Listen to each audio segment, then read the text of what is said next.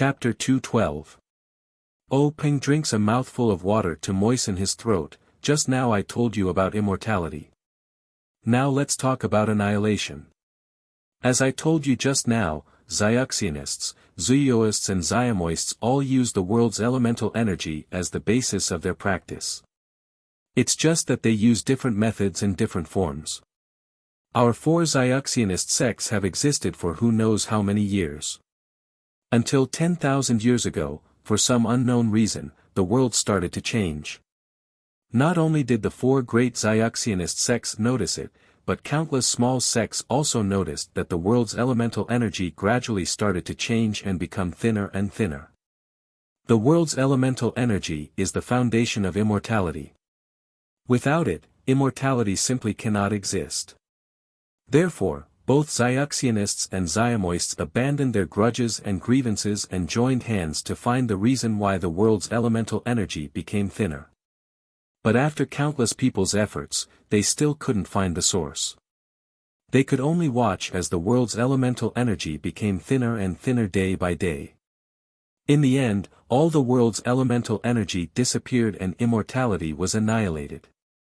Zhang Qingyue is somewhat puzzled. He says, didn't the four Xiaxianist ancestors use that transmission formation to come here and then use it to leave? Peng says smilingly, the Xiaxianists also considered this. But that thing can only be entered but not exited. Moreover, this transmission formation is not easy to build. By the time countless Xiaxianists had done their best to build it, there was no more elemental energy left to use it. The Xiaxianists couldn't cook a meal without rice. They could only stare at this transmission formation helplessly, unable to use it. Alas! Zhang Qingyue is also worried for the ancients. Seeing that they couldn't eat the meat that was right in front of their mouths, they must be very regretful. And then, Master, immortality was annihilated. Shouldn't martial arts come out? Yes. Without the world's elemental energy, Xiaxianists lost their supernatural powers. Naturally, they would think of other ways to make up for it. Martial arts are something that the wise Xiaxianists created based on their Xiaxianist experience. Look at the internal strength mental cultivation method. Many names are the same as those of immortal cultivation, such as meridians, true qi, dantian, and so on. Especially this true qi, it is not inferior to the true qi of immortal cultivation. That is to draw qi into the body, but this one can actually be produced from within the body. Although its power is much weaker, it is still much more powerful than that of ordinary people. Moreover, after tens of thousands of years of perfection, the top experts in martial arts are also comparable to qi practitioners. Of course, the meridians of this internal strength cultivation method are the same as the meridians of immortal cultivators. However, the power of the true qi in the internal strength cultivation method is limited. It can only cultivate the elementary and shallow meridians. It can't cultivate the more profound meridians. Zhang Qingyue thought for a moment and asked, then what about fist techniques, sword techniques, spear techniques, and so on? When Peng heard this, he couldn't help but smile and said, speaking of fist techniques, there is an interesting story. When I was practicing martial arts with your martial uncle, I accidentally asked about the origin of fist techniques. Your martial ancestor told me that the fist techniques of this world evolved from a set of 360 moves of the great heavenly cycle star fist. It was a set of 360 moves of the great heavenly cycle star fist. An otherworldly expert practiced the fist techniques under a Bodhi tree and taught them to different people. This resulted in the formation of different fist techniques. There are also many sword techniques and spear techniques that evolved from this first set of fist techniques. Actually, at that time, I had a question. Since only that unworldly expert knew the complete set of the great heavenly cycle stellar fist, and the others only wrote bits and pieces, then who knew that the great heavenly cycle stellar fist had 360 moves? Zhang Qingyue suddenly understood. Peng continued, however, your grandmaster left as soon as he finished telling the story. His ethereal steps was incomparably fast. how could I catch up? Later on, I never had the chance to ask.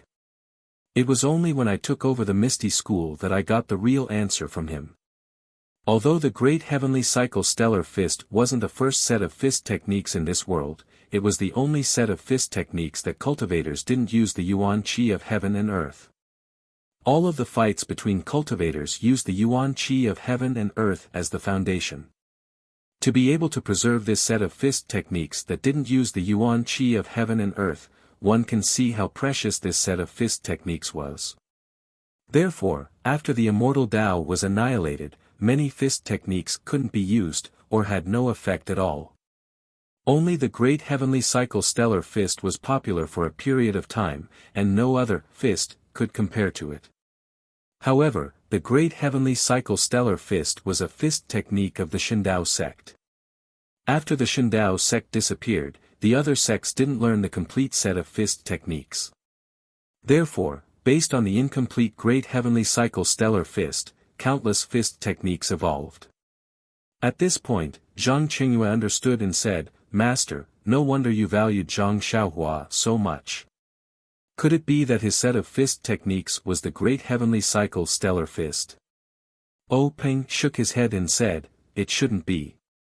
The Great Heavenly Cycle Stellar Fist had 360 moves, and his Big Dipper Fist only had 108 moves.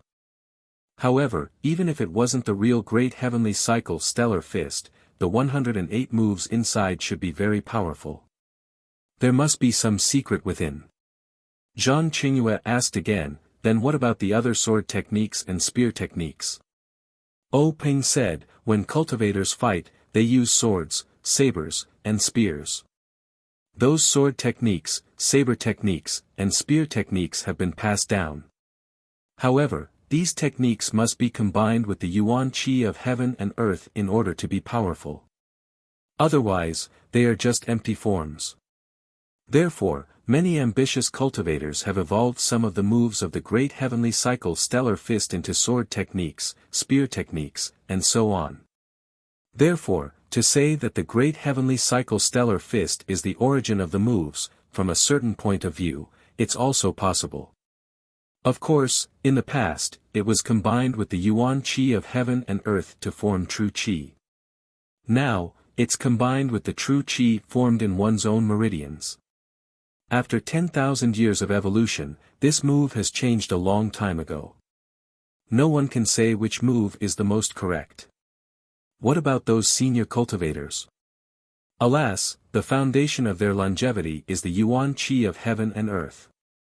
Without this Yuan Qi, they are just like ordinary people and will age very quickly. Oh right, it said that in addition to the Yuan Qi of heaven and earth, there are also some things like stones condensed from the Yuan Qi of heaven and earth called Yuan stones. In the end, many cultivators rely on Yuan stones to extend their lifespans. Master, didn't you just say that since they created the transportation array, they can't use these Yuan stones to support it? Peng nodded and said in a gratified manner, "Qingyue, your mind is very sharp. When Master was looking at it, I didn't pay attention. I only saw the records in the secret book and knew that before the immortal Tao was destroyed, the Yuan stones contained a lot of Yuan Qi. They were divided into high-grade, medium-grade, and low-grade Yuan stones. However, when the immortal Tao was destroyed, it seemed that these Yuan stones couldn't be found at all. The Yuan stones collected by the four great sects also disappeared without a trace. Even the low-grade Yuan stones were hard to find. All the Yuan stones collected by the sects were gathered together, but they weren't enough, so they couldn't use the Yuan Qi in the Yuan stones. As for the Yuan stones used by cultivators to extend their lifespans, they were just scraps of the Yuan stones that they didn't even look at before." Zhang Qingyue suddenly thought of something and asked, "Master, last time you asked me to get the levitation technique from the Misty School's third-level technique from Hitianshu. Was it a technique used by cultivators?" Peng smiled and said, "That's right. Although the immortal Tao has been annihilated, the immortal Tao techniques have been passed down. Our ethereal sect was one of the four great sects 10,000 years ago. Naturally, we have records of the immortal Tao techniques. This levitation spell is a spell that the immortal cultivators of the past cultivated to allow them to fly around. As for the light body technique that we cultivate, it is a light body technique that was modified by the wise seniors in the sect based on the levitation spell and their inner strength. In fact, 10,000 years ago, many sects' techniques still had traces of the immortal Tao's techniques. However, with the passage of time, these techniques are useless. Without the qi of heaven and earth, no one can practice them. Therefore, they have already been destroyed like the immortal Tao. What's left are only imitations of these techniques. Sigh, thinking about it, we were really frogs in a well before. We thought that what we practiced was invincible in the world. Looking at it now, it's just imitations of the immortal Tao's techniques. How ignorant. Zhang Qingyue sighed. Peng disagreed, times have changed. Without the qi of heaven and earth, cultivators are powerless and can only wait to be destroyed. Now is the era of martial arts. That's right, master. Just now, you seem to be talking to yourself, saying that the world is about to change. What do you mean by that? When Peng heard this question, he immediately became spirited and said, Qingyue, didn't I just say that these 5 forbidden areas were the 5 sacred places of my misty school? In the past, they were places where cultivators kept their things. Outside, they were protected by something called a formation. Those who didn't have the ability to cultivate were unable to enter. The formation of these forbidden areas has been shrinking over the past 10,000 years. This means that the formation's qi of heaven and earth has been decreasing. But today, it's suddenly expanded. It's obvious that it has absorbed the qi of heaven and earth. Since the qi of heaven and earth has appeared, will cultivators also appear? And our misty school first obtained a part of the Zhou Tian Xing fist, and was the first to know about the appearance of the qi of heaven and earth. Naturally, we have more time to prepare. Perhaps in this world, we can reverse the situation and recreate the glory of 10,000 years ago. Otherwise, we will inevitably be like the Shindao sect and disappear from this world. Actually, do you know? Qingyue, there's another reason, an extremely advantageous factor. Zhang Qingyue was puzzled and said, Master, please enlighten me. It's that secret area. Peng's words woke him up from his dream. Zhang Qingyue shook his head and said, Master, I really didn't think of it. Peng laughed and said, It's not your fault. You don't even know about the way of immortality. In fact, I didn't pay much attention to it the first time. Even when I got the treasures in the secret plane, I didn't think about the immortal path. I just thought it was a relic of a senior in the martial arts world. However, since Lu Yueming failed to explore the jungle for the first time, I suddenly realized that the jungle was an array. This formation is unique to the way of immortality. Chapter 213. Peng continued, since it's something from the way of immortality, it suddenly appeared in Jianghu after thousands of years and was placed in front of our Misty School. This is the biggest opportunity for our Misty School. I believe that Yanming Villa, Wanjianfeng, and the Tan family don't know what kind of opportunity they're facing. The Dalan Temple and the Cult of Fragrance are kept in the dark. This is also the reason why I've been keeping a low profile about this secret plane. As long as we make good use of this secret plane and pay attention to the budding way of immortality, we can bring these resources to the Misty School. Perhaps, in the near future, the Misty School will be able to suppress the Dalan Temple and the Cult of Fragrance. As for the Heavenly Way Union, it's just a product of the way of immortality, a pure martial arts sect. When the qi of heaven and earth is restored, where will their place be in this world? Hearing this, Zhang Qingyue cupped his hands and said, I wish Master's wish to come true. Peng smiled and said, I hope so. Qingyue, this wish can't be realized by me alone. Everyone in the Misty School has to work together. Zhang Qingyue asked again, Master, since you know that the way of immortality is going to be revived, have you already considered cultivating immortal cultivators? Ping smiled bitterly and said, I have the intention to do so, but how can cultivation be so easy? The way of immortality has been destroyed for tens of thousands of years. The way of immortality has long been lost in the long river of history. Moreover, it's said that the way of immortality is protected by the way of immortality. Without great luck and the chi of heaven and earth, it's impossible to obtain these way of immortality. Moreover, the most important thing is that I only have a slight guess. Whether it's correct or not, I don't know. I also don't know how to check the chi of heaven and earth and how to teach those disciples. Although there was still some loneliness, he looked at the empty meeting hall and said, nowadays, all of the internal strength cultivation methods were created for martial arts. The tempering of the meridians should also be extremely different. This body may not be suitable for cultivation. Zhang Qingyue nodded when he heard this. It was obvious that the training of his meridians and body was the path of martial arts. Since it was a simulation of immortal cultivation, it was naturally different from immortal cultivation. From the perspective of martial arts, it would not work even if he changed his sect to practice other inner strength cultivation methods. In other words, immortal cultivation was also impossible. At this time, Peng spoke again, however, this major stellar fist is an exception. It doesn't use true yuan, and it has a special effect on tempering the body. Why do I say that although the number of moves in the Big Dipper magical fist is wrong, do you know why I can conclude that it has a certain connection with the major stellar fist? Zhang Qingyue shook his head blankly and said, Master, I don't know about this. I've never heard you talk about these things. Peng smiled slightly and said, could it be that you didn't notice Yuan Liao and Yuan Kong in the martial arts exhibition arena? Speaking of this, Zhang Qingyue could not help but smile and said, that little monk Yuan Liao is really funny. He pretends to be cultured and his acupoint sealing technique is not good. He even looks like he has a card up his sleeve. He actually stood at the edge of the ring to show off. He only lacks a folding fan to show off. No wonder he was kicked out of the ring by Zhang Xiaohua. However, I didn't get to see such a refreshing scene. Peng nodded slightly and said, oh, so you didn't see it. I didn't care if you didn't react. Oh right, you watched the match between Yuan Kong and Zhang Xiaohua from the arena. Didn't you find it strange? Strange? Zhang Qingyue frowned slightly and said, Zhang Xiaohua's martial arts are average.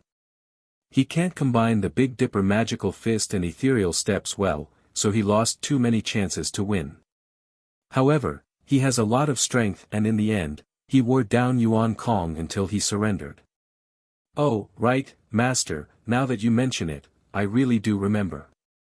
That monk Yuan Kong seemed to have sealed Zhang Xiaohua's acupoints and even injured his fingers. I understand what you mean. It seems that little monk Yuan Liao's acupoint sealing technique is not simple.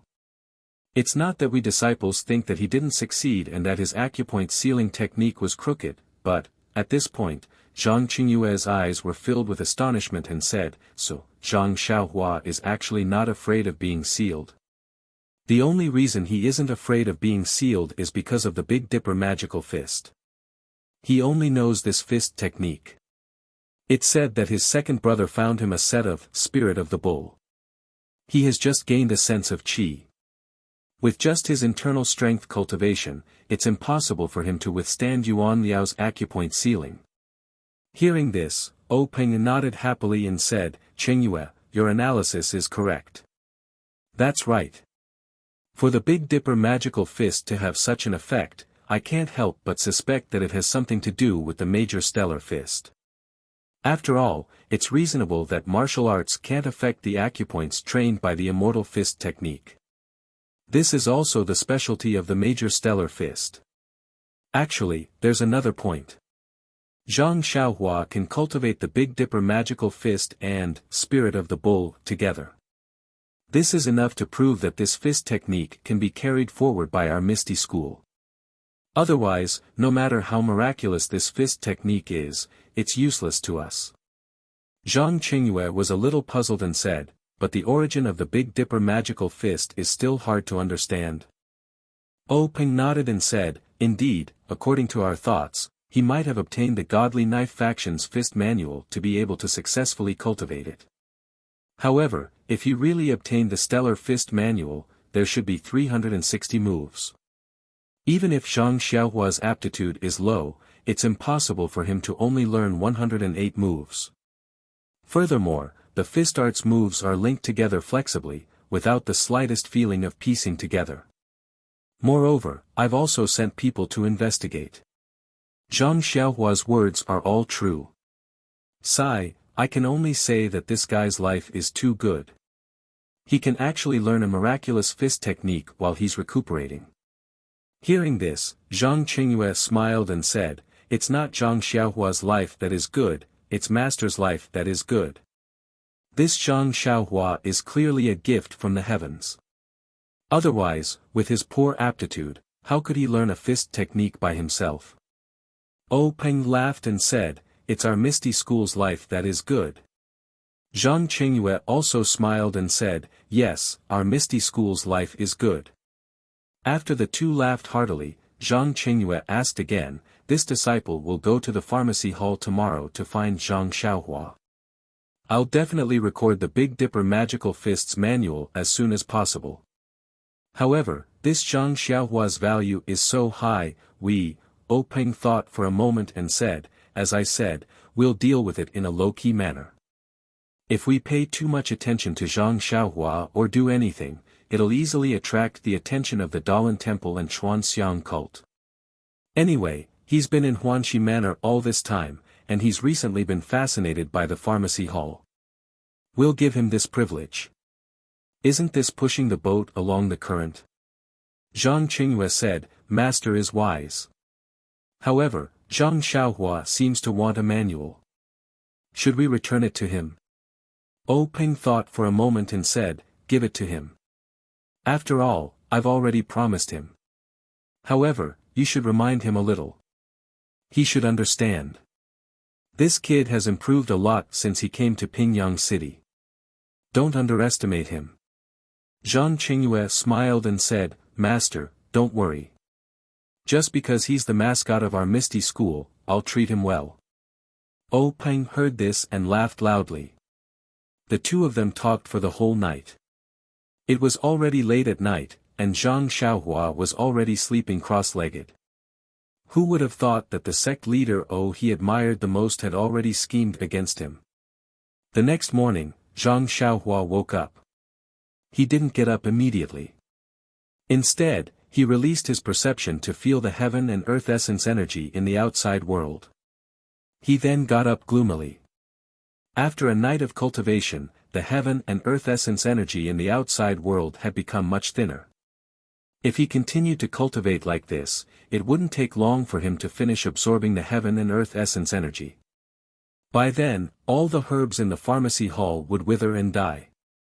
Zhang Xiaohua would definitely not do something that would attract attention and kill the goose that laid the golden eggs. However, since he couldn't absorb the heaven and earth essence energy in the pharmacy hall for a long time, how was he going to continue on his cultivation path? Suddenly, Zhang Xiaohua's heart skipped a beat. Was there an abundance of heaven and earth essence energy in the forbidden area? However, when he thought of the terrifying place that had swallowed a Misty School disciple, Zhang Xiaohua immediately shrunk his neck. Only when he was alive could he cultivate his inner strength. Without his life, everything would be nonsense.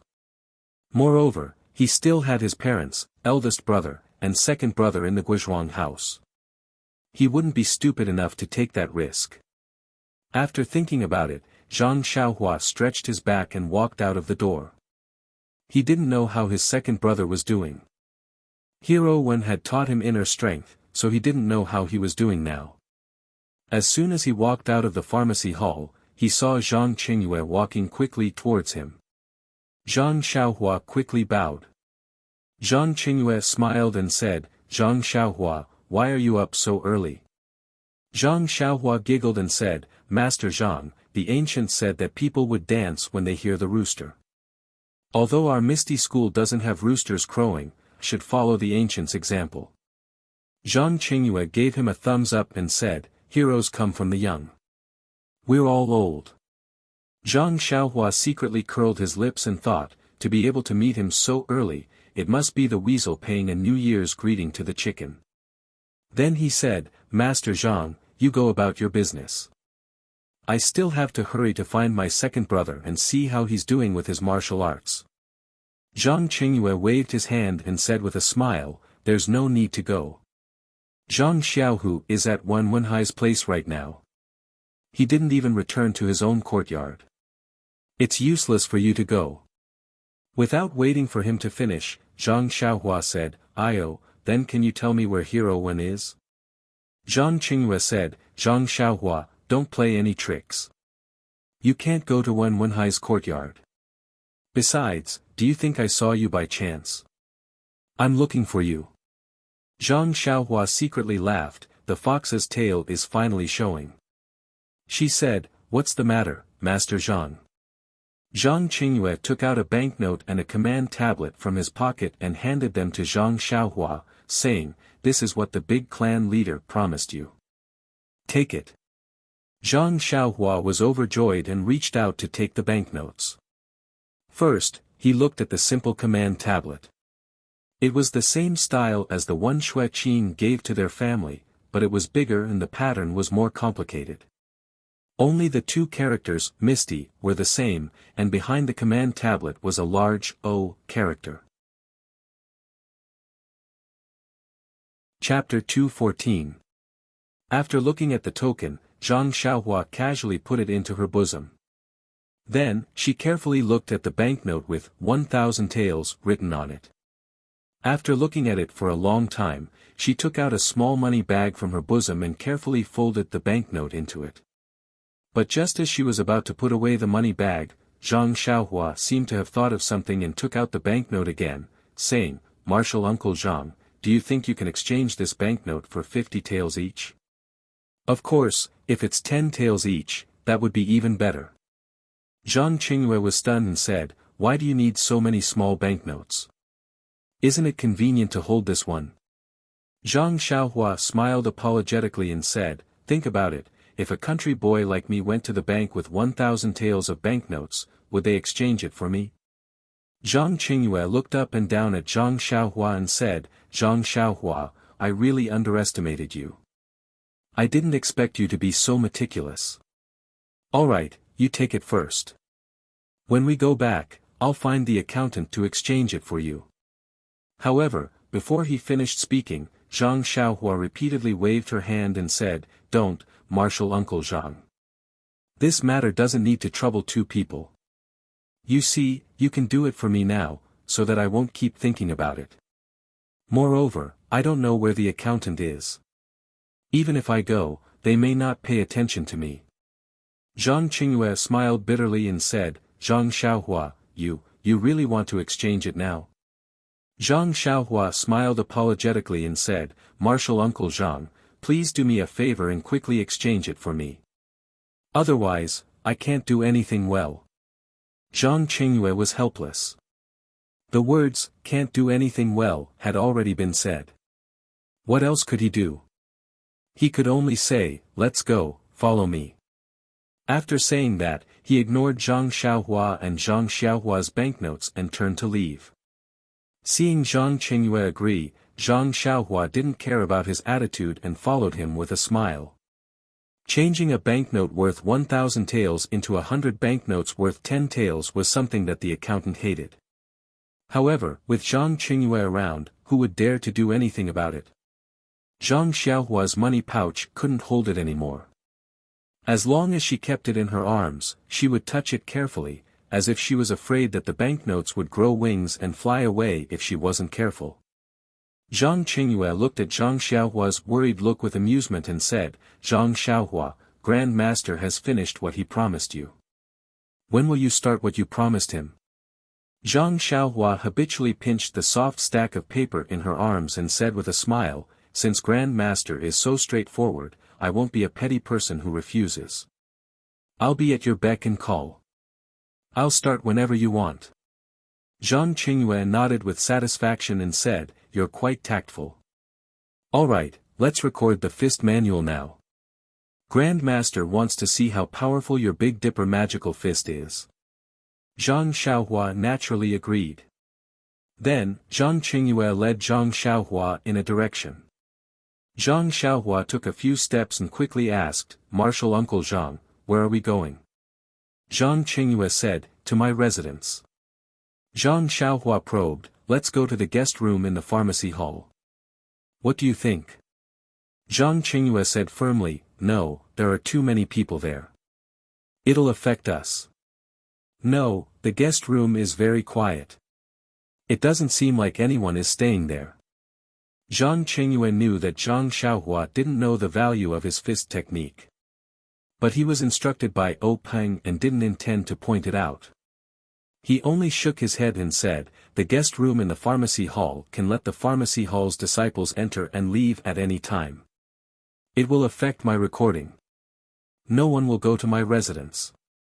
It's quiet there." Zhang Xiaohua was dumbfounded and said, "Martial Uncle Zhang, don't tell me you're going to record the fist manual for me personally?" Zhang Qingyue nodded. Zhang Xiaohua immediately understood a lot of the meaning. But she still probed, "You're busy with many things. Why don't you let someone else do it?" Zhang Qingyue smiled and said, "This is Grand Master's personal appointment. Do you understand?" Zhang Xiaohua's expression changed slightly and nodded. Then she said, "But, is your level parallel? Could it be wrong?" In front of him, Zhang Qingyue almost fell and said unhappily, "The entire Misty School's top secret fist manual was copied by me. Do you think I'll record it wrongly?" Zhang Xiaohua didn't dare to speak again. But in her heart, she secretly said, "The Arhat fist brought by Li Jinfeng is different from the Lotus Escort Agency's Arhat fist. Who knows if you'll copy it wrongly?" Of course, she didn't dare to say this out loud. The two walked for a long time and arrived at a quiet place. This was a small courtyard that looked very unique. But when they pushed open the courtyard door, Zhang Xiaohua was dumbfounded. How was this a small courtyard? There were pavilions, lotus ponds and corridors. Occasionally, there were some children walking back and forth. When these children saw Zhang Qingyue, they hurriedly lowered their heads and bowed, staying far away. Zhang Xiaohua fiercely asked, "Martial Uncle Zhang, this is your small courtyard? This is the quiet you mentioned?" Zhang Qingyue shrugged and said, "That's right. This is my small courtyard. It's also where sect leader O lived before. It's also where the previous sect leader's eldest disciple lived." Zhang Xiaohua was helpless. This small courtyard looked ordinary from the outside, but after entering, with a glance, it was even bigger than her Guizhuang house. This Zhang Qingyue still had the nerve to call it a small courtyard. Zhang Qingyue looked at Zhang Xiaohua and led the way through the corridors, across the lotus pond, and arrived at a real small courtyard. Pushing open the door and entering, there were two delicate and pretty girls. They hurriedly bowed and said, "Young master is back." Zhang Qingyue waved his hand and said, "You can leave. Without my call, don't come in. Also, pass down the order. If I don't leave this courtyard, forbid the children." Saying this, he suddenly thought of something and changed his words, "Oh, forget it. Brew me some good tea and send it over. After that, go do your own things." The two girls didn't dare to say anything. After bowing, they left. Not long after, a pot of brewed tea was brought over and poured for the two of them. Zhang Xiaohua also hadn't drunk good tea for a long time. Seeing such a good opportunity, she didn't refuse and carefully took a sip. However, in her heart, she immediately thought, "This tea is far worse than the Guizhuang house. However, compared to what I usually drink, it's really more fragrant." Zhang Qingyue asked proudly, "Zhang Xiaohua, what do you think of this tea?" "It's the best Yuqian Longjing tea." Zhang Xiaohua didn't know anything about tea, so she could only say, "I don't know about this. I just feel that it's very fragrant." Zhang Qingyue shook his head and didn't say anything else. He focused on drinking the tea. Zhang Xiaohua knew that he didn't want to talk to her, so she drank the tea. Anyway, he was the one who had something to tell her, so she just needed to wait for his instructions. Sure enough, after a while, Zhang Qingyue asked, Zhang Xiaohua, are you ready? Let's start. Zhang Xiaohua nodded, then looked around and said, yes, do we have to do it here? Zhang Qingyue smiled and said, we definitely can't do it here. Come, follow me. With that said, he led Zhang Xiaohua to a room with many bookshelves and books. It was probably a study. Zhang Qingyue walked behind a bookshelf and rummaged for something. With a creaking sound, the third bookshelf moved a little to the side, revealing a dark hole in the ground where it used to be. Zhang Qingyue looked at Zhang Xiaohua and gestured to her. Then, he took out a torch and lit it. He walked to the hole and walked down the stairs that were illuminated by the light. When Zhang Xiaohua saw this, she didn't dare to be negligent. She looked around reflexively and followed him down. At the bottom of the hole was a flight of stairs. There were oil lamps hanging on the stone walls on both sides of the stairs. Zhang Qingyue walked all the way and used the torch to light them. When he reached a place, Zhang Qingyue moved another place. There was a sound above his head. With a creak, the bookshelf returned to its original state. When they walked down the stairs, Zhang Qingyue lit up the surrounding oil lamps and torches. Zhang Xiaohua saw that this was a basement about the size of 2 to 3 rooms.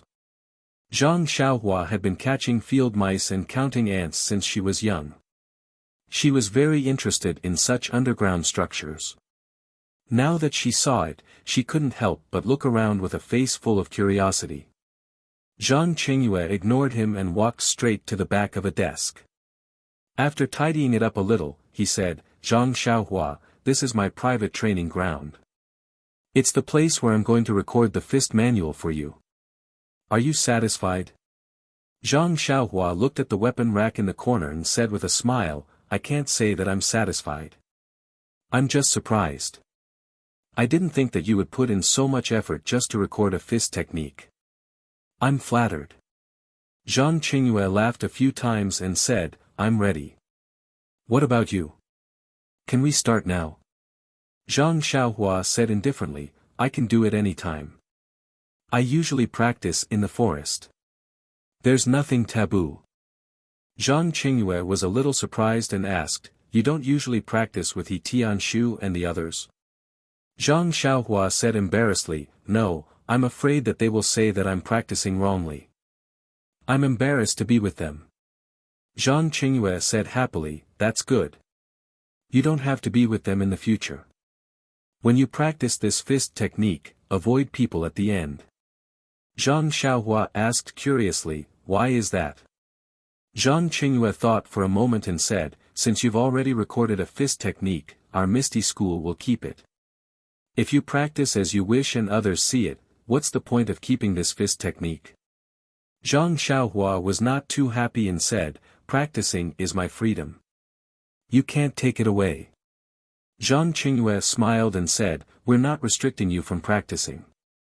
We just want you to choose a place when you practice. Otherwise, those 100 silver notes, Zhang Xiaohua heard and quickly said, I know. Anyway, I used to avoid people when I practiced. I'll do it again in the future. Zhang Qingyue said, that's good. Let's start.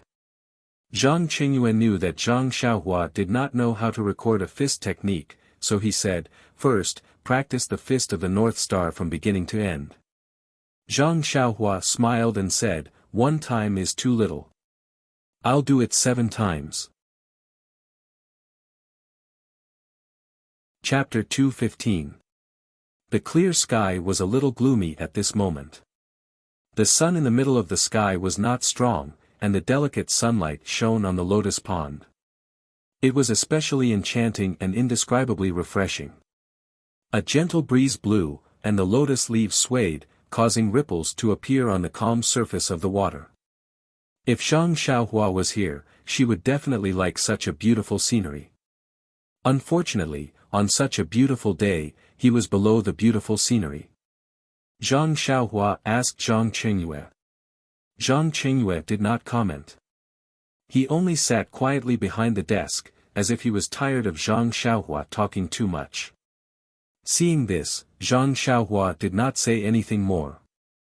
She gathered her spirit and practiced the Fist of the North Star from beginning to end in this somewhat dark but brightly lit martial arts training field. Zhang Xiaohua practiced this Fist of the North Star dozens of times every day, so she was naturally very familiar with it. The 108 moves were displayed with vigor and vigor. As the ancient said, phoenixes were born from fire, and people could only grow through battle. This Fist of the North Star that had been baptized by the martial arts exhibition was not comparable to the Fist of the North Star from a few days ago.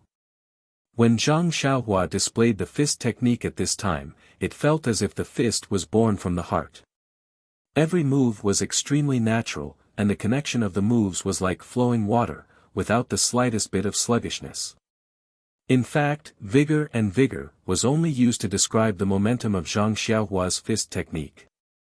It really felt like the ancestor of all fists, looking down on all living things. But the real move did not emit the slightest bit of wind or force. Any force was hidden in the fist technique, just like a tiger that was accumulating strength. It did not look ferocious, but as long as someone provoked it, it would show its ferocity. Zhang Qingyue was naturally an expert in fist techniques. Although he did not care about this fist technique that did not have the support of internal strength, he already knew the extraordinary origin of this fist technique. When he looked at it carefully, he could not help but suck in a breath of cold air. Not to mention the moves of this fist technique, just the fist force that Zhang Xiaohua displayed was definitely not to be underestimated. However, it was still difficult for Zhang Qingyue. After all, he had been practicing martial arts for many years. What Arhat fist, Erlang fist, etc. He had learned some of them before, while he only knew the moves for some of them. However, he was an outstanding talent of his time, and these fist moves had long been imprinted in his mind. The moves of Zhang Xiaohua's set of fist moves were very different from the moves in his memory. If they were completely different, it would be easy to explain, as he could just memorize them again. However, these moves just happened to have different angles and directions. They were just a hair's breadth away from what he remembered. It was not easy to memorize such moves. Therefore, after Zhang Xiaohua played twice, Zhang Qingyue had no choice but to ask her to slow down and play slowly. Zhang Xiaohua naturally did not mind. Anyway, he did not care about the speed of the fist technique. When he reached the 7th time, there would definitely be a warm current. Therefore, he really slowed down and performed it bit by bit. After watching it a few more times, Zhang Qingyue said, "Zhang Xiaohua, stop. I'll think about it for a while and then prepare to copy it." Zhang Xiaohua counted in her heart. This was only the 5th time, and there were still 2 more times to go. She said, "I'm not tired. Master Uncle Zhang, please watch it 2 more times." Then, she performed it for the 6th time. Who would have thought that just as Zhang Xiaohua performed it for the 6th time, the warm current immediately rose from her feet. Zhang Xiaohua could not help but be happy. It seemed that her Fist of the North Star had reached another level. As this time was also slow, the warm current flowed through the bones in her body slowly. Zhang Xiaohua felt that her whole body was burdened. Opposite her, Zhang Qingyue also felt that Zhang Xiaohua's aura was more dignified. It was as if there was a mountain in front of her, making her feel stifled and unable to vent her anger. Until Zhang Xiaohua stopped, the two were still immersed in the feeling just now. Zhang Xiaohua thought, why didn't I think that the Fist of the North Star could have such a magical effect if it was performed very slowly? Zhang Qingyue thought, the ancestor of all fists is indeed extraordinary. Just a young man like Zhang Xiaohua who has just entered the sect can produce such an aura. If I, or sect leader O, were to perform it personally, what would the situation be like? Thinking about it made his heart burn. He couldn't wait to finish copying it and study it carefully.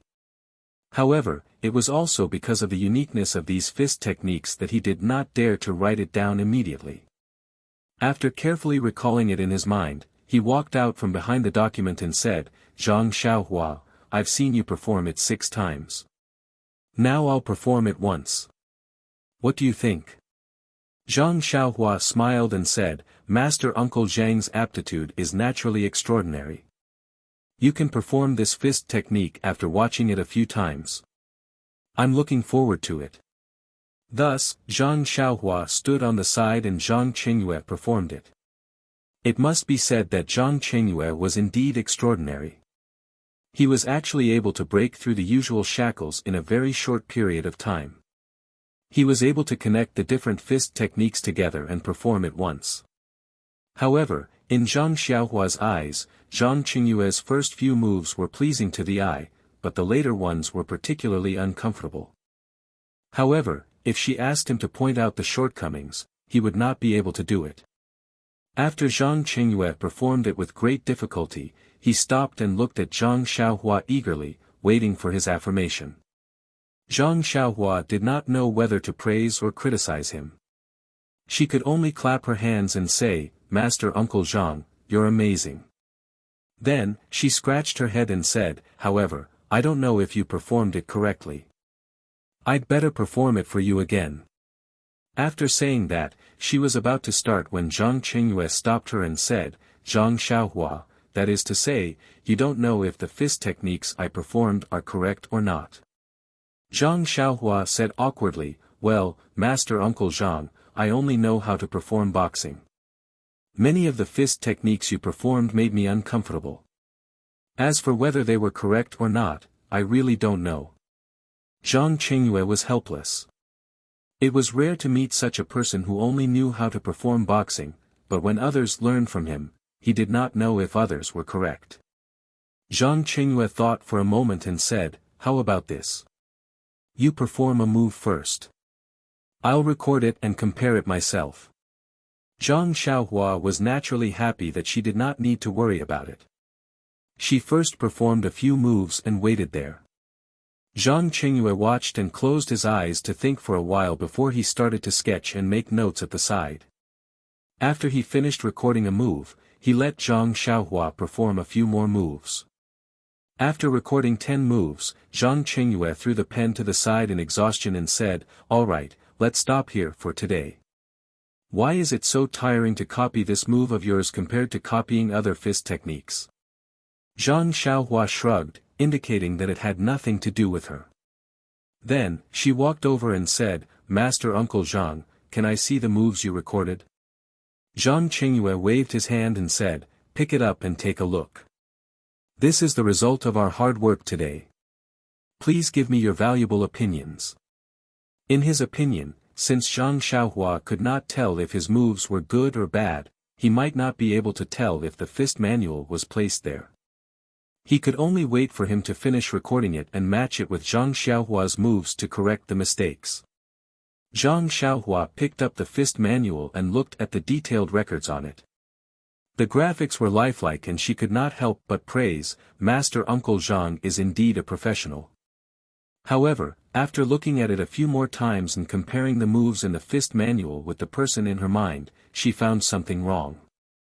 Zhang Xiaohua thought for a moment and said, "Master Uncle Zhang, look here. Shouldn't it be like this?" Then, she pointed at a place in the fist manual and performed it herself. Zhang Qingyue took a look and slapped his forehead, saying, "Io, it's really empiricism, empiricism." After Zhang Qingyue corrected it, Zhang Xiaohua actually found a lot of mistakes in it. Zhang Qingyue was a little embarrassed.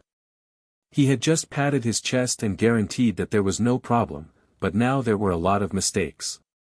This was a matter of face, in fact, he could not be blamed. It was a fist technique that he was familiar with. If he changed it a little all of a sudden, it would be a problem no matter how he recorded it. Zhang Qingyue honestly corrected it according to Zhang Xiaohua's instructions. Then, he asked in surprise, "Zhang Xiaohua, why can't you find any mistakes in my fist technique, but you can find the moves I recorded?" Zhang Xiaohua chuckled and said, "I don't know why. I just know that I can find them. What kind of answer was that? It was already afternoon when they came out of the underground training field. Zhang Qingyue arranged for Zhang Xiaohua to rest in a small courtyard nearby so that she could continue recording tomorrow. Zhang Xiaohua wanted to see her second brother, Zhang Xiaohu, but how could Zhang Qingyue agree? If he did not record the Fist of the North Star in the Fist Manual, he would not be at ease letting Zhang Xiaohua wander around the Misty School. However, the guest room in Zhang Qingyue's courtyard was much better than the one in the pharmacy. Not only was the room big and well decorated, there were even a few young ladies waiting on the side. Zhang Xiaohua had never experienced such a situation before. She quickly asked Zhang Qingyue to send these people away before he left. After eating a few fruits, Zhang Xiaohua practiced the Fist of the North Star dozens of times in this quiet and beautiful courtyard to complete his homework for the day. What was special was that when the warm current appeared, he deliberately practiced the fist technique very slowly so that he could truly feel the seriousness of the bone honing. Sure enough, when the warm current of the 9-time bone honing passed, although Zhang Xiaohua could not clearly feel the difference, he had a slight understanding in his heart. The warm current of the bone honing was different from the true qi in the meridians. It had to be slow, just like drinking water and drinking tea. Drinking water had to be done quickly to quench thirst, while drinking tea had to be done slowly. Different martial arts required different execution methods and speeds. Suddenly, Zhang Xiaohua thought of the sword in his left hand. Wasn't it the same for the 16 changes? Some changes had to be fast so that he could be caught off guard and hit. Some changes had to be slow so that when the changes in the sword's momentum and the body's movements were no longer changeable, it would be like a dormant poisonous snake that could not be avoided. Thinking of this, Zhang Xiaohua could not help but feel the itch to practice. He reached out his hand and took out the small sword. Sometimes it was fast, sometimes it was slow, and sometimes it was slow. The speed of the slow and the fast of the sword was exquisite to experience the changes in the sword moves. Alas, poor Zhang Xiaohua. Such a simple principle, if it was a formal education, would have been recorded on paper long ago. Why would he need to wait until now to understand such a simple principle? It is indeed difficult to become a talent through self-learning. Chapter 216. However, everyone's fate was not decided by him alone. Although Zhang Xiaohua seemed to have a lot of opportunities to get guidance from He Tianshu from the Misty School, this was the post-immortal cultivation era. Zhang Xiaohua was destined to walk a path that had been annihilated 10,000 years ago. No one in this world could give him a pointer or two. All the paths could only be walked by his own feet. He could only rely on those mental cultivation methods of the immortal Tao, but these mental cultivation methods did not keep up with the times. The environment had changed, and martial arts were flourishing. Where was the path of the immortal Tao? Zhang Xiaohua naturally didn't know. He was only happy that he could sense qi and have the thickness of cotton thread. Zhang Qingyue's small courtyard was so quiet. How could Zhang Xiaohua be willing to let go of such a good opportunity to cultivate? He just didn't know if the qi of heaven and earth here was the same as second brothers. When he released his perception, he let out a groan in his heart. How could he live like this? The concentration of the qi of heaven and earth in this small courtyard was actually not inferior to the medicinal hall. In Zhang Xiaohua's impression, the qi of heaven and earth should be related to medicinal herbs. The denser the medicinal herbs were, the richer the qi of heaven and earth. However, when he thought about how he didn't see any medicinal herbs along the way, how could he explain this? However, he liked the richness of the qi of heaven and earth. What did the source of the qi of heaven and earth have to do with him? It was drifting between heaven and earth.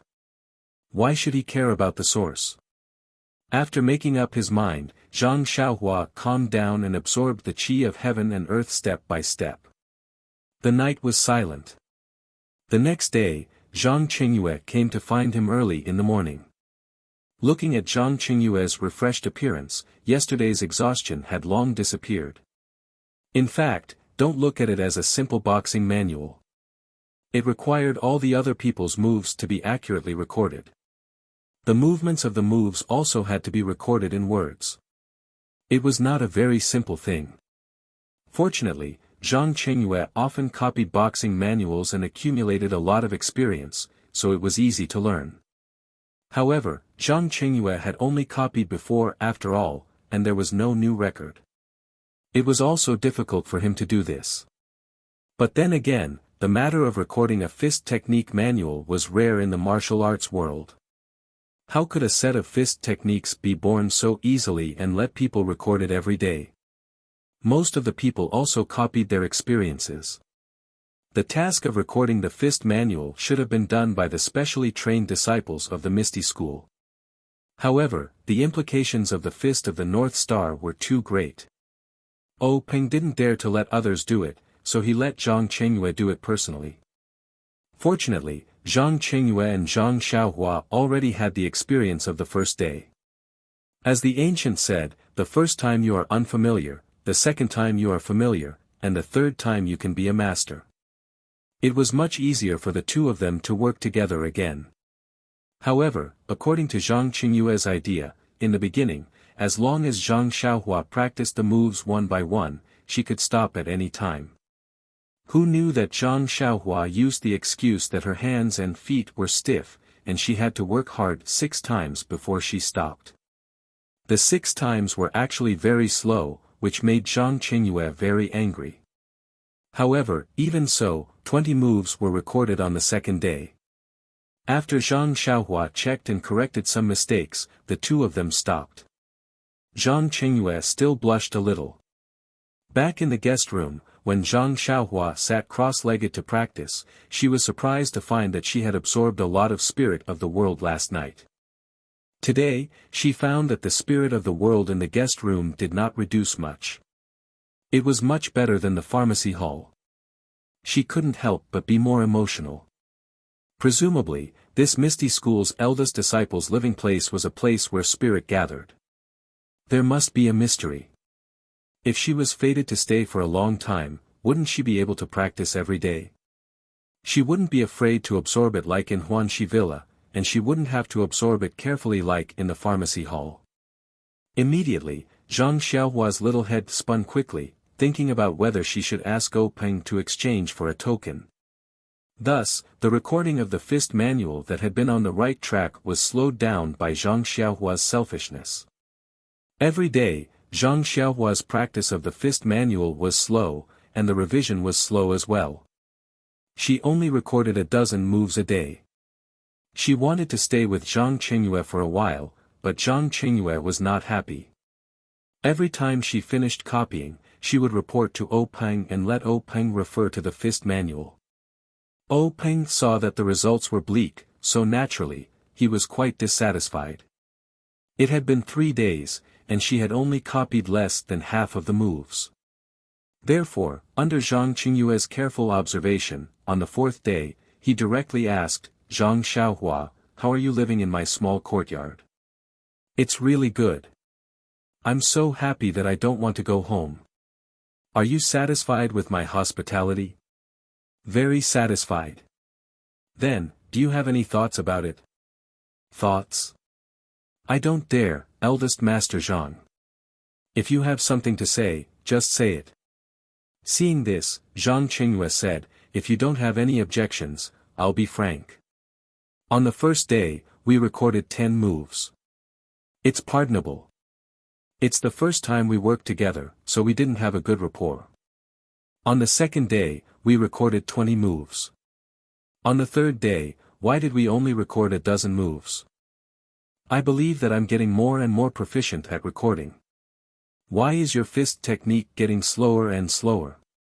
This. Zhang Xiaohua looked like a thief who had been caught stealing. Her expression was very unnatural. Zhang Qingyue rolled his eyes and said with a smile, Zhang Xiaohua, have you taken a fancy to the girl here? If you're willing, tell me. I can give her to you. You're already at the age of yearning for love. I can understand. Hearing this, Zhang Xiaohua almost fell down. She hurriedly said with a red face, "Eldest Master Zhang, what are you saying? Aren't you tarnishing my pure heart?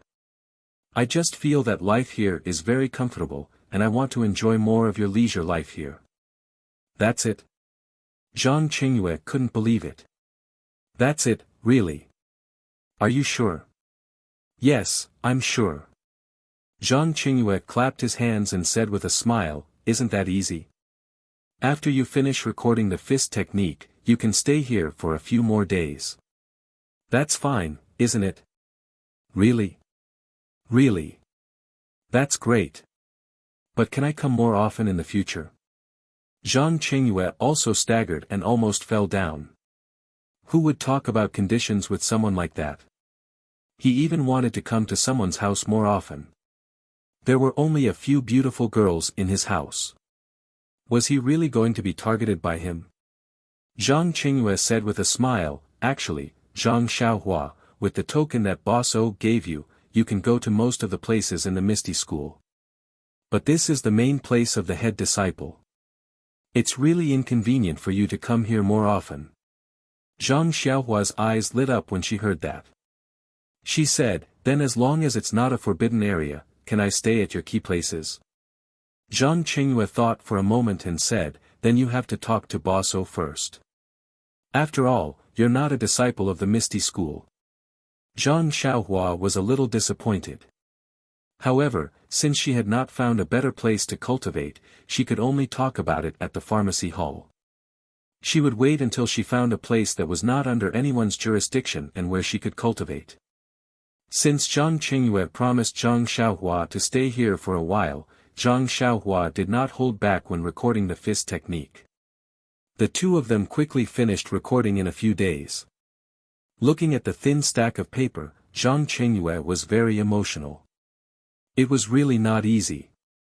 He had changed the moves that he was familiar with into a mess and still had to think that it was correct. He did not know how to train in the future. After Zhang Xiaohua looked through it from beginning to end, there were actually 2 flaws in it. Zhang Xiaohua was completely speechless about this method of using pen and ink to record the moves. There were so many mistakes even when she was recording it face to face. What about when she copied it in the future? It was no wonder that countless fist techniques had been lost and changed. Zhang Qingyue took the fist technique that Zhang Xiaohua had changed over and over again and happily went to find Boss O. Leaving behind Zhang Xiaohua, she was also happily absorbed the qi of heaven and earth. Everyone was happy. Not to mention, Zhang Xiaohua seized the time to absorb the qi into her body and strengthen her vital qi that was still in its seedling state. O Peng was also overjoyed when he received Zhang Qingyue's Big Dipper Magical Fist Technique Manual. He carefully looked through it from beginning to end and closed his eyes. He silently thought about the moves that he had memorized in the past few days from beginning to end. Only then did he leave his seat and perform it in the empty meeting hall. O Peng's skills could be said to have been immersed in martial arts for dozens of years. He could pick up any fist technique and perform it well. However, when he performed this Big Dipper Magical Fist, it was rather awkward. He could not help but ask, "Qingyue, have you performed it before? How did it feel?" Zhang Qingyue said, "I've performed it many times. However, Boss O, this fist technique is indeed a little strange. When I first started practicing it, I felt a little stuffy in my chest when I performed it without inner strength. It was not carefree. If I used a little inner strength, my inner breath would be a little chaotic and I would not dare to continue. However, after this disciple's study in cultivation, I realized that as long as I wholeheartedly practiced the fist technique, I would be able to complete it from beginning to end even if it was not my own inner strength." O Peng said gloomily, "But our martial arts are all based on inner strength. If this fist technique is purely without inner strength, only people like Zhang Xiaohua who are born with divine strength can use it. Wouldn't it be a waste of time for others to watch?"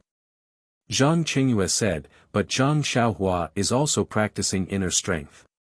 When I saw him in my guest room, he was also sitting cross-legged and cultivating inner strength. Since he can practice it, our disciples should also be able to practice it. At worst, our disciples who have already achieved inner strength will not practice it. Peng also said, that's right. Inner strength is not something that can be learned halfway. You should also ponder over it a little. Don't put all your energy into it. Our Misty School has thousands of martial arts inheritances. They are also very valuable. Also, don't do stupid things like picking up sesame seeds and throwing away watermelons. Zhang Qingyue bowed and said, thank you master for your guidance.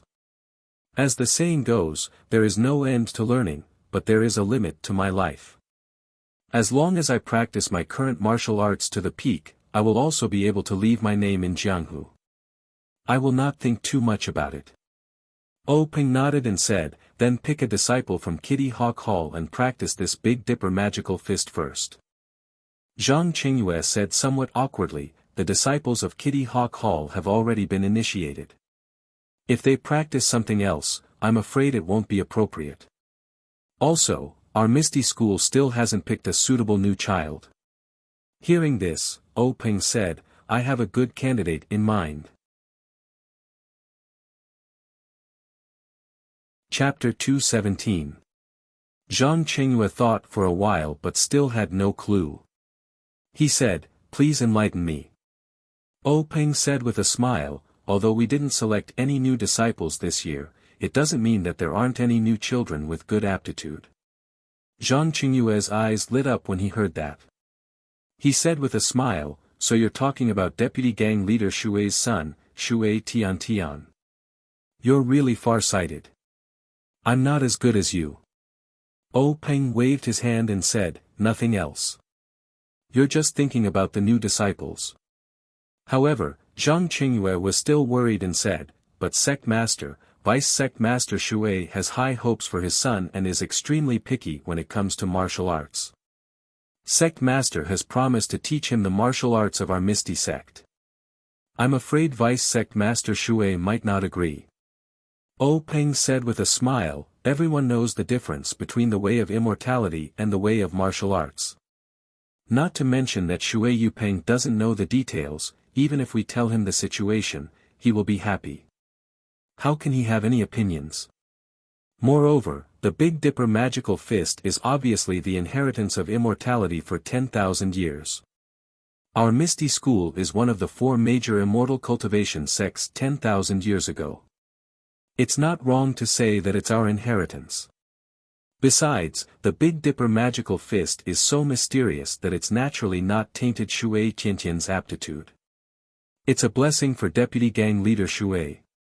Zhang Qingyue nodded and said, you're right. Deputy Gang Leader Shui will be grateful to you. Well, Peng said, it's settled then. Find a time to take Shui Tian in and teach him the Big Dipper magical fist first. There's no need to rush to teach him the internal strength. It won't be too late to teach him after the Big Dipper magical fist is effective. He paused for a while and said, he should be happy to do it since you're the eldest disciple of the headmaster. Zhang Qingyue said with embarrassment, but, Big Dipper, there's a difference in seniority. It's not easy to calculate. Peng smiled and said, it's fine, it's fine. Only you and Zhang Xiaohua know about the Fist of the North Star. Zhang Xiaohua is not a disciple of the Misty School, so she can't teach Shui Tian. Moreover, based on what you said, this guy doesn't know how to teach at all. It's better if you teach him personally. Seniority is just a title. When you become the leader of the Misty School, even if Shui Yupeng is a generation older than you, what can she do? Don't worry, he's very happy. Furthermore, I only agreed to let my disciple take Tian as a disciple, but I never said that I would take her myself. Zhang Qingyue nodded and said, also, Big Gang Leader, Zhang Xiaohua also wants a copy of the Fist of the North Star. Are you going to give it to him or not? Peng said with a smile, of course I did. I promised him that day. Besides, only you and I know about this. Who else knows about this secret? Neither you nor I will benefit from practicing this fist art. It would be useless for others to obtain it. However, tell Zhang Xiaohua that this fist art is only for him as a souvenir. He must not pass it on to others. Presumably, even if he wants to pass it on to others at such a young age, they may not be willing. When he grows up, our new generation of disciples will also have grown up. We won't have to worry about this fist art being passed on to others.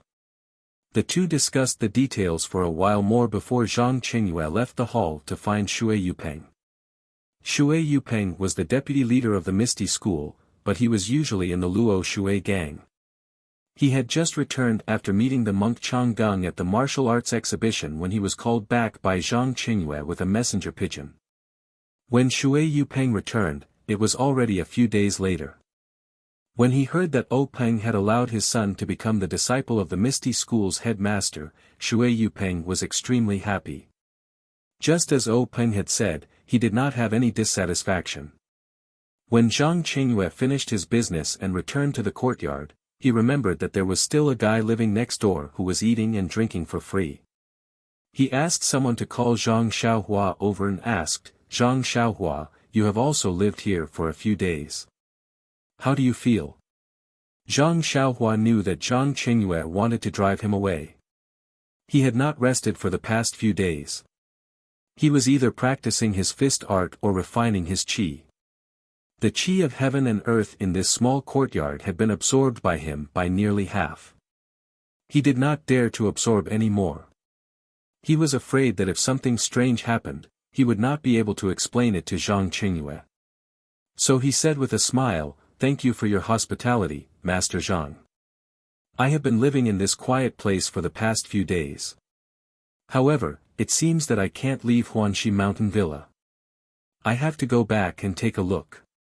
Zhang Qingyue said, "He Tianshu and the others have already returned to Huanxi Mountain Villa. You don't have to worry.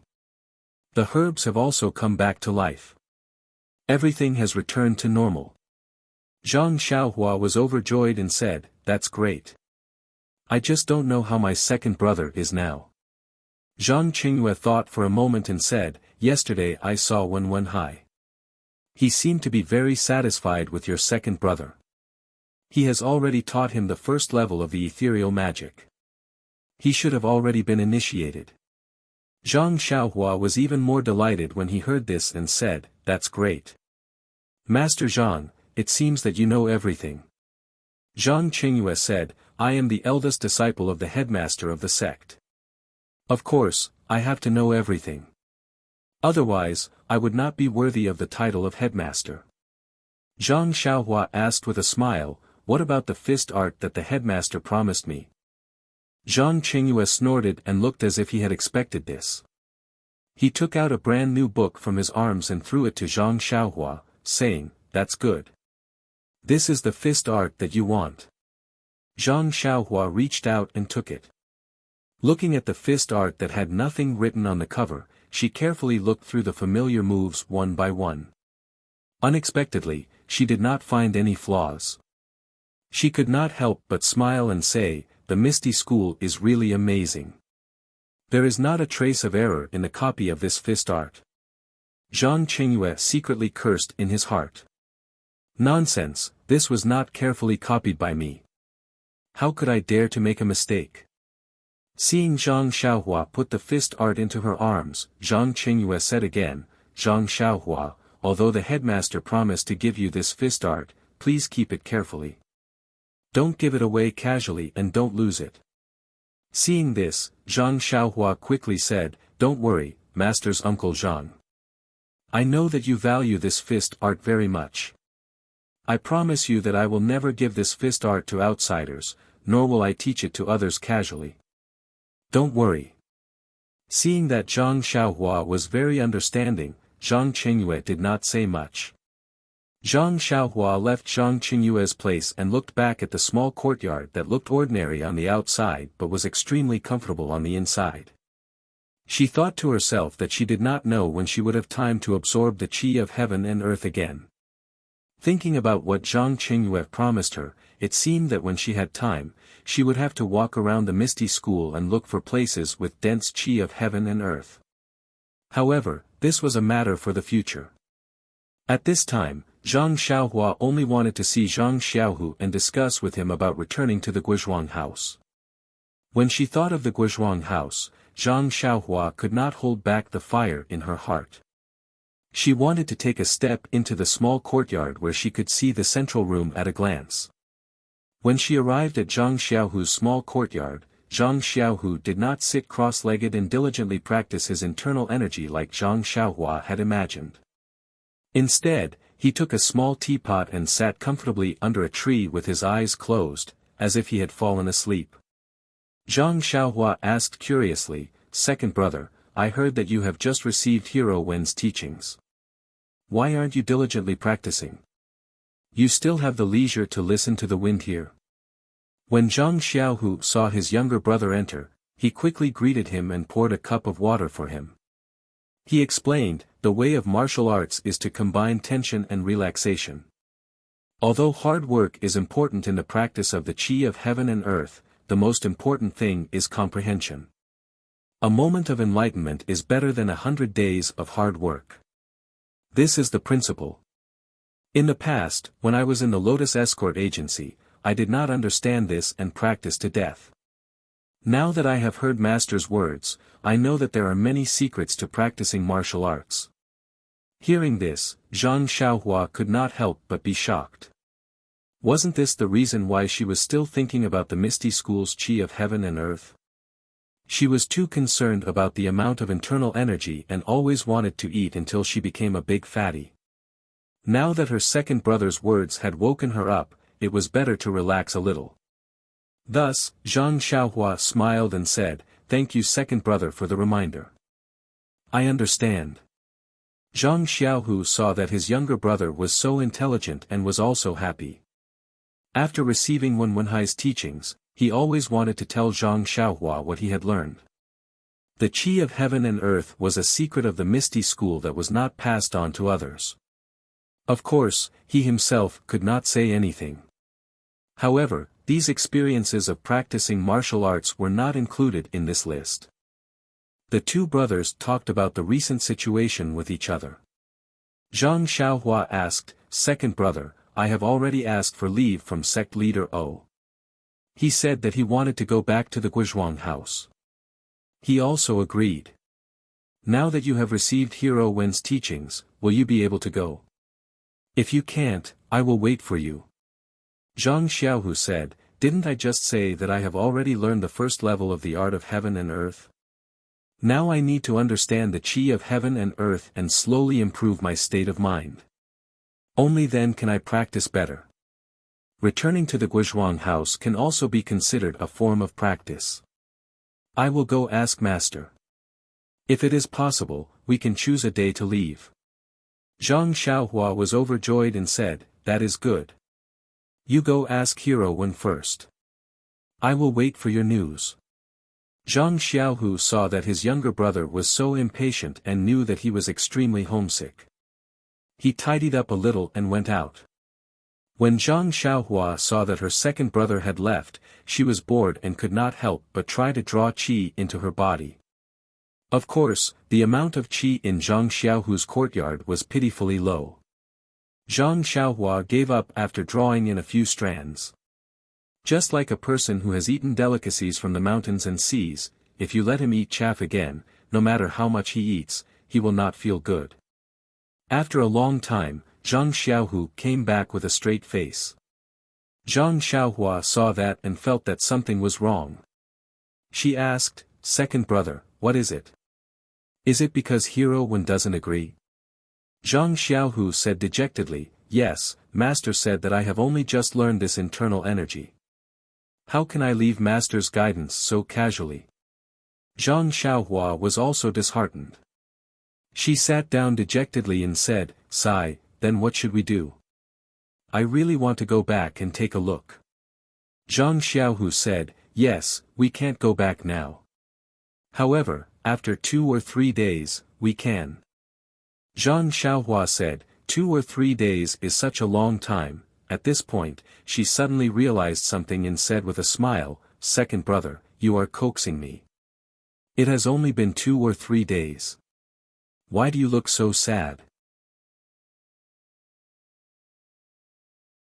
Chapter 218. At this time, Zhang Xiaohu's face immediately changed into a happy one. He said, "Yes, I'm eager to go home, but I have to stay here for a few more days. My heart is itching just thinking about it." Zhang Xiaohua said in all seriousness, "This kind of mentality is not conducive to the cultivation of the inner force cultivation method. Second brother, didn't you just say that haste is not the end of the road? Now that we haven't seen each other for a while, you've become impetuous again." Zhang Xiaohu opened his eyes slightly and looked at Zhang Xiaohua in front of him. He inadvertently showed a smile and said, "I know. As the ancient saying goes, the onlooker sees the game clearly, but the person involved is confused. Don't laugh at me. It's better to practice more." Zhang Xiaohua did not refute and nodded. "That's right." The two of them made preparations to go home again, and then they parted. Zhang Xiaohua went out of Zhang Xiaohu's small courtyard. The misty school had returned to tranquility at this time. Perhaps Peng's order was effective, and the government decrees were smooth. Perhaps it was because after these days, the forbidden area did not cause trouble again, and the disciples were less in awe. In short, it was no different from the previous misty school. There was no panic and mystery like last time. Returning to Huanxi Mountain Villa again, Zhang Xiaohua was a little emotional. Since the day she was taken to the Misty School to participate in the martial arts exhibition, she had hardly stayed in Huanxi Mountain Villa. During this period of time, the things that happened were really complicated. In a few days, she would have to go back to Guozhuang House, and she would have to say goodbye to the villa again. The first thing Zhang Xiaohua did after entering the villa was to go to the medicine field. Sure enough, as she expected, most of the medicinal herbs that were almost dead before had survived. Moreover, the medicine field was well maintained, and no weeds grew. Presumably, He Tianshu and Nia Shao had been worried about it these days. When she looked up again, the small straw shed she had painstakingly built was gone. They must have found it an eyesore. However, it did not matter. Not to mention that she was not in the villa for the time being. Even if she came back in the future, she would not dare to snatch food from the mouth of the grass again. When she saw that the medicine field was still bare without sprouts, Zhang Xiaohua did not feel as helpless as before. Anyway, she already knew the reason why this kind of seeds could not germinate. She only needed to find a way to give these seeds enough pneuma. However, even the pneuma gathered by practicing heavenly thunder was not enough. For the time being, Zhang Xiaohua still could not think of a good way. On the way back to the small courtyard, Zhang Xiaohua unexpectedly met Ma Jing and Lu Er again. Ma Jing was still thin like a hemp stick, but Lu Er was getting fatter. Presumably, he had already made up for the loss of leaving the villa during this period. When Zhang Xiaohua saw Ma Jing from afar, she smiled and cupped her hands to salute him. Since she had been with He Tianshu and others, she had not talked to Ma Jing for a long time. Although she was still afraid of his smelly hands, it should be okay to talk from afar. However, Ma Jing was not as arrogant as she imagined. Instead, he trotted over from afar. Even Lu Er, who was behind him, was caught off guard and left far behind. When he got closer, Ma Jing rushed to salute her and said, "Little brother Zhang, long time no see. How are you now?" When Zhang Xiaohua heard this, she was stunned. She looked up and down, left and right. Was this still Ma Jing? She asked doubtfully, "Brother Ma, what are you doing?" Ma Jing waved his hand and said, "Don't call me Brother Ma. I'm just a few years older than you. Just call me Ma Jing. Little brother Zhang, I know you are a talent. When you first moved in, I knew it. Really, in the future, I must leave a plaque in my hut that says Zhang Xiaohua sleeps here. When you become famous in Jianghu, you can let people visit." Every time, it will be 1 copper coin. What do you think? By the way, why don't you leave me a calligraphy? I heard that you can write now. You are much better than me, who can't open my eyes. After that, he looked excited and wanted to hold Zhang Xiaohua's hands. Seeing this, Zhang Xiaohua did not dare to let him come close. She quickly cupped her hands and said, "Brother Ma, I still have things to do. You can do as you see fit. I'll go first."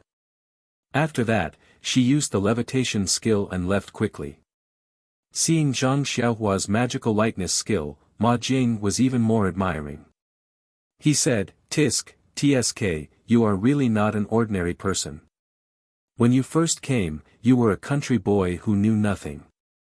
Looking at your kung fu, no wonder even the old bald donkey of the Dalan temple was no match for you. Alas, comparisons are odious. Why doesn't he Tianshu like me, a martial arts genius?" After that, he naturally put his fingers under his nose and sniffed. He called Lu Er, who had just caught up, and they went to do things together. Zhang Xiaohua walked and thought, why did Ma Jing become so distant? However, just now, I wanted to say something to him.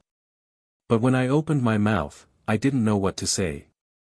This guy used to be hateful and bullied me repeatedly. But now, when I want to punish him, I don't have such thoughts. It's really strange. In fact, it was simple. Although Zhang Xiaohua and Ma Jing lived in the same courtyard, they were in 2 different worlds. How could they have the same topic? At this time, it was easy for Zhang Xiaohua to teach Ma Jing a lesson. But he was not a person who would seek revenge for the smallest grievance. How could he have the leisure to find trouble with him? What's more, Zhang Xiaohua showed great power in the martial arts exhibition. Although the Misty School would not publicize this kind of thing, it was not a secret. It was bound to be spread in Jianghu. Huanqi Villa was so close that it was natural that no one knew about it. Maybe people in Jianghu would not care about it. It was just a competition between low-level disciples in Jianghu. But for servants like Ma Jing, it was a big deal. When they thought about how they bullied Zhang Xiaohua when he first came to Huanqi Villa, they were all frightened. If Zhang Xiaohua brought up old scores and came to find trouble, how could they be his opponent? Therefore, when Ma Jing saw Zhang Xiaohua, he immediately went to curry favor with him. On the one hand, he wanted to use the reason that he was familiar with Zhang Xiaohua to get close to him. On the other hand, he wanted to let Zhang Xiaohua calm down and not hate his previous mistakes. Zhang Xiaohua gradually understood Ma Jing's intention as he walked. He could not help laughing secretly. Now he was a person who could talk directly with Grand Gang Leader O and the disciple of sect leader Zhang. How could he care about these servants? When he was thinking, he saw the arched door in front of him. He could not help but be shocked. How could he walk so fast today? At this time, Zhang Xiaohua found that he actually used the levitation skill, which was lightness skill all the way. Zhang Xiaohua was happy. He could barely float in the air before he attracted thunder. These days, he did not practice lightness skill, but he could improve so much. It seemed that the levitation skill should be related to internal force. Seeing that it was still early, Zhang Xiaohua did not enter the small courtyard. He turned his head and used lightness skill to rush into the small forest. After entering the forest, Zhang Xiaohua did not continue to practice lightness skill. Instead, he sat cross-legged and checked the qi in his meridians. After he had a good idea, he then silently chanted the levitation skill of ethereal steps. He guided the qi to flow in his meridians and his body slowly floated up. Following that, Zhang Xiaohua followed the lightness skill recorded in the ethereal steps and He Tianshu's lightness skill. He leaped up and down in the forest, running around like a bullet. After practicing for a while, Zhang Xiaohua was in a good mood. Although he had just started to use lightness skill and there was a limit to the height he could reach, he could already use it. In the future, he would not need to walk step by step. Presumably, with the improvement of his skills, it would only be a matter of time before he could reach a higher realm. After his mood calmed down, Zhang Xiaohua sat cross-legged again and checked his qi. This check was not important. The qi that was as thick as a cotton thread had shrunk. Zhang Xiaohua's heart ached.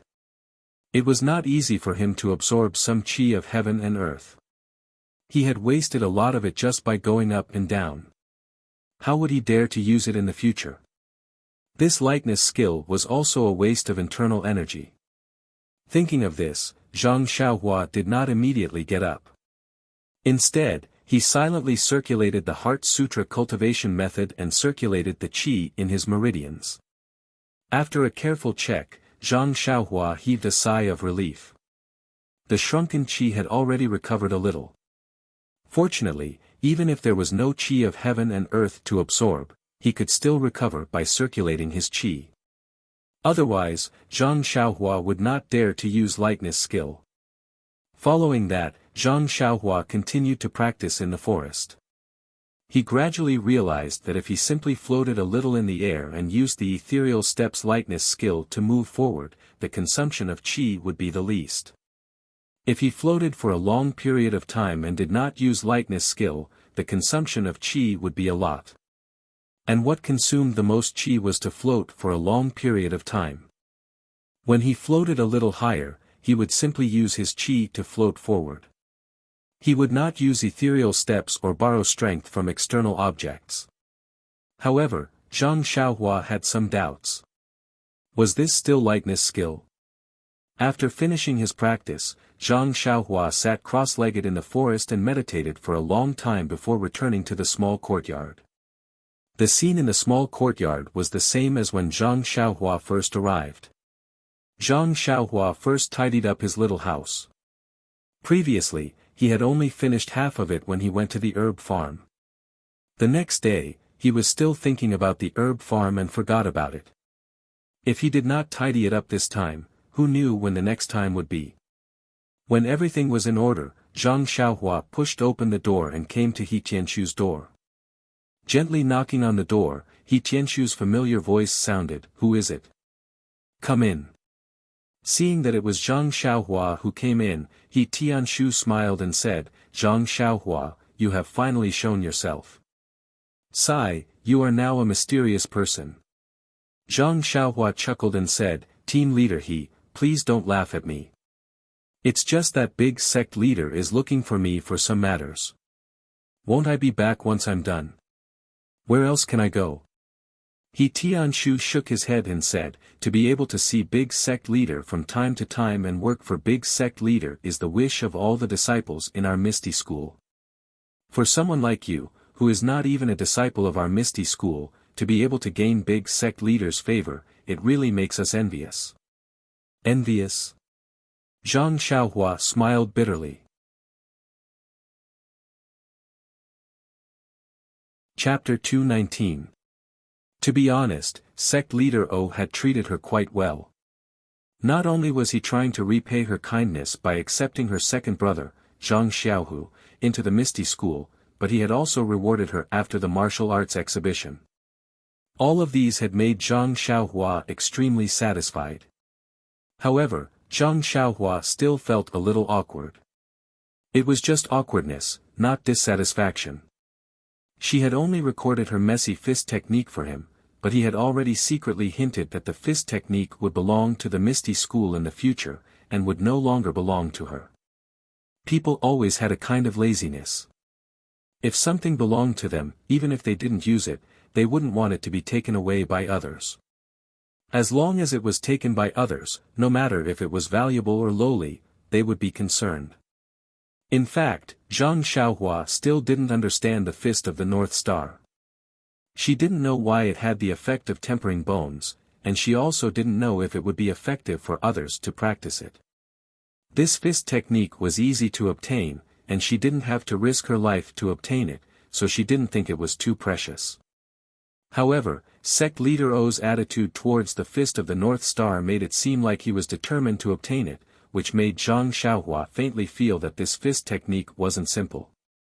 However, It was this not simple that made Zhang Xiaohua ponder. This was clearly a fist technique that she had pieced together, but she felt that it had something to do with Peng. He even asked if there were 360 moves, and if she had learned it from a secret manual, as if she had taken advantage of him. Thinking about Zhang Qingyue's personal and secret record, Zhang Xiaohua also knew that this fist technique of hers must have a name. But what was this name? Could it be used to temper bones? Or was it something else? Zhang Xiaohua didn't know. Thinking up to this point, Zhang Xiaohua thought of the token and the stack of banknotes that sect leader O had given her. She felt relieved. Everyone did their best and took what they needed. She had been thinking too much. Soon after, she smiled and said, "That's right. You guys can be envious. If you can also defeat the monks of the Dalan Temple, sect leader O will let you go himself." He Tianshu said, "You only defeated 2 low-level monks, and you're already so proud? How can I improve in the future?" Zhang Xiaohua said helplessly, "We have to find a reason for all of you. Naturally, this is the most boastful." He Tianshu shook his head and said, "It was pure luck that you won.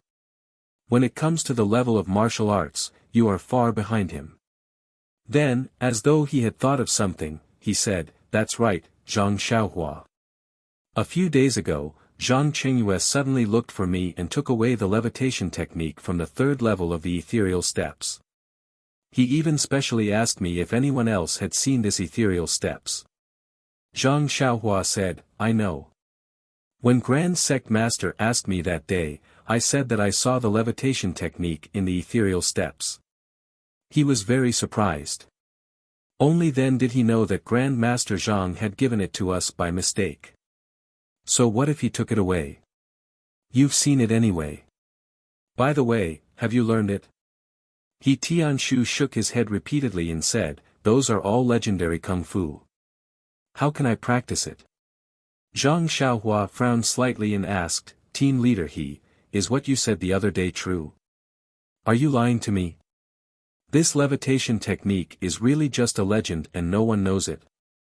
He Tianshu smiled and said, "If it wasn't a legend, would Zhang Qingyue have taken away that kung fu?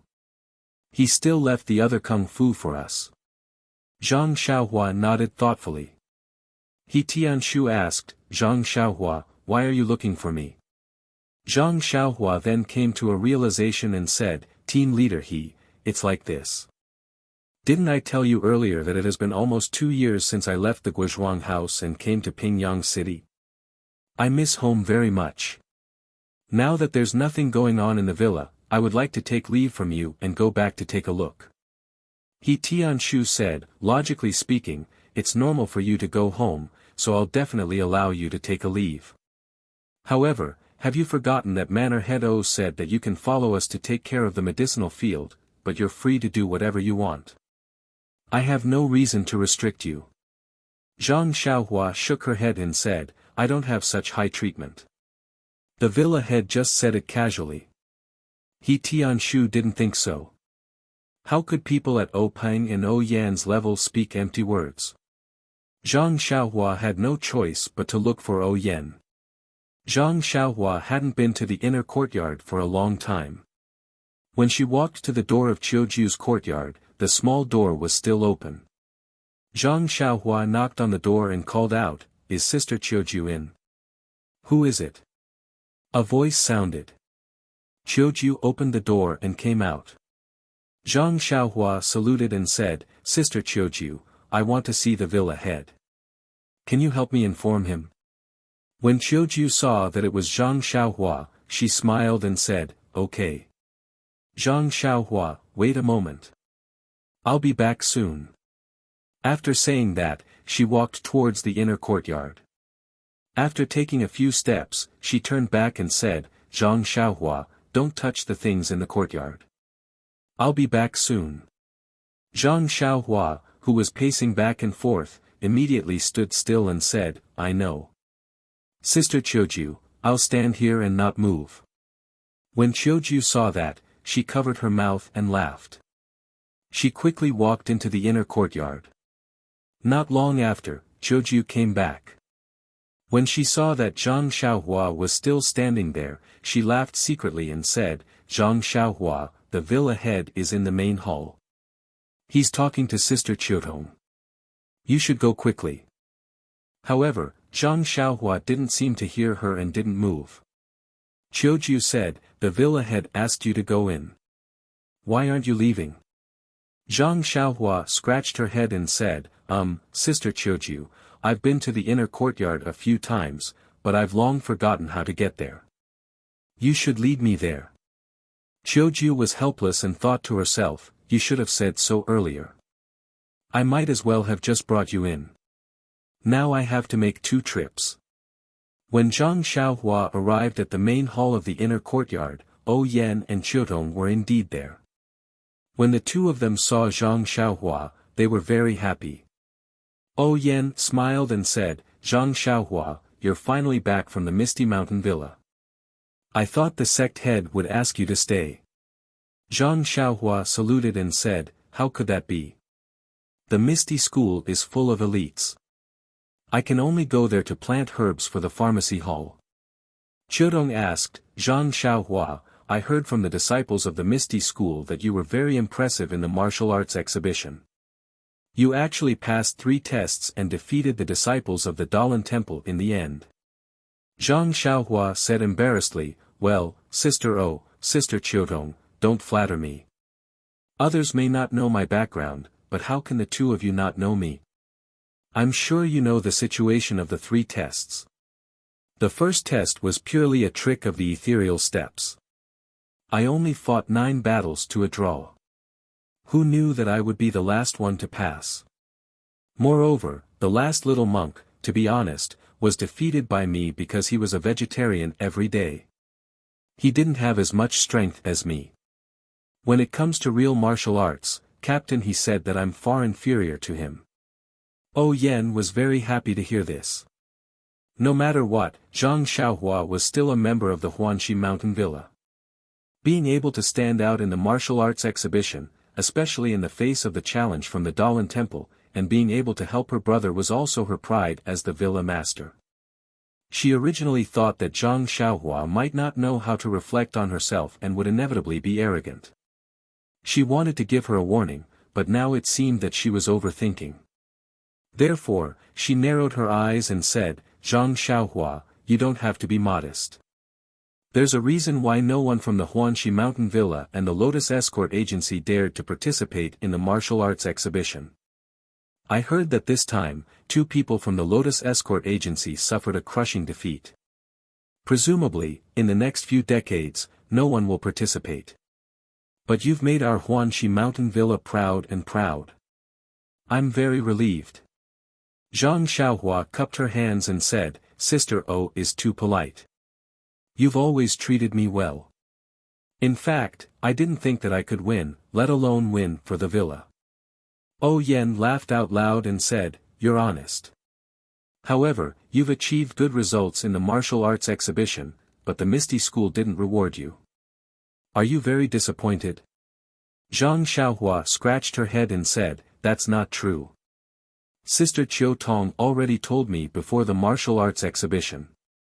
Qiutong also spoke at this time and said, "Yes, at that time, I did ask the Misty School's steward. However, I forgot to check the old records of our Huanxi Mountain Villa. Just when you were participating in the martial arts exhibition, I specially looked at the old records and found some interesting things." Zhang Xiaohua asked curiously, "Sister Qiutong, what interesting things did you find?" Yan said, "It's nothing interesting. It's just that our Huanxi Mountain Villa's people have won in the martial arts exhibition before. Even if the Misty School doesn't reward us, we should still reward ourselves." Ah! Zhang Xiaohua was overjoyed. There was actually such a good thing.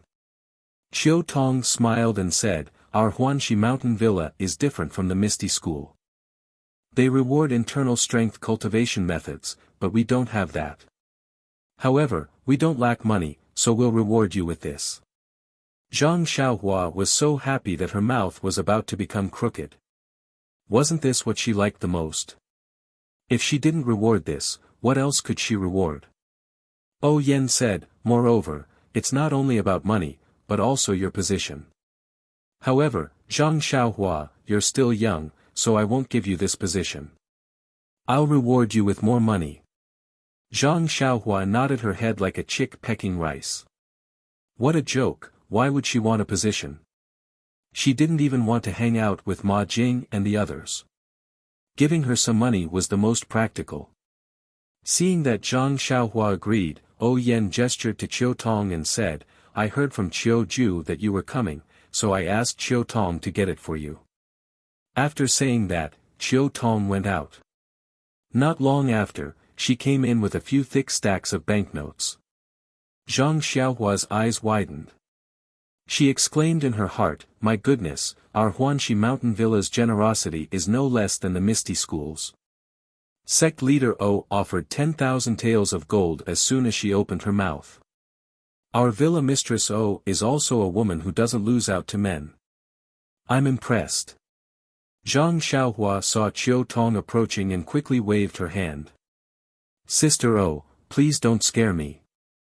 I can't take so much money. Oh Yen smiled and said, you haven't seen it yet. How do you know so much?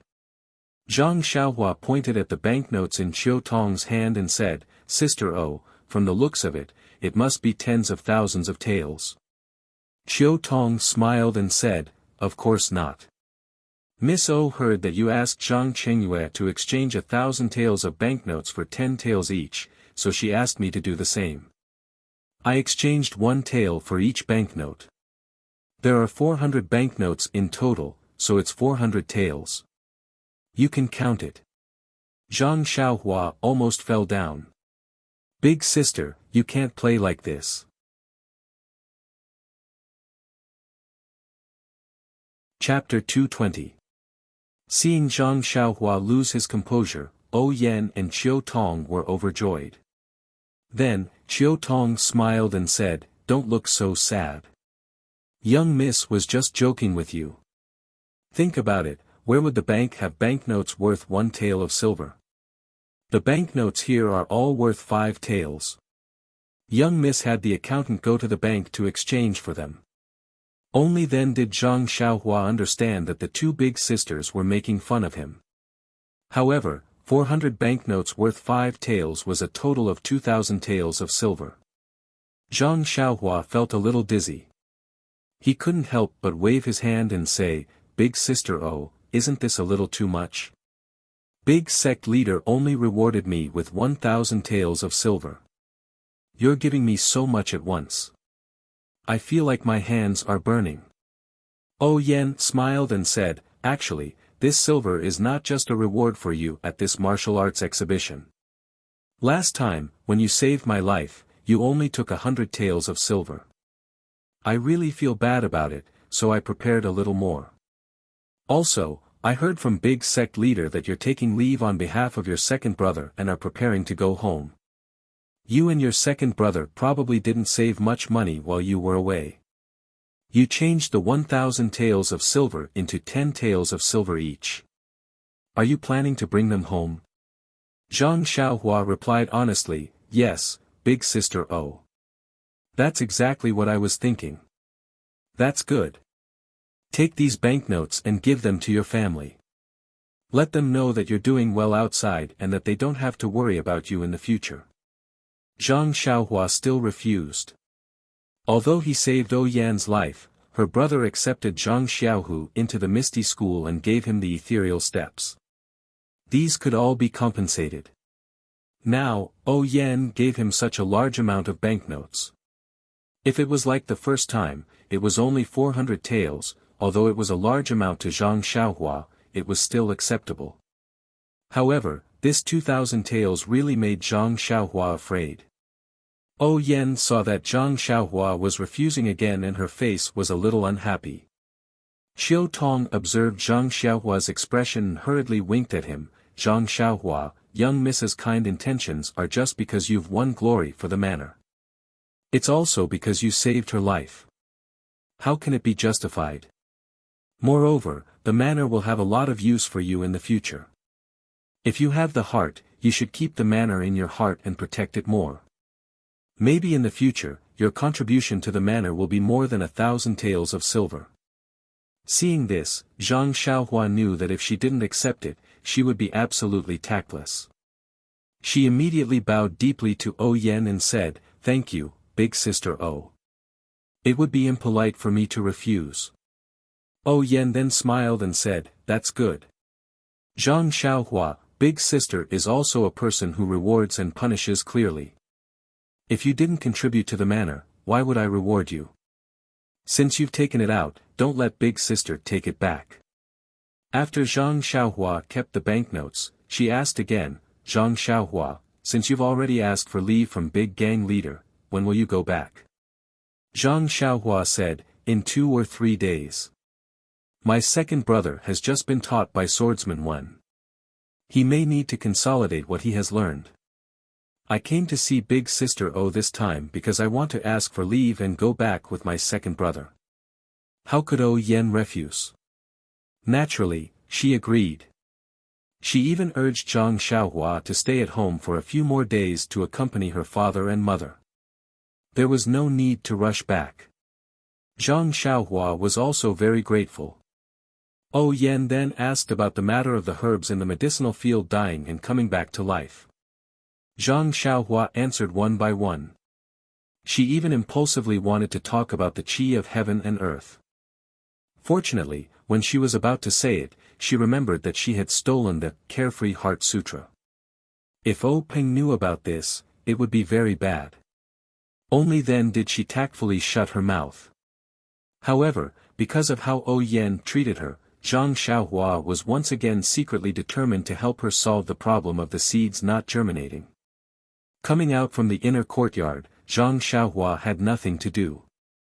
First, she went to the small forest where she used to practice martial arts.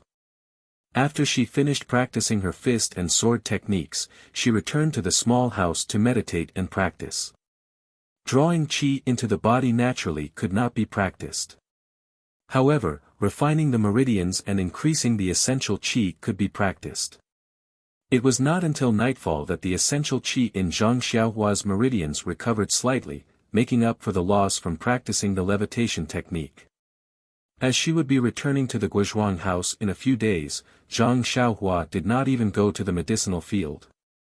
Ever since the accident in the medicinal field, Zhang Xiaohua and the rest were much more diligent than before.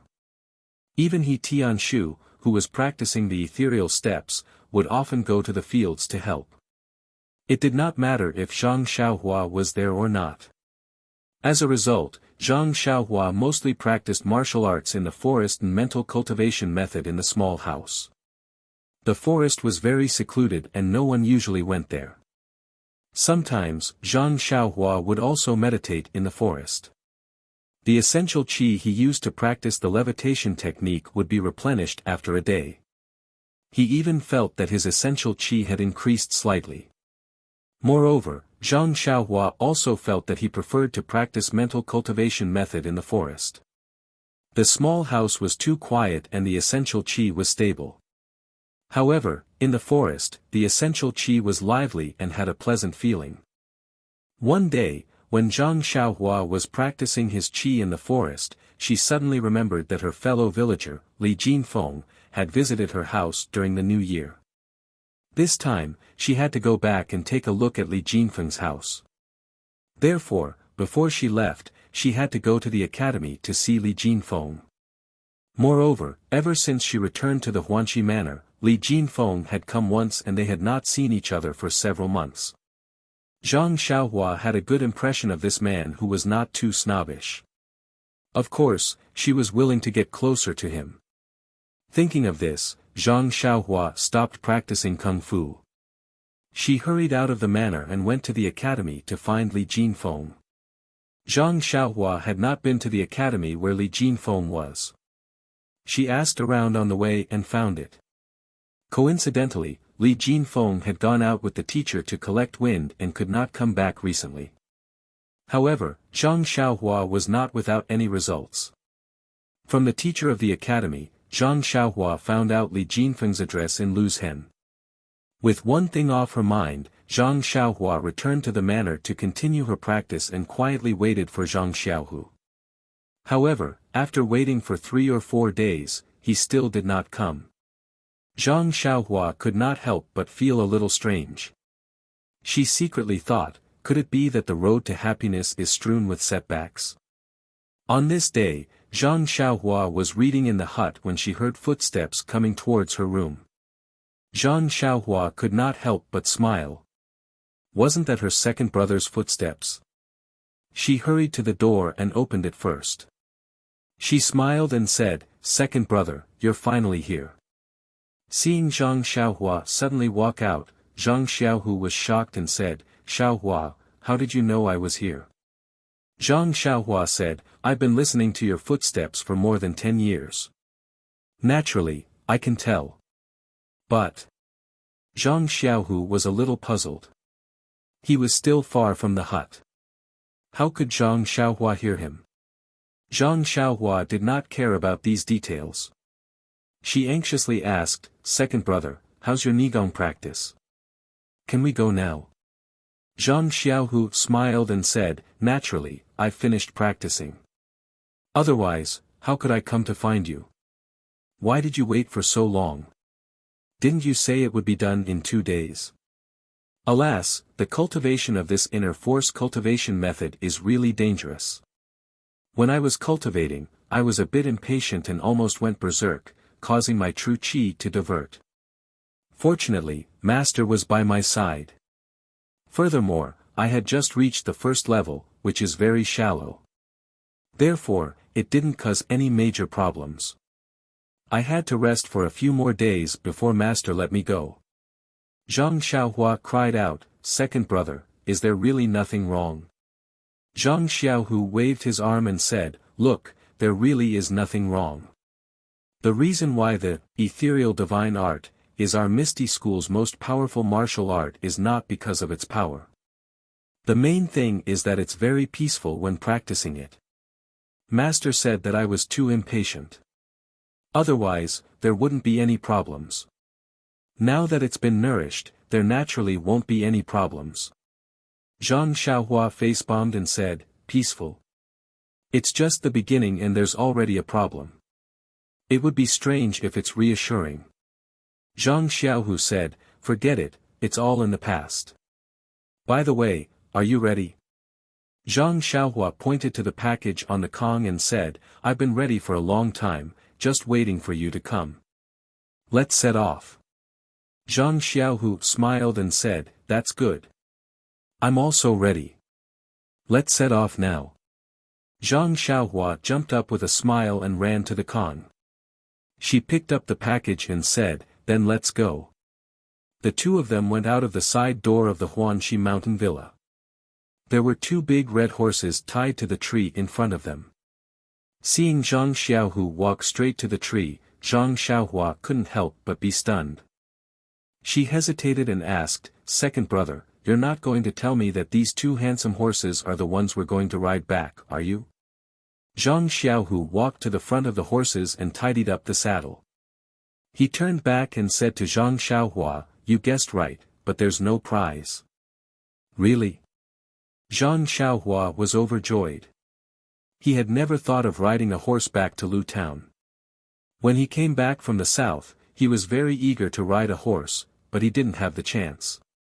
The last time he went to the Misty School, he got addicted to riding a horse, but the result was miserable and he was thrown down.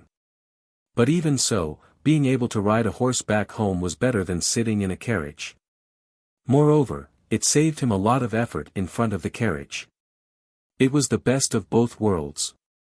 Zhang Xiaohua walked to the front of the other horse and looked up and down happily. At this time, Zhang Xiaohu told him the origin of the horse. It turned out that when the disciples of the Misty School went out, they generally had a public horse as a mount. They just had to register and get it, and when they finished their business, they could come back and hand it in. Zhang Xiaohu was new here and didn't know much about it. When Wenhai told him when he occasionally mentioned to his master that he wanted to take a carriage back. Moreover, Zhang Xiaohu originally planned to get a horse and let Zhang Xiaohua ride the same horse with him. But when he thought that Zhang Xiaohua had long wanted to ride a horse by herself, he tentatively asked if he could get an extra one. When the horse steward heard that the direct disciple of the grand faction leader wanted to get an extra horse, how could he agree to such a trivial matter? This was simply flattery delivered to his door. It would be a waste if he didn't buy it. That's why he got 2 handsome horses.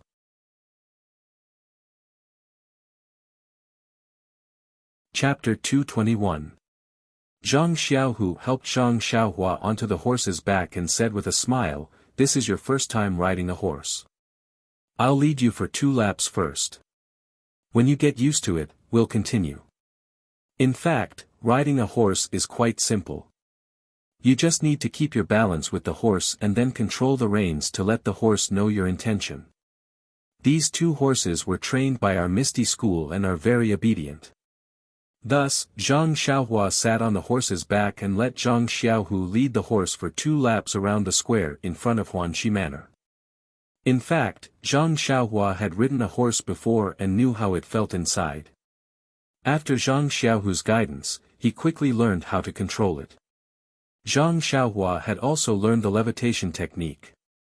The levitation technique was very particular about balance. The levitation technique was also very particular about balance. How could the balance on the horse's back be difficult for him?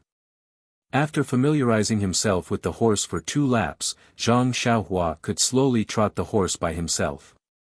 After running 2 laps around the square, Zhang Xiaohu also mounted the horse and said, "Well, Xiaohua, you learn very quickly.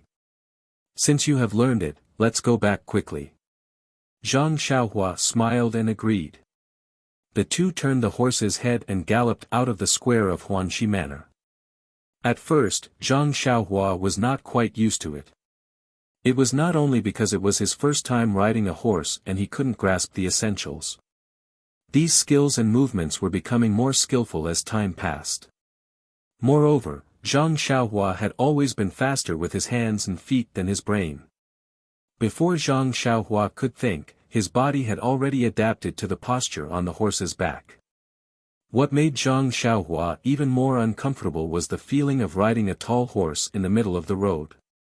That kind of feeling was like a thorn on his back, and that kind of feeling that the whole street was looking at him. From time to time, Zhang Xiaohua had to lower his head to check if there was anything wrong with his clothes and riding posture. This kind of feeling made his mind a mess. He couldn't even hear some of the words that his second brother said to him clearly. Zhang Xiaohu rode in front and turned back to talk to Zhang Xiaohua. Seeing that Zhang Xiaohua was absent-minded, he felt strange.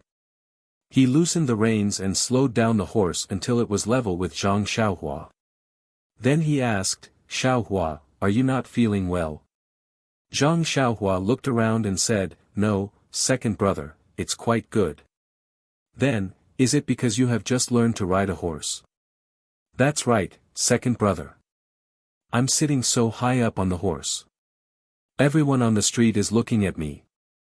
Ha ha ha." Hearing this, Zhang Xiaohu laughed loudly and said, "It's normal, it's normal.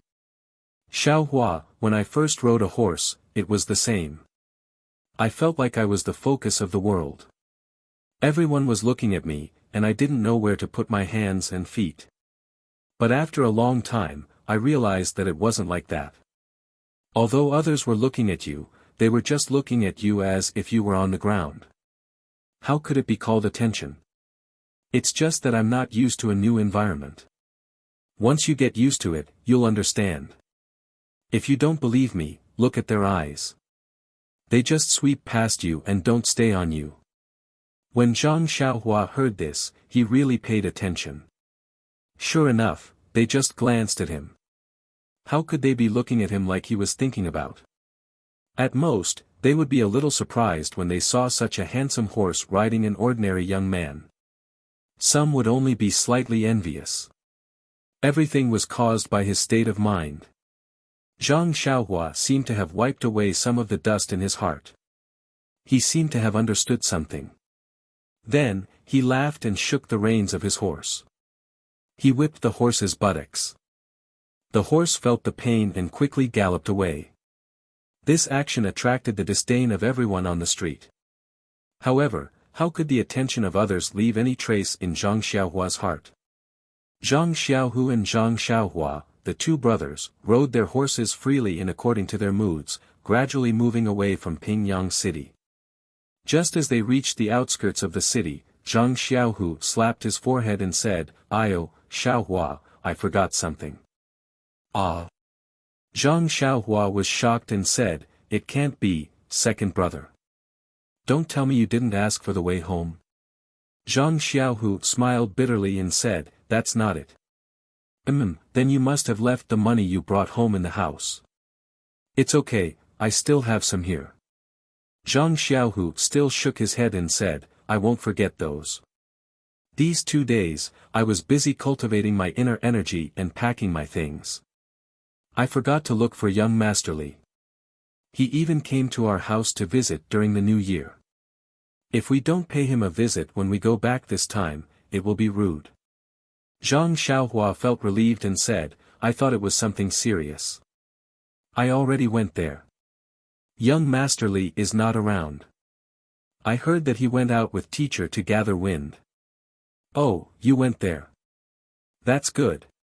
Zhang Xiaohu was relieved this time. However, he immediately asked, "Gathering wind? What wind? Are you sure it's not gathering flowers or having a stroke?" Zhang Xiaohua laughed and said, "I couldn't tell that second brother has such a sense of humor. Gathering wind is not what you said, which is to collect folk songs and music. Sigh, only a refined scholar like young Master Li would go to the fields to observe the customs and compose songs in addition to his studies. We are just fooling around in the fields every day. How can we have the time to do that?" Zhang Xiaohu knew that he had misunderstood and said with a smile, "Everyone has their own interests. I wonder how father, mother, brother and sister-in-law are doing in the Guizhuang house. Let's go. Who cares if they are gathering wind or having a stroke? Let's talk about it when we go back home." Zhang Xiaohua said, "That's true. However, I have already asked for young Master Li's house address. When we are free, let's pay him a visit." Zhang Xiaohu nodded and said, "Young Master Li treats us very well. Indeed, we should pay him a visit." When Zhang Xiaohu and his brother came to Pingyang City 2 years ago, they were empty-handed and had nothing in front of them. They were looking forward to the road ahead, but more than that, they were ignorant. They sat in the horse carriage and crashed into people in Pingyang City. Now that they were back home, they felt like they had returned home in glory. They abandoned the horse carriage and sat upright on the tall horses. The scenery along the way was really carefree. Although Zhang Xiaohua had been an escort before, it was a team after all. This was her first time riding a horse on a long journey alone. There were many differences. For this reason, Zhang Xiaohu had done his homework. Not only did he ask for the route home clearly, he also remembered the things to take note of along the way. However, with his previous experience, these were not difficult. The two of them chatted as they walked. It was not until noon that they saw a small shop by the roadside. The two of them slowed down and prepared to rest. This was a very ordinary roadside shed, very simple and crude. There were a few thin pillars in front of the shed, and a few inferior horses were randomly tied to it. Under the shed, there were only a few broken tables and a few stools. There were not many people, and they were all too lazy to sit there. When they heard the sound of the horse hooves stopping, they immediately perked up and looked outside. Zhang Xiaohu jumped off his horse first. He was about to turn around and hold Zhang Xiaohua's horse and carry him down when he saw the inferior horses tied in front of the shed and the people in the shed. He could not help but frown. At this moment, a slick-looking waiter walked out of the shed and asked with a smile, "Sir, are you here for a snack or lunch?" When Zhang Xiaohu saw this, he immediately said, "No, we don't intend to rest." After that, he looked back at Zhang Xiaohua and gestured. He led his horse, walked a few steps, and turned over. When Zhang Xiaohua came in front of him, he whispered, "Don't talk. Let's go." We'll rest in the front. After that, he whipped Zhang Xiaohua's horse. When Zhang Xiaohua's horse started to move, he clamped his legs and followed closely. When the man saw that the two men had gone far away, he resentfully walked back to the shed. He threw the black towel on his shoulder onto the seat and said, "Boss, this job can't be done anymore. This is already the fourth group of people today. Why didn't they come to eat at our place?" A fat man with big ears and a fierce appearance came out and shouted, "Nonsense. Look at all of you. Do you look like guests who are passing by to rest? Can't you show some professionalism?" Another lazy man opened his mouth and said, "Boss, it's not that we don't want to pretend, but we really don't know how to pretend. If you want us to rob and be bandits, of course we are professionals. But we really can't make such a small shop and wait for people to come and beat them up. Yes, boss, don't be angry. Look at the two people just now. Their horses are worth a little money, and their clothes are also ordinary. I guess they don't have much money. Let them go." "Yes, boss, it's been several days, and no one has come in. Our stick is almost rusty. It's better to rob." The boss was anxious and said, "Do you think I don't want to? However, the current situation is not right. It's really not suitable for us small fries to go out and make trouble. Motherfucker, I don't know what's going on in Shitsui Mountain. Since they changed their leader, it was calm for a while. They did their own things and left us a way out. But during this time, they changed their style and harassed everywhere. What integration and expansion! If it weren't for them, we wouldn't have to leave our hometown and come here to make a living. Yes, boss, this is the sphere of influence of the Misty School. If we do this and are discovered by others, our lives will be in danger." "That's right, boss. My heart has been pounding as well." Suddenly, the waiter hesitated and said, "I have an idea, but I don't know if boss wants to hear it." The boss was very happy and said, "Tell me. If I say it, don't blame me. Say it, I won't blame you." "Boss, I think it's better if we really open a roadside shop. What do you think?" "Bah, I know you can't come up with any good ideas. You don't want to do such a promising career as robbery. Why do you want to do business in a roadside shop?" As soon as he heard this, the boss was anxious. The waiter quickly said, "Boss, I'm just saying, just saying." The boss's face was full of hatred and he swaggered back to the backstage. When his figure disappeared, everyone was slightly relieved. When they were about to continue to collapse on the stool, suddenly, the boss's fat head and big ears appeared again and said, "Howsy, what you said makes a bit of sense. Let's make a plan first and discuss it together in the evening."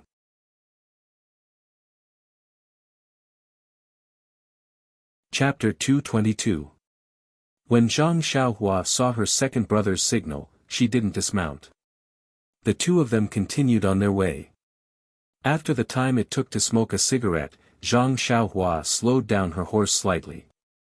She asked curiously, "Second brother, what happened just now?" Zhang Xiaohu said, "Nothing. I think there's something wrong with that shed. Maybe it's a shady inn. Maybe it's fine.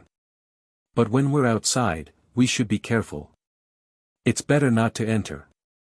Hearing this, Zhang Xiaohua's curiosity was piqued. She asked, "Second brother, how did you know?" Zhang Xiaohu smiled and said, "It's just my intuition. First of all, this kind of small shed doesn't earn much money. Most of the workers are older and can't do any other physical work. That's why they stay in this shed for leisure. However, the worker we met was a young man. Anything he does can be more profitable than this shed. Secondly, didn't you hear what the worker said? Do you want a snack or a meal? What's there to eat in this shed? It's better to drink some water and sit down." These words are obviously copied from the restaurant. Oh right, the horses at the door are so old. How can someone ride them out? Zhang Xiaohua didn't understand. She asked, are you saying that there's something wrong with this shed? Aren't these enough? Actually, let alone these, even if it's just one, it's not easy to enter. It's better to be safe than sorry. But, second brother, with our skills, what's there to be afraid of in this shed? You and I are skilled. Zhang Xiaohu shook his head and said, Xiaohua, let's not talk about whether you and I are skilled enough to stand alone in Jianghu. Even if we are good at martial arts, as the ancients say, it's easy to dodge a spear in the open, but hard to guard against a stab in the dark. Who knows what's waiting for us in this shed? Knockout powder, hidden weapons, traps. In short, it's best to leave. Then, Zhang Xiaohu said seriously, also, Xiaohua, don't think that you're invincible just because you defeated a few little monks from the Dalan temple. The competition in the arena is different from a life and death battle. Don't be careless. In fact, when it came to a life and death battle, Zhang Xiaohua had already experienced it on that rainy night.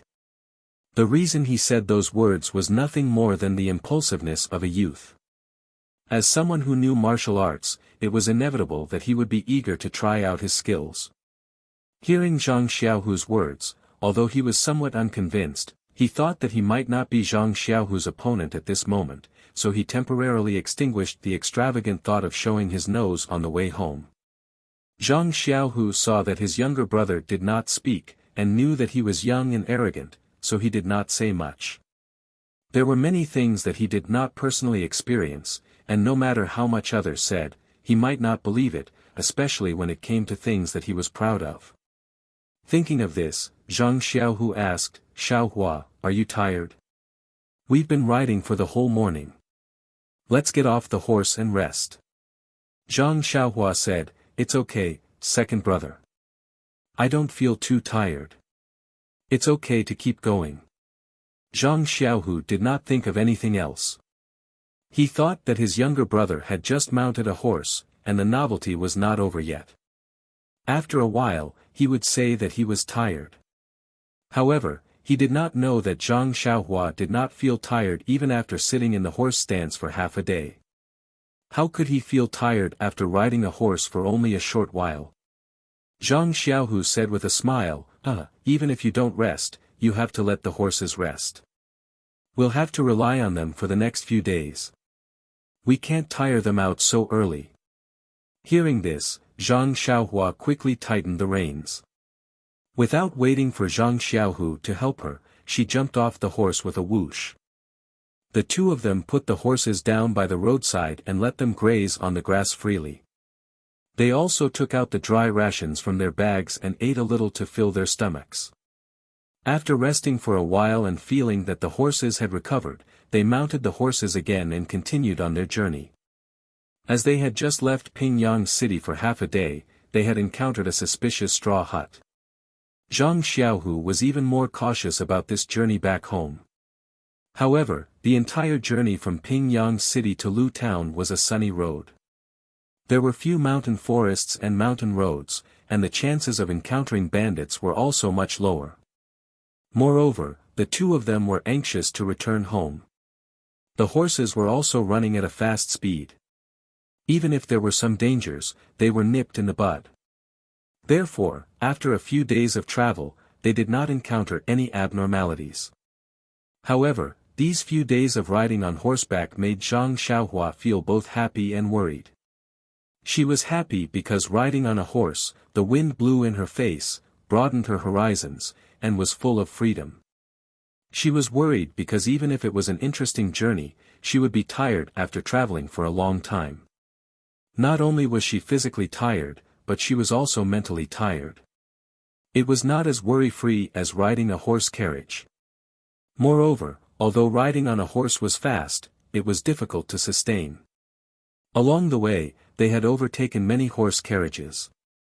However, not long after, they were overtaken. After this happened a few times, Zhang Xiaohua no longer did the boring business of overtaking other carriages. That day, it was noon. The two of them arrived at a three-way junction. Zhang Xiaohu dismounted from the horse and walked to a small tea stall by the roadside. He bought some dry rations and drank some water. After asking for some information, he smiled and said to Zhang Xiaohua, "Xiaohua, look at the road in the middle. After walking for a while, we will reach Lu town." Zhang Xiaohua was overjoyed. She took the water bag and gulped down a few mouthfuls. She shouted, "Then what are we waiting for? If we speed up, we should be able to reach Guizhuang House before nightfall." Zhang Xiaohu said, "That's right. Then let's go quickly." After saying that, the two brothers spurred their horses to speed up. Thinking about the road in the middle, they left behind a cloud of dust. However, not long after they passed the junction, Zhang Xiaohua suddenly pulled on the reins of her horse. She said, "Second brother, do you hear something?" Zhang Xiaohu also slowed down and listened carefully. He said, "No, only the sound of the wind." Zhang Xiaohua frowned. She tilted her head and listened carefully. She said, "It's gone now. Just now, I think I heard a woman crying for help by the roadside." Zhang Xiaohu smiled. Even if it's a hero saving a damsel in distress, there needs to be a beautiful woman.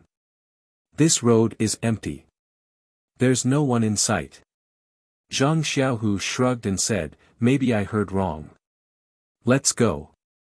After saying that, he was about to pull on the reins. Suddenly, he stopped and said, "Second brother, I heard it again.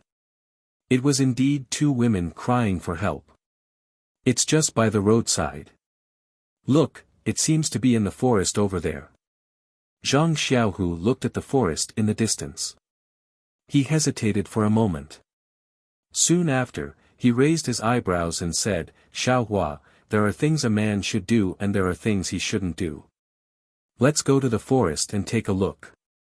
If there's no movement, then it's fine. But if there's something unfair, you and I have learned martial arts together." After he finished speaking, he whipped his horse and left the main road, galloping through the forest. Zhang Xiaohua immediately followed, smiling as he walked. "Second brother's words are exactly what I was thinking. I thought you were timid all the way and would shrink back when you saw something like this." Zhang Xiaohu laughed. "I don't want to cause trouble, but it doesn't mean I'm afraid of trouble. If a woman calls for help, you and I have to hide. Then we might as well go back to the Guizhuang house and farm. Why do we need to learn martial arts?" The two red horses ran very fast. Soon, they came to the edge of the forest.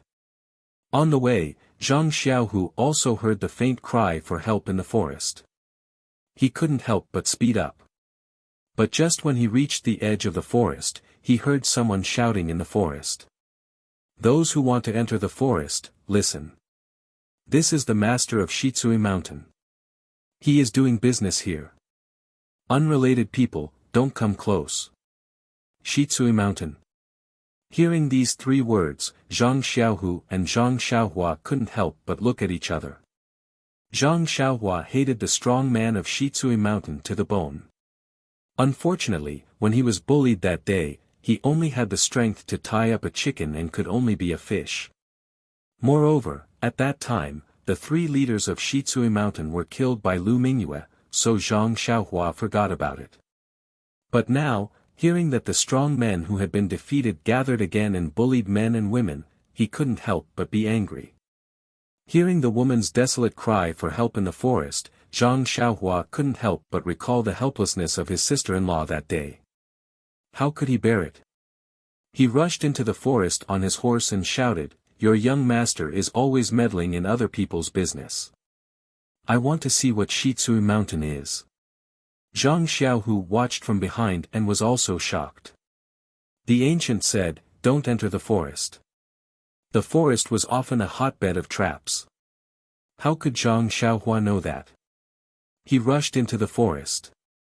Zhang Xiaohu was afraid that his brother would be hurt, so he quickly followed in. When they entered the forest, they saw that there was an open space in the middle of the forest. In that open space, there was a small and exquisite carriage. The carriage was very exquisite, but the carriage's roof had already been removed, revealing the two girls sitting in the carriage. Their clothes were already disheveled, and their small faces were pale with fright. The two of them hugged each other and tried their best to shrink to the side of the carriage, avoiding the two topless men who were grabbing at them by the side of the carriage. The carriage was so small that the two strong men could reach out and grab them. They struggled for a long time but failed. They were just playing with them. The two girls didn't know that. They were still hiding and shouting for help, which only made the people around laugh. There were 6 tall horses beside the carriage. 2 of them were empty, and the other 4 strong men were sitting on the back of the horses. They were coldly looking at Zhang Xiaohua, who rushed in. The girl who called for help had already heard the sound of horse hooves and Zhang Xiaohua's shout. Her panicked eyes were already filled with joy, but when she saw Zhang Xiaohua and Zhang Xiaohu behind her, the spark of joy was extinguished instantly. What followed was a desperate expression. She thought that if he had the courage to come to the forest and was not afraid of the bandits of Shitsui Mountain, he must be a strong man or at least a group of people. But when she saw a young boy coming in, and he didn't look like a muscular man, she felt that it was not a case of helping someone who saw injustice, but a case of sending a sheep into a tiger's den and walking into a trap. Therefore, the two girls couldn't even cry for help. Seeing the two strong men's hands grabbing their shoulders, they were too lazy to move.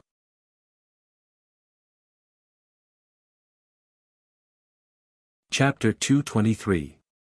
There was no greater sorrow than a dead heart. The two girls seemed to have accepted their fate. Not only had they fallen into the hands of strong men, they had also implicated 2 youths in their prime. The 2 naked men beside the horse carriage seemed to have understood the girls' thoughts. With a sinister smile, they reached out to grab the girls' shoulders and tore off their clothes. Seeing this situation, Zhang Xiaohua did not care about the warning looks of the 4 men in front of her. 2 of them had even turned their horses around to face her. Instead, she tapped her feet on the stirrups and used the horse's momentum to leap up from the horse's back.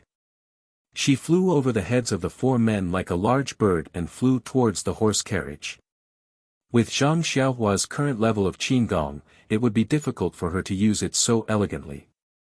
However, she was sitting on the horse's back and was using the horse's momentum. Zhang Xiaohua's qigong was not good, but Zhang Xiaohua knew quite a bit of qigong techniques. Since she could easily fly in the air, then controlling her body and landing point was extremely easy for her. Besides, if she really could not do it, then she could just use the levitation technique. She could not possibly make a fool of herself when she had just pulled out her sword to help. However, when Zhang Xiaohua flew above the horse carriage and above the heads of the 2 bandits, she did not know what to do.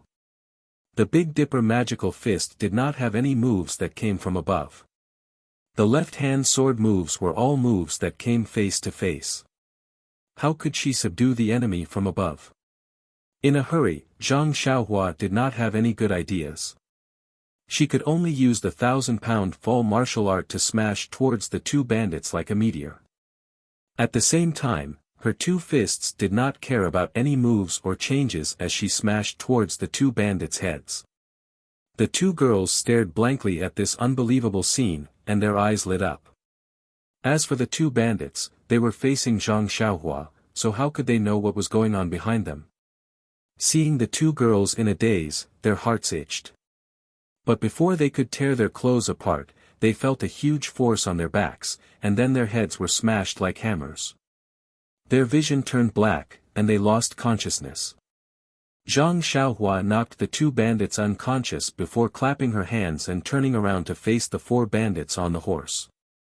Of the 4 bandits, 2 had already turned their horses around to welcome Zhang Xiaohua. But when Zhang Xiaohua flew away, she left them facing Zhang Xiaohu, who was coming from behind. As a result, the 4 bandits fell into the pincer attack of the 2 brothers, Zhang Xiaohua and Zhang Xiaohu. When the 4 bandits saw this, they immediately pulled out a steel knife from their waists with a whoosh sound and became alert with nervous expressions. One of the older bandits called out, "Who are you 2? You didn't listen to our advice and forcibly intervened in the business of Shitsui Mountain. You even hurt our brothers.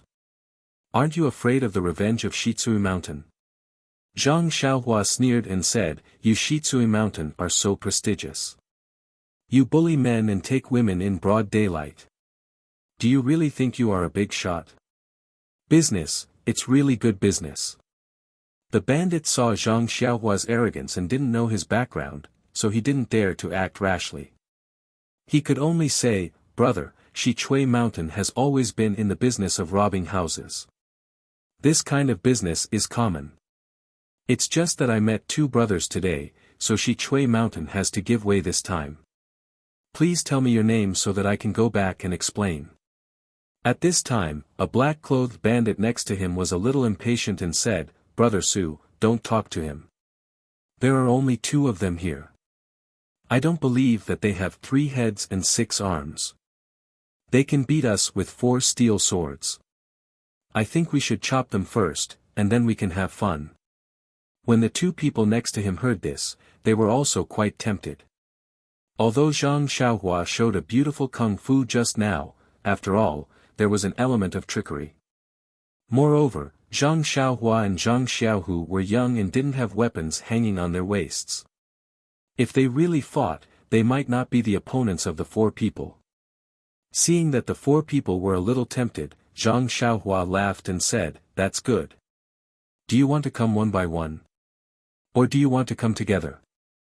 Let me teach you a lesson so that you know what it means to be blind. However, you have to remember what it means to have no eyes, and fists and feet are ruthless." After that, she got into a posture and waited for them to take action.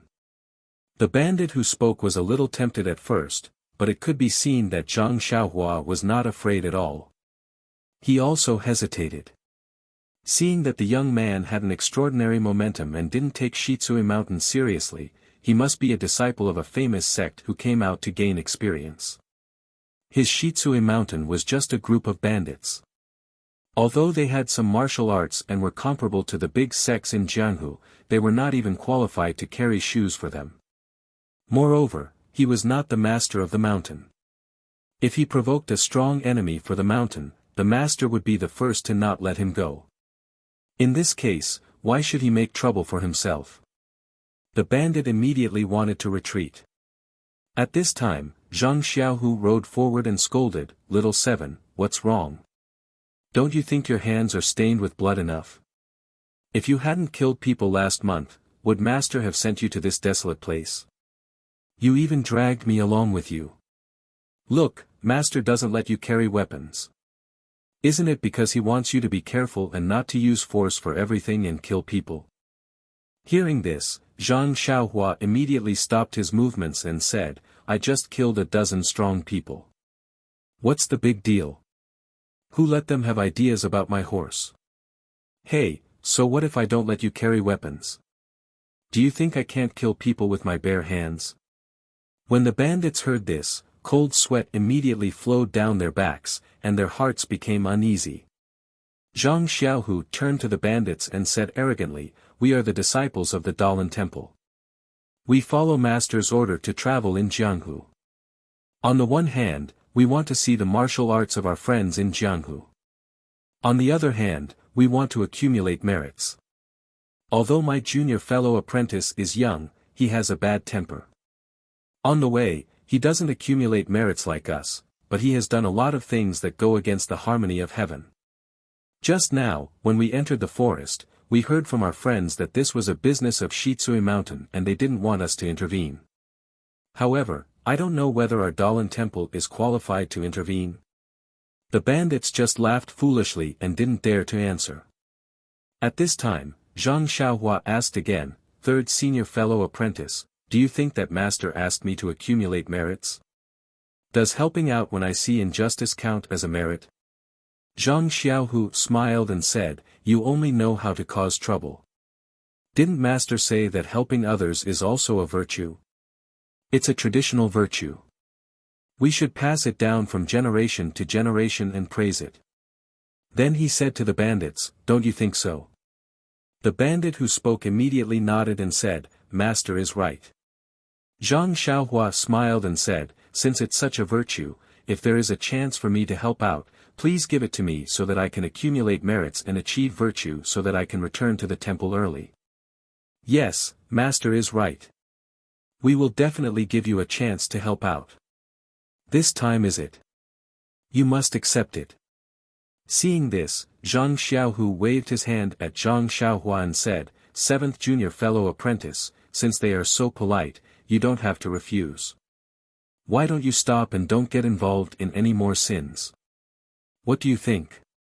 Zhang Xiaohua looked indifferent and said, "All right then. Since these people are so tactful, I'll let them off for the sake of third senior fellow apprentice." Then he lifted his foot and kicked the two bandits who had fainted on the carriage to the side. Then he grabbed the shed that hadn't been completely dismantled and used it slightly. With a clatter sound, he dragged it to the ground. Then, he didn't look at the two girls in the carriage who were confused. He turned his head and looked at the horse whose reins had been cut and was eating grass. He walked a few steps to the front and pulled the reins to the side of the carriage. The horse was eating happily, so how could it listen to him? It only turned its head and dodged to the side, continuing to eat grass. Seeing this, Zhang Xiaohua simply threw the reins and walked to the side of the horse. He held the horse's abdomen with his hand and said with a smile, "This guy is quite greedy." Then, he exerted force with one hand and a scene that the bandits of Shitsui Mountain would never forget appeared. This humble young man from the Dalan Temple actually held the huge horse with one hand and walked easily to the front of the carriage and put the horse down. Then, without the slightest disorder in his breathing, he said with a smile, "Third senior fellow apprentice, I don't know how to harness the horse. You do it."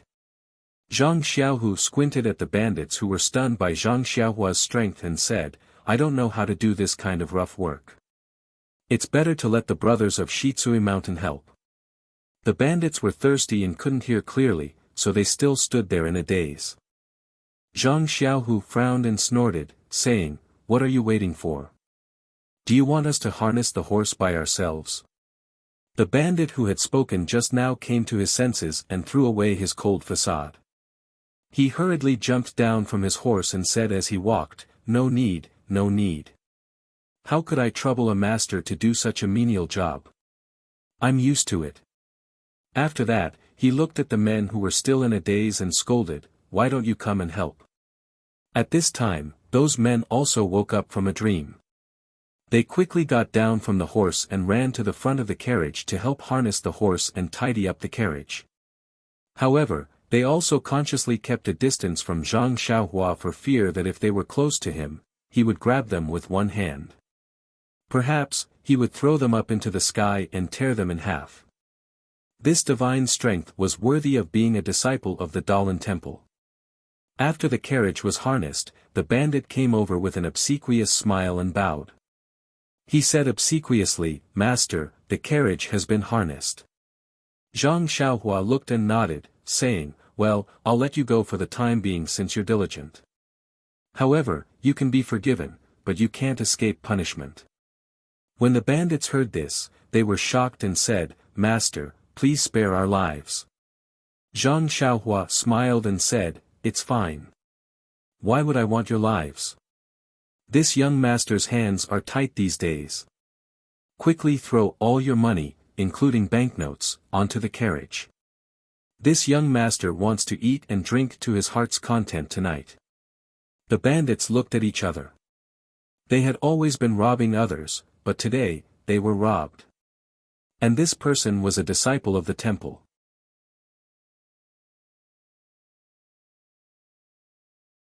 Chapter 224.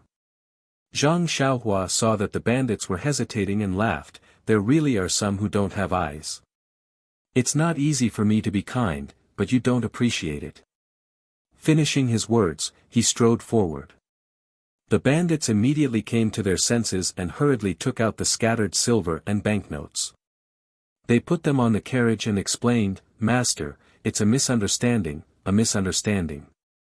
We didn't react in time, please forgive us." Looking at Zhang Xiaohua's behavior, he didn't look like a well-mannered disciple who came from a poor family. It further confirmed the rumors about his hands being stained with blood. If they could exchange the money for their lives, the bandits would be more than happy to do so. After all, the money was obtained through robbery. Wool comes from sheep's back. Seeing a small pile of scattered silver and banknotes on the carriage, Zhang Xiaohua said to the two girls on the carriage, "The two of you in the carriage, please help me count them. Keep them and give them to me later." The two girls, who had just recovered from their shock, quickly moved over. One counted the silver and the other collected the banknotes. Zhang Xiaohua didn't wait for them to finish counting. He walked to the front of the carriage and punched the horse's butt. The horse was in pain and neighed loudly. It immediately pulled the carriage and galloped away. The two girls on the carriage were caught off guard and staggered, almost falling. However, when they saw the carriage start to move, they immediately came to their senses and their faces were filled with surprise. When Zhang Xiaohua saw that the carriage had left, he used his lightness kung fu and quickly arrived in front of his horse. He did a somersault and stood on the horse's back. He called out to the bandits, "This young master is leaving. Don't send me off." Finishing his words, he sat down on the saddle and shook the reins, turning the horse away. Zhang Xiaohu ignored the bandits and also turned his horse around. He followed Zhang Xiaohua and rode out of the forest. After Zhang Xiaohu and Zhang Xiaohua left the forest for a long time, the bandits let out a sigh of relief. The older bandit tiptoed onto his horse and galloped out of the forest. Seeing that there was no one in sight, he returned. The others looked at the bandit and said, "Brother Su, the master of the Dalan temple has already left." "Ha ha ha, he's gone. That bald donkey has already left." "Ah." Everyone let out a long sigh of relief. One of them said, "Amazing, he's indeed a disciple of a famous family. Just his aura alone was enough to scare us to the point that we didn't dare move. If we really fought him." "That's right. Just by looking at that young man's qigong, I feel that we were very lucky to be able to escape with our lives this time. Also, you saw him lift that horse's dragon-elephant prajna with one hand. Do you think he used the Dalan temple's dragon-elephant prajna? I just don't know which level he has reached. Dragon-elephant, dragon-elephant chna na na na na na na if s's reads teat, forget it, who cares what's his martial arts.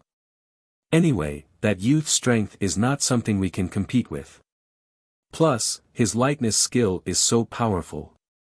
If he punches us, we'll probably be dead.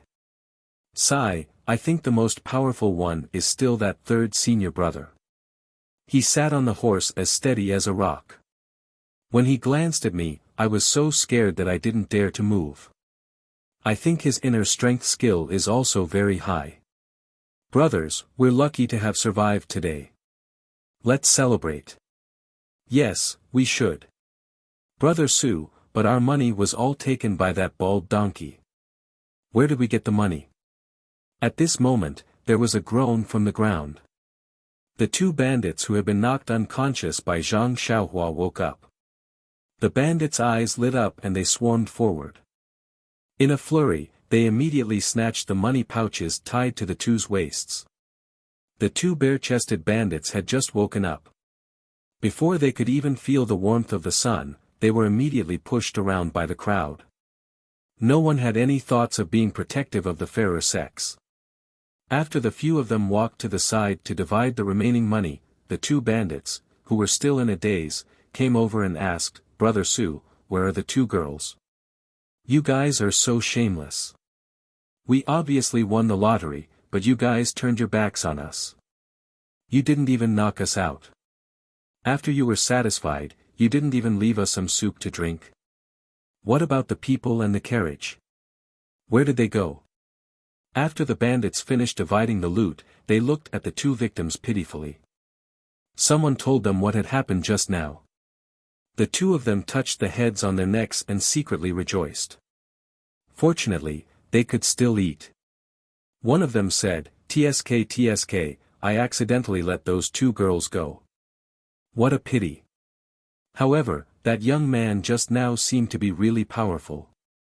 I didn't even pay attention to him and he knocked down a huge force. Now I'm very puzzled. How could I not feel anything at all? At this moment, a slightly shorter bandit wearing yellow clothes said, "Hee hee, although the little fat sheep at the mouth temporarily ran away, we still have a chance." Brother Su smiled and said, "Kid, you're usually so smart. Why didn't you dare to say a word just now? Why are you boasting now?" The bandit said, "Brother Su, you also know that I'm good at talking. My hands and feet are much worse than the brothers here.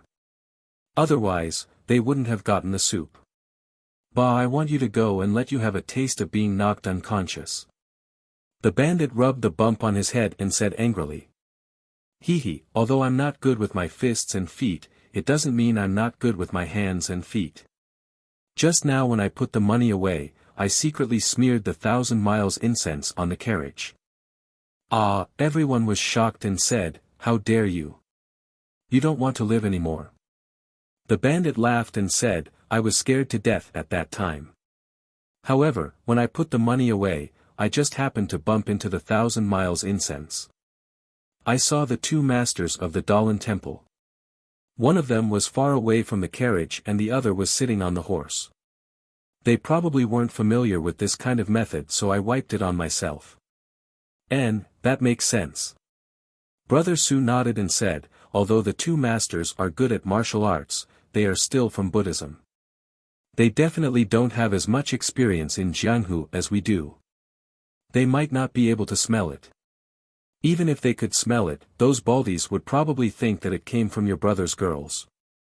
Hee hee, these two masters are just passing by. They can't accompany these two girls forever. When they're gone." After saying that, he laughed lewdly at the bandit. Ha ha ha. The bandit's expression was no longer as frightened as before. "That's right, I risked my life to do this. Brothers, what do you think of those two girls? There's nothing to say. If there's effort, there's gain. Next time, you'll definitely be the first. Thank you, thank you. Let's go, brothers. Let's go drink and have fun. A strong dragon cannot suppress a snake in its old haunts." This was the truth. Whether you see injustice on the road or draw your sword to help, there will always be a time when you leave. You can pat your sleeves and leave, just like how you came quietly. You can leave a good reputation, but you can't take away the worries of others. Evil must be completely eradicated. Zhang Xiaohua and Zhang Xiaohu rode their horses and followed the carriage out of the forest. The horse was like an old horse that knew the way. It didn't need anyone to steer it and it ran very fast. Zhang Xiaohu and Zhang Xiaohua looked at each other and didn't say anything.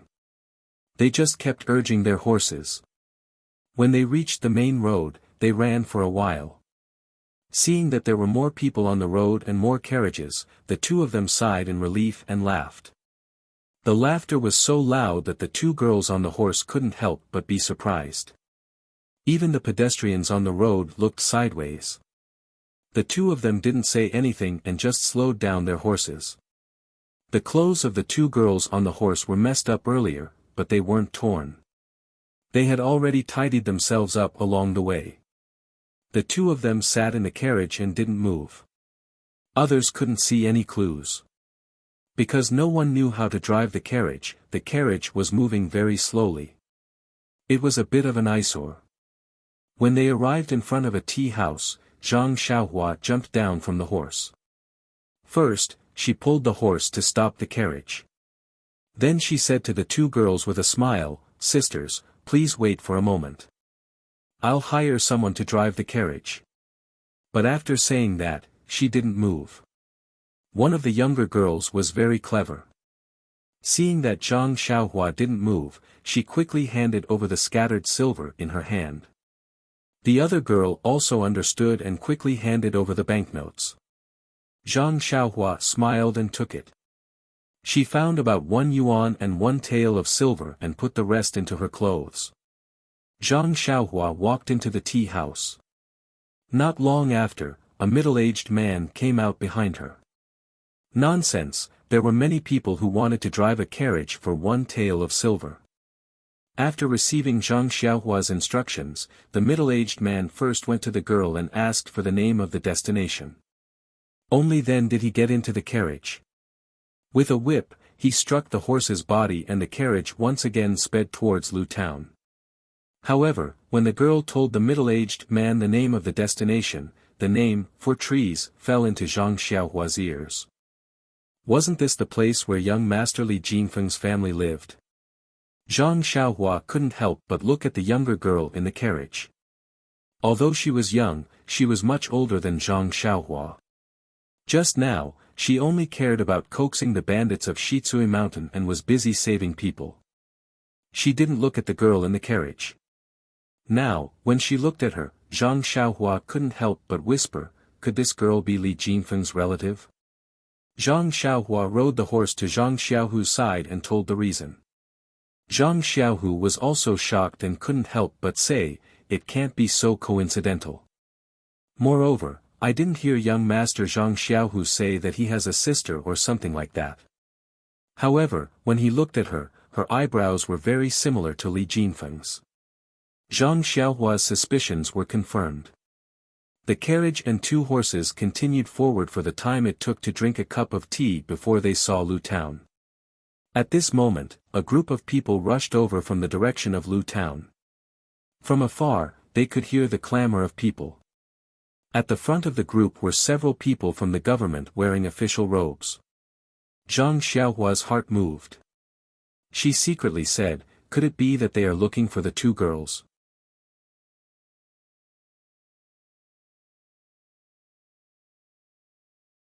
Chapter 225. The two girls that were rescued from the forest were traveling in a carriage. Presumably, before they were robbed, there was at least a coachman accompanying them. There was no trace of the coachman in the forest, nor was there a corpse. Presumably, he had left first. At this time, the coachman returned home to report the news, and borrowed the power of the government to rescue them. This was expected. However, this time was delayed.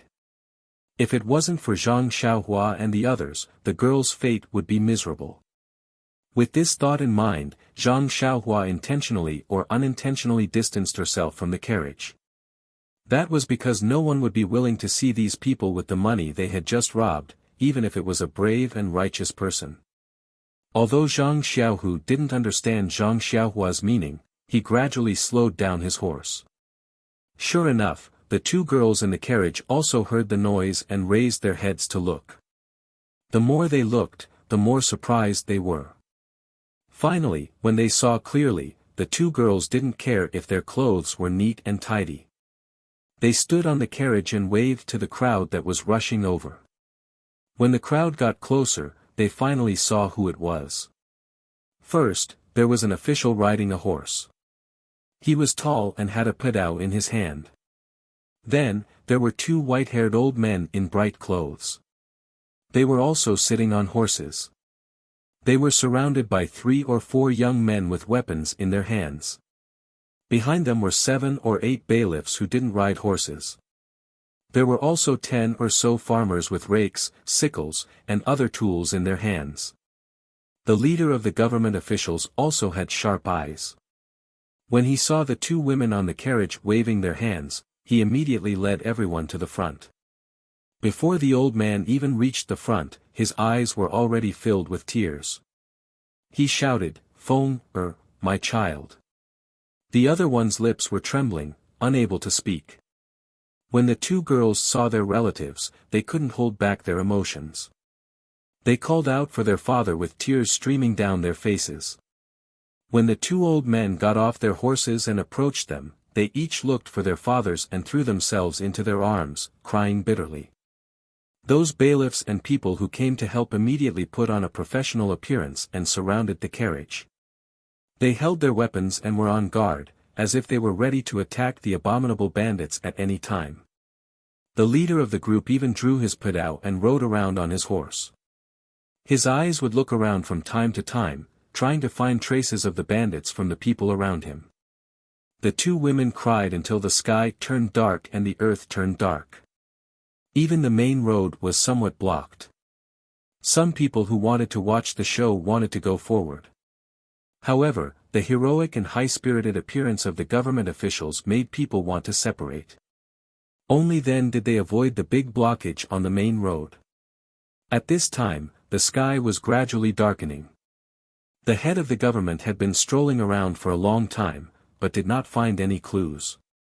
Very bored, he dismounted from his horse and walked in front of the grieving father and daughter pair. He said, "Minister Li and Minister Gao, since your two daughters have been found, it is not a good idea to just cry and weep here. Even if you want to ask something, after all, it involves the girl's innocence. It is not convenient. Why don't you go home first and reunite with your family? You can properly ask the reason behind this, and then you can make a fuss about it. How about it?" The two old men wiped their tears and repeatedly said that it was a good idea. Only then did they pack up and get on their horses. When they got on the carriage, the bailiffs had already pulled the hired driver to the side and replaced him with one of their own. The driver smiled apologetically and said, "Head supervisor, I was just drinking tea at the tea house. I was hired by a young man on a horse for 1 tael of silver to drive this carriage for them. Now that you are all here, I will go back to the tea house and drink tea." Young man. When the head supervisor heard this, he quickly looked around. This road was not empty, so where was the young man on a horse? Thinking about it carefully, he remembered that when they first arrived, there were indeed 2 people on horseback behind the carriage. However, he did not pay attention at the time and naturally did not see clearly. Could it be that they were the bandits? At this time, the 2 women also came back to their senses. They were only focused on venting their grievances and forgot about their savior. If they looked for him now, where would he be? The 2 had to make up their minds to wait until they reached home. Unable to find the young man, the head supervisor said to the driver, "We can't find a witness. You are the only witness other than the 2 women. Come with us. You don't have to speak now, but I can use every word you say as evidence in court and pass it on to our county magistrate." "Oh my God, head supervisor, I am innocent. I am just greedy for a tael of silver. I have the noble intention of helping others, so I drove the carriage. From the time I drove the carriage to here, it was only the time to drink a cup of tea. You are taking me away. I have been law-abiding all my life, and have never been to the yamen. Hee, look at what you are saying. Our yamen is an advanced work unit in Lu Town. We have always followed the policy of, we will never let a bad person go, but we will never wrongly accuse a good person. You can rest assured. Besides, with your driving skills, who would believe that you can earn a tael of silver in the time to drink a cup of tea? It is better to obediently cooperate with our investigation and go to the yamen to drink tea first." Without any explanation, after tricking the driver, the bailiffs went back to Lu Town with their heads held high. The people who saved the 2 girls were also in a good mood. Their kindness was greatly satisfied, and they went back noisily with sickles, hoes, and other things. Only the 2 women looked back from time to time, as if they were trying to find the lay disciples of the Dalan temple on the gradually darkening road. In fact, when the 2 women stood up and waved to the old man in the crowd, Zhang Xiaohua and Zhang Xiaohu stopped. They didn't mind being heroes and receiving cheers from the crowd to satisfy their self-esteem. In addition, they also didn't mind giving some thanks. However, the involvement of the yamen people was a bit of a headache.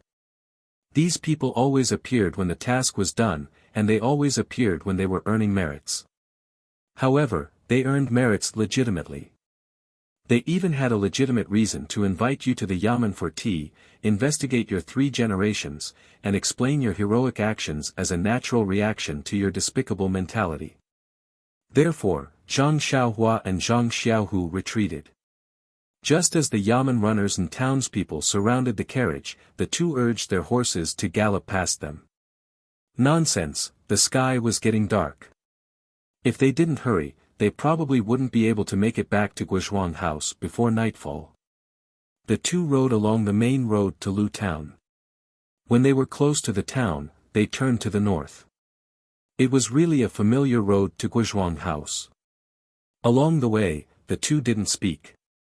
Zhang Xiaohu didn't ask Zhang Xiaohua why he disguised himself as a lay disciple of the Dalan Temple. He also didn't ask why he robbed the bandits. He also didn't ask why he didn't claim the honor of being a good Samaritan.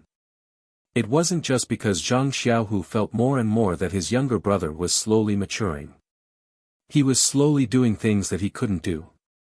He was slowly getting out of his own protection. He was slowly changing from the role of a protector to the role of the protected, or even a supporting role. The most important thing was that neither of the two brothers wanted to talk. They were both savoring the feeling of returning home. It was a strong feeling of homesickness that enveloped their entire body. Homesickness was the feeling of every wanderer. The closer they were to home, the more timid they felt. The road from Pingyang City to Lu Town wasn't familiar. The thought of returning home was still stuck in his mind. It was just a kind of longing. Now that he was on the familiar road, an indescribable feeling spread throughout his body and mind.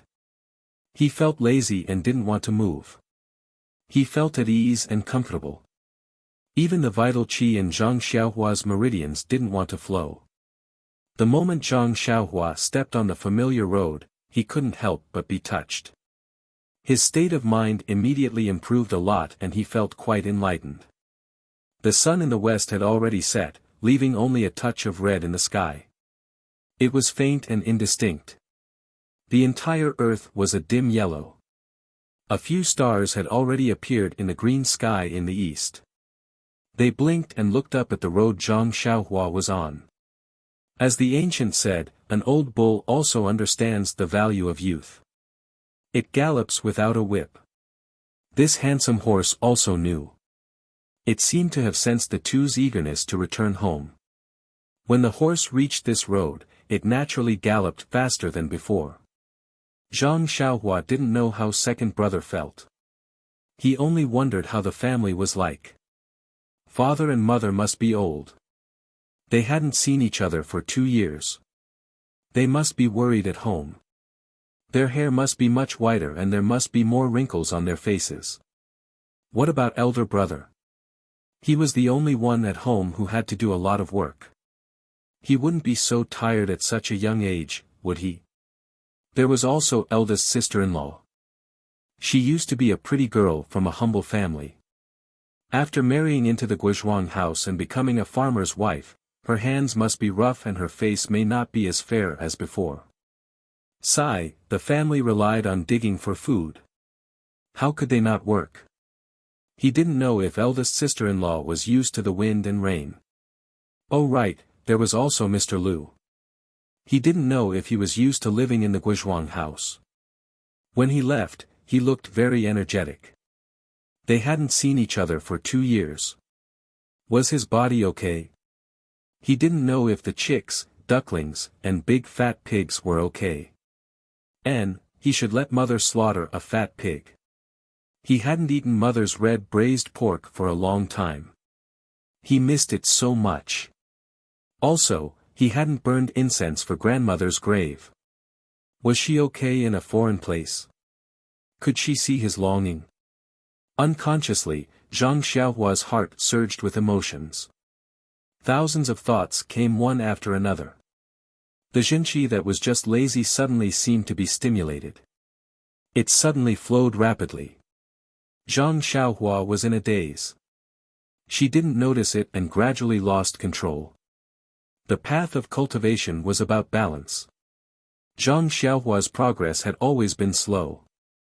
The perception of Jinqi and the cultivation of Jinqi were all very slow. Of course, it wasn't that Zhang Xiaohua didn't work hard.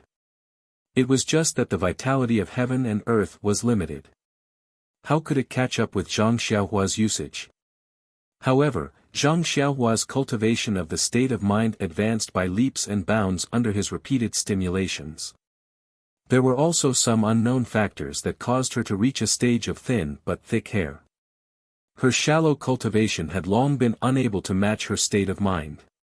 Usually, her mood was indifferent and didn't stand out. But when she returned to her hometown, her mood surged. Immediately, Zhang Xiaohua's first crisis since she started cultivating appeared.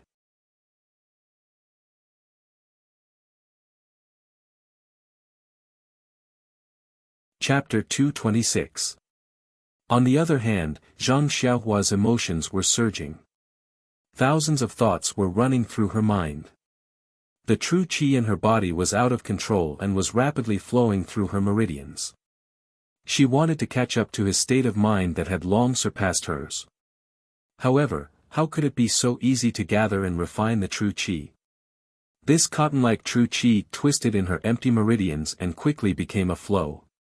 When Zhang Xiaohua came to her senses, the true qi had already spread throughout her entire body's meridians and spread to her limbs and bones. Zhang Xiaohua was greatly shocked. Her limbs couldn't move, and even her eyelids couldn't move at all. Usually, she would always tell second brother about qi deviation and qi deviation. It seemed that this time, she was really qi deviation. Zhang Xiaohua wanted to open her mouth and call out to second brother, but how could she say anything? Moreover, Zhang Xiaohua's body was light, and the horse didn't carry much weight. Zhang Xiaohua's horse had already run more than 2 lengths away from Zhang Xiaohua's horse. Zhang Xiaohua was lagging behind, so how could he see Zhang Xiaohua's appearance? Moreover, at this time, Zhang Xiaohua's mood wasn't any worse than Zhang Xiaohua's. He was only looking at the end of the road, which was not far away from his hometown. He was completely focused on returning to the Guizhuang house as soon as possible. How could he have expected that Zhang Xiaohua would enter qi deviation at this time? There was only one road from Lu Town to the Guizhuang house. Although it wasn't perfectly straight, there weren't any forks either. Therefore, even though Zhang Xiaohua didn't deliberately control the horse continued to gallop forward. There was nothing strange about it at all. Zhang Xiaohua didn't know what the final result of qi deviation would be. He only felt that his whole body was hot and dry. Countless strands of true qi were flowing everywhere. His whole body was out of his control. Zhang Xiaohua's heart seemed to have sunk to the bottom. Even in the face of heaven's thunder, his heart was slightly shaken.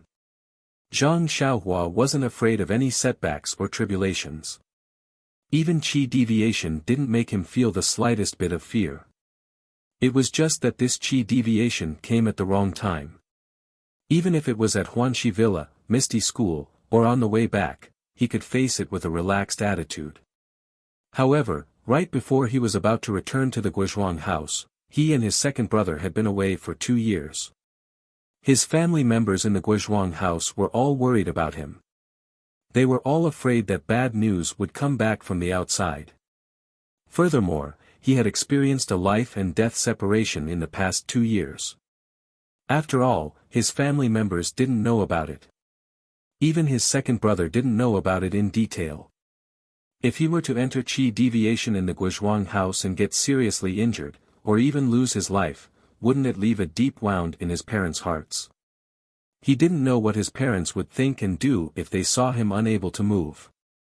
Zhang Xiaohua faintly felt very bitter in his heart. Not long after, they were nearing the Guizhuang house. After turning the last hill, they would be able to see the full view of the Guizhuang house. Zhang Xiaohua was still stiff on the horse, moving his eyes with some difficulty.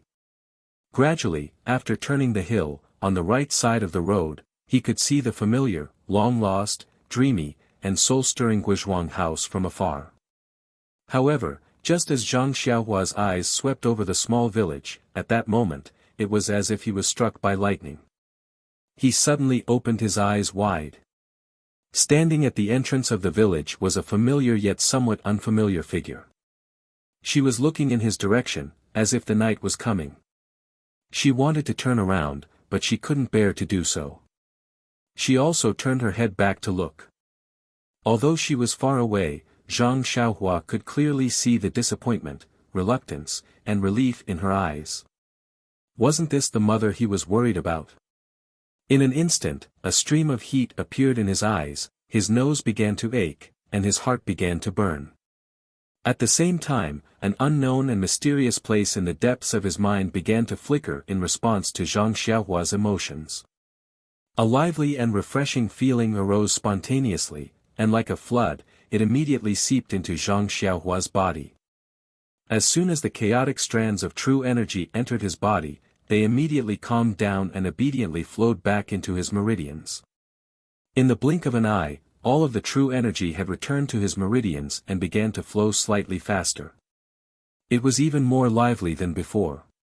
Zhang Xiaohua was still unaware of the changes in the Jinqi in his body. He only looked at his mother in the distance. His eyes were already blurred.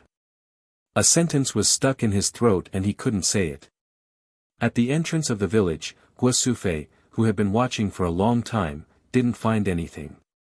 Just as she was about to enter the village, she seemed to hear the sound of a horse's hooves. She half turned her head back to confirm. However, Zhang Xiaohua was still small and had just turned around the mountain. Naturally, he couldn't see it. Guo Sufei saw that it was a tall horse. Although she couldn't see clearly who was sitting on the horse, she still sighed in her heart.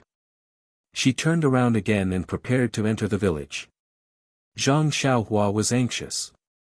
He finally shouted out the words he had been holding back for 2 years, "Mother." However, the horse he was sitting on didn't know that it was already home. It continued to gallop down the main road. Hearing the familiar cry, Guo Sufei, who was about to enter the village, was shocked. She turned her head back in disbelief and looked at the horse that had completely galloped over the mountain. Wasn't that the child she saw every day in her dreams sitting on the horse? Was that the child who cried a mess when he left 2 years ago? Was that the child who made her go to the village entrance every evening to take a look? Was that the child who always made her worry about whether he was eating well, sleeping well, and growing taller? However, why was he riding a tall horse? Why was he still riding the horse? Why did he show no signs of stopping? Guo Sufei rubbed her eyes and staggered towards the main road. At this moment, Zhang Xiaohu also turned around the mountain on his horse. He also saw his mother, who was about to run over here. At the same time, he also noticed that Zhang Xiaohua didn't turn the horse around and gallop down the main road. She also didn't tighten the reins and stop the horse. Instead, she continued to gallop down the main road. Thus, he loudly berated her, "Xiaohua, what's wrong with you? Hurry up and tighten the reins. Don't tell me you don't recognize your home." Hearing second brother's scolding, Zhang Xiaohua reflexively withdrew her hands. Immediately, he was ecstatic. "Huh, my hands can move." In fact, he had forgotten that he had just shouted. The horses trained by the Misty School were naturally not ordinary. When Zhang Xiaohua tightened the reins, the horse knew that it had to stop and immediately slowed down.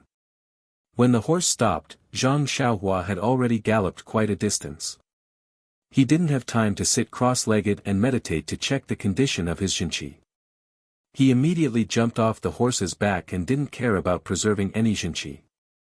He immediately used the levitation technique and rushed towards his mother's direction along the side of the road.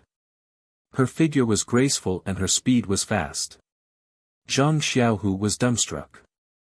Guo Sufei watched as she ran, afraid that her son would disappear from her sight. When Zhang Xiaohua jumped off the horse, her heart jumped. She only wanted to take a step forward and hug her son, afraid that he would fall. When Zhang Xiaohua flew over like a bird, her heart also jumped in fright. She thought that her son had really grown up. The roads in the countryside were bumpy and rarely flat. Usually, even if one was careful, it was hard to avoid spraining their feet. But today, Guo Sufei's eyes were fixed on her son. How could she care about her feet? Especially when she saw her son fly over, her mood surged. She wasn't careful and staggered. Her body tilted and she was about to fall forward. When Zhang Xiaohu saw this, he couldn't help but cry out. Although this road was dirt, there were still a lot of mountain rocks. If his mother fell on flat ground, it was hard to guarantee that she wouldn't be injured. When Zhang Xiaohua saw this, her heart tightened. The true qi in her whole body's meridians surged. She used all her strength to step on the ground. Her body was like an arrow leaving the bow. She shot toward Guosufei like lightning. Just when Guosufei's body was about to fall to the ground, Zhang Xiaohua arrived in time. She held her mother's body with one hand and helped her up. Guosufei didn't seem to feel the lingering fear of falling. Instead, she held her son's hand tightly and was reluctant to let go. Zhang Xiaohua also looked at his mother's face that was close at hand. Tears flowed down his face. He called out, "Mother," and threw himself into Guosufei's arms. Guosufei also hugged her son. Her heart ached as she rubbed his head that had already reached the tip of her nose. She couldn't help but cry. Her mouth muttered, "Xiaohua, my son." After the two cried for a while, Zhang Xiaohu also led the two horses over. Guosufei raised her head and looked at her son who was already much taller than her. She also said, "Xiaohu, my son." She reached out her hand and touched Zhang Xiaohu's forehead. Zhang Xiaohu's eyes were red. He called out, "Mother," and tears almost fell. Seeing his mother reach out her hand, Zhang Xiaohu was a little embarrassed. He was almost 20 years old. How could he be like his younger brother? But in his heart, he also missed his mother very much. So, he stood there honestly and let his mother touch his head. In an instant, the sweetness of childhood immediately filled Zhang Xiaohu's chest. A man's self-esteem and face were thrown aside. Only his mother's love was the most real melody at this time. After a while, dusk was about to fall. Guosufei calmed her mind. She smiled and wiped her tears. "Look at me. I saw you at the entrance of the village. Quickly go back. Your father, big brother, and sister-in-law are still at home. Let's go home first." Zhang Xiaohu smiled and said, "Listen to mother. Let's go back quickly." After saying that, he forcefully pulled the two horses and walked back to the village. Zhang Xiaohua, on the other hand, was reluctant to part with his mother. He continued to let his mother hold him as they walked together. But as soon as Guosufei took a step, she felt that something was wrong. Zhang Xiaohua in her arms was so light that he didn't seem to have any weight. So Guosufei acted just like Zhang Xiaohua when he was young. She wrapped one hand around his waist and hugged him tightly. Zhang Xiaohua smiled and said, "Mother, do you still want to hug me? I'm already so big." However, Guosufei didn't say anything. Her tears flowed down again. She said, "Xiaohua, my son, it's really hard on you. Look at you. What have you done in the past 2 years? How did you become so thin?" Zhang Xiaohua was stunned and hurriedly said, "Mother, what's wrong with you? Aren't I perfectly fine now? I eat well, I wear good clothes, and I'm almost as tall as you. How can I be thin?" Guosufei said with tears in her nose, "Xiaohua, don't lie to me. Quickly go home. I'll definitely nourish you well. The two butterflies are very sensitive. That's how it is. The topic needs to be changed. The style also needs to be changed. Writing an article requires one to be able to send and receive it freely. There are enough details. Now it's time to put it away. Everyone, wait and see." Qidian Chinese website welcomes readers to read the latest, fastest, and hottest serial works at Qidian Originals.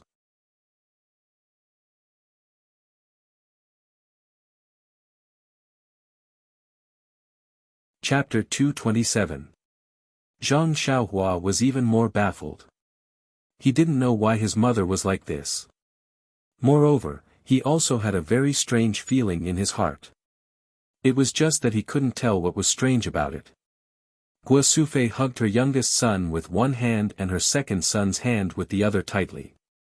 She walked towards the village as if she was afraid that the two would suddenly disappear. At this time, it was dinner time in the village. There was no one at the entrance of the village. After entering the village, the number of people gradually increased. However, at this time, it was already dusk. If it wasn't for Zhang Xiaohu's two tall horses that were very eye-catching, perhaps no one would have noticed the return of the two villagers. Guozhuang House was a slightly remote and isolated small village. Although there was a road not far from the entrance of the village, after all, the villagers were too poor. Tall horses were very rare. Usually, the extravagant way of traveling was a donkey cart. Even when Zhang Xiaolong married, he only had a horse that wasn't very strong. However, on that day, that horse was actually able to pull 4 people back. Thinking about it now, it was extremely rare. Zhang Xiaohu was leading 2 large horses with one hand. The villagers usually dealt with livestock when plowing the fields, so naturally, they could tell that the 2 horses were majestic. Immediately, many people gathered around to watch. From time to time, there were children from the village who came over to play, running in front of and behind the horses. Fortunately, the date red horse was trained by the ethereal sect. It was also a good horse that was sent to flatter. No matter what, it was still a horse that had seen a lot of big scenes. Not only did it fight and kill, it had also seen a lot of blood. It was not disturbed by these children from the village.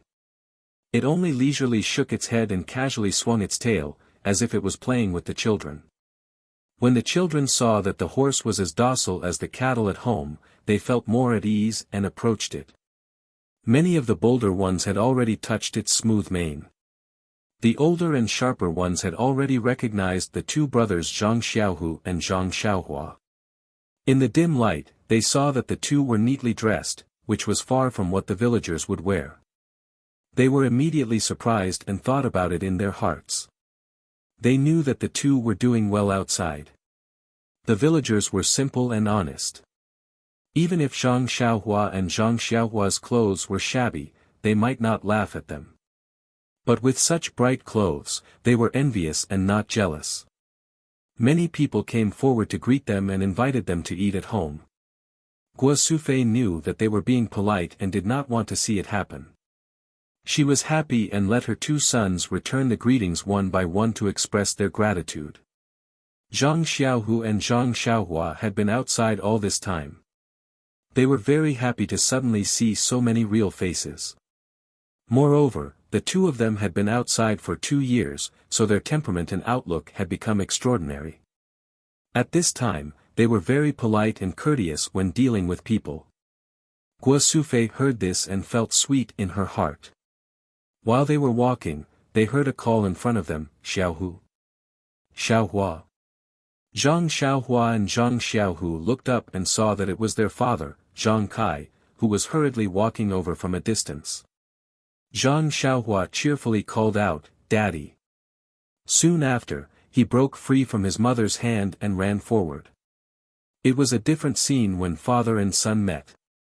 Zhang Kai held his son's hand and looked at it over and over again. He kept saying, "Good, good."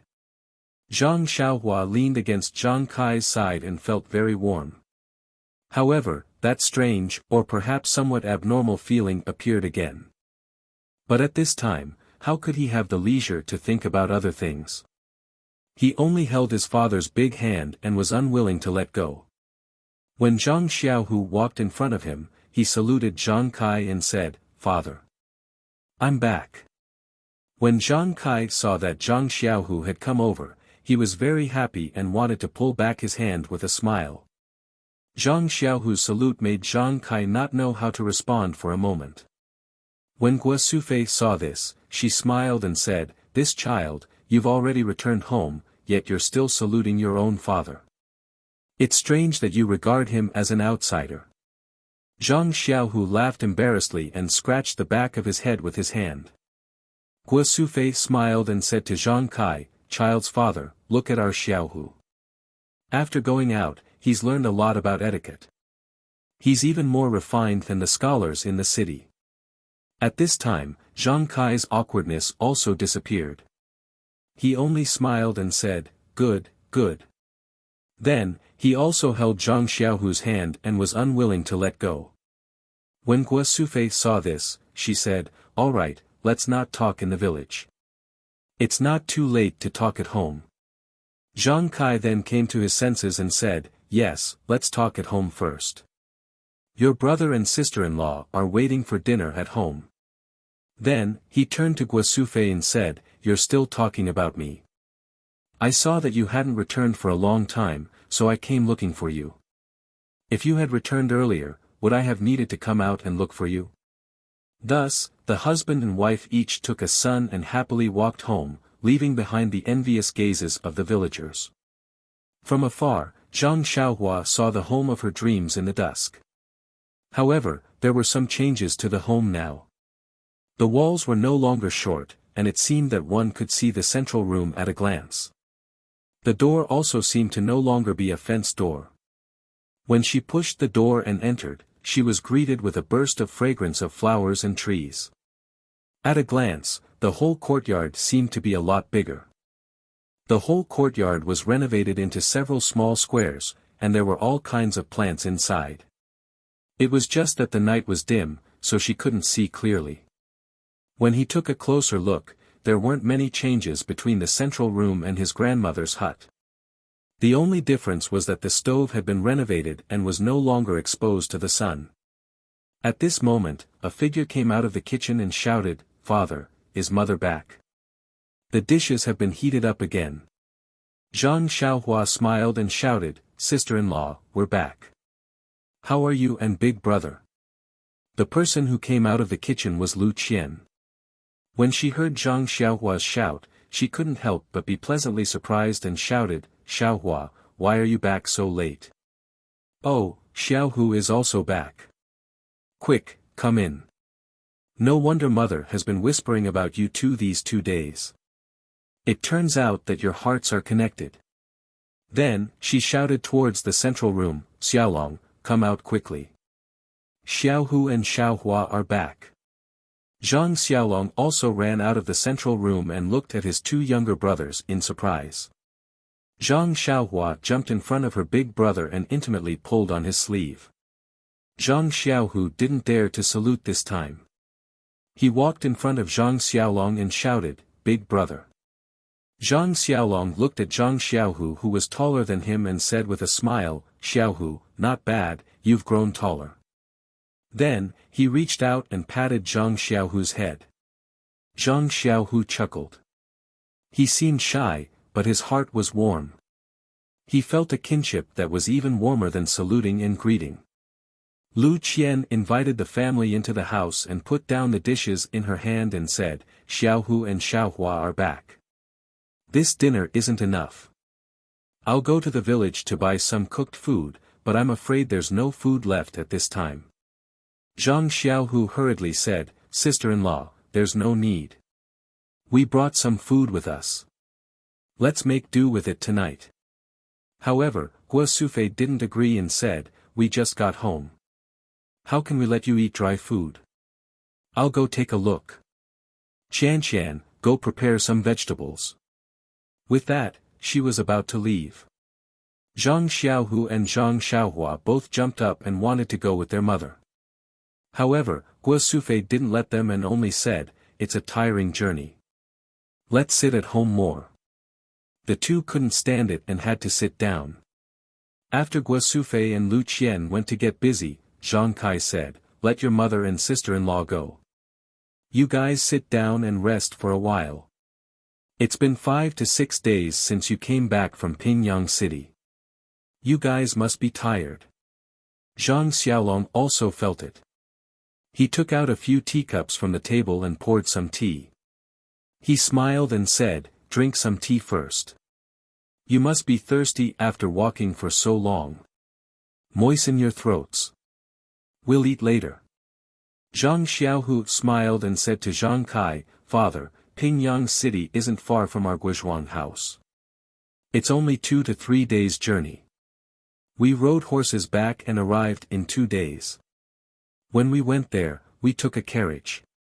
It seems like it took 3 days." Zhang Xiaolong said, "Oh right, Xiaohu, the horses you tied to the tree in the yard, do you have to feed them at night? What do they eat?" Zhang Xiaohu said, "Big brother, you don't have to worry about that. Ordinary fodder will do. I'll go after dinner."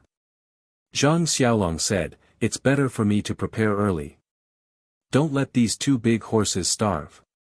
They look very precious." Seeing that Zhang Xiaolong was about to go out, Zhang Xiaohua hurriedly stopped him and said, "Big brother, it's okay. We just fed them fodder at noon. Even if they are hungry now, it's not a big deal. The three of us brothers haven't seen each other for 2 years. Let's talk first. It won't be too late to feed them at night." Zhang Xiaolong paused for a moment, but still walked out and said, "These 2 horses are borrowed from the escort agency, right? They are worth a lot of money. Don't let them starve. It won't be easy for us to explain when we go back. I'll be back soon. It's just some fodder. It'll be ready in a while." Zhang Xiaohu drank a mouthful of tea and also stood up and said, "Big brother, I'll go with you." Zhang Kai didn't stop them. He smiled as he watched the 2 of them go out. He said to Zhang Xiaohua, "Xiaohua, quickly drink some water. You've been running for 2 days. You're thirsty." Zhang Xiaohua looked at her father under the oil lamp and said, "It's okay, father. I'm not tired. Riding a horse is fun." As she said that, she also picked up the teacup and drank a mouthful. In fact, she hadn't drunk a cup of water since noon. Just now at the tea shed in front of Lu Town, she found a coachman and forgot that she was thirsty. Now that she was home, her mouth was really dry. However, when the cup of tea entered her mouth, Zhang Xiaohua was so shocked that she almost stood up. The tea was sweet as it entered his mouth, making him salivate. It flowed down his throat and into his stomach, making him feel warm and comfortable. However, as soon as this feeling passed, a wisp of yuan qi emerged from his chest and flowed along his meridians. Without Zhang Xiaohua's refinement, it flowed into his dantian and merged with his zhen qi. There was primordial qi of heaven and earth in this tea. How could Zhang Xiaohua not be shocked? She felt that she wanted to get the teapot again. Zhang Kai saw her and thought that she was thirsty. He quickly poured the tea for her and said with heartache, "Xiaohua, look at how thirsty you are. Drink some more. Don't worry, you'll choke." Zhang Xiaohua smiled and said, "Father, I know. I'm not a child." Looking at Zhang Kai's kind eyes, Zhang Xiaohua's heart was warm. She was about to drink the tea to verify her discovery. Suddenly, a flash of lightning flashed through her mind. She knew why she had a different feeling when she saw her father and mother.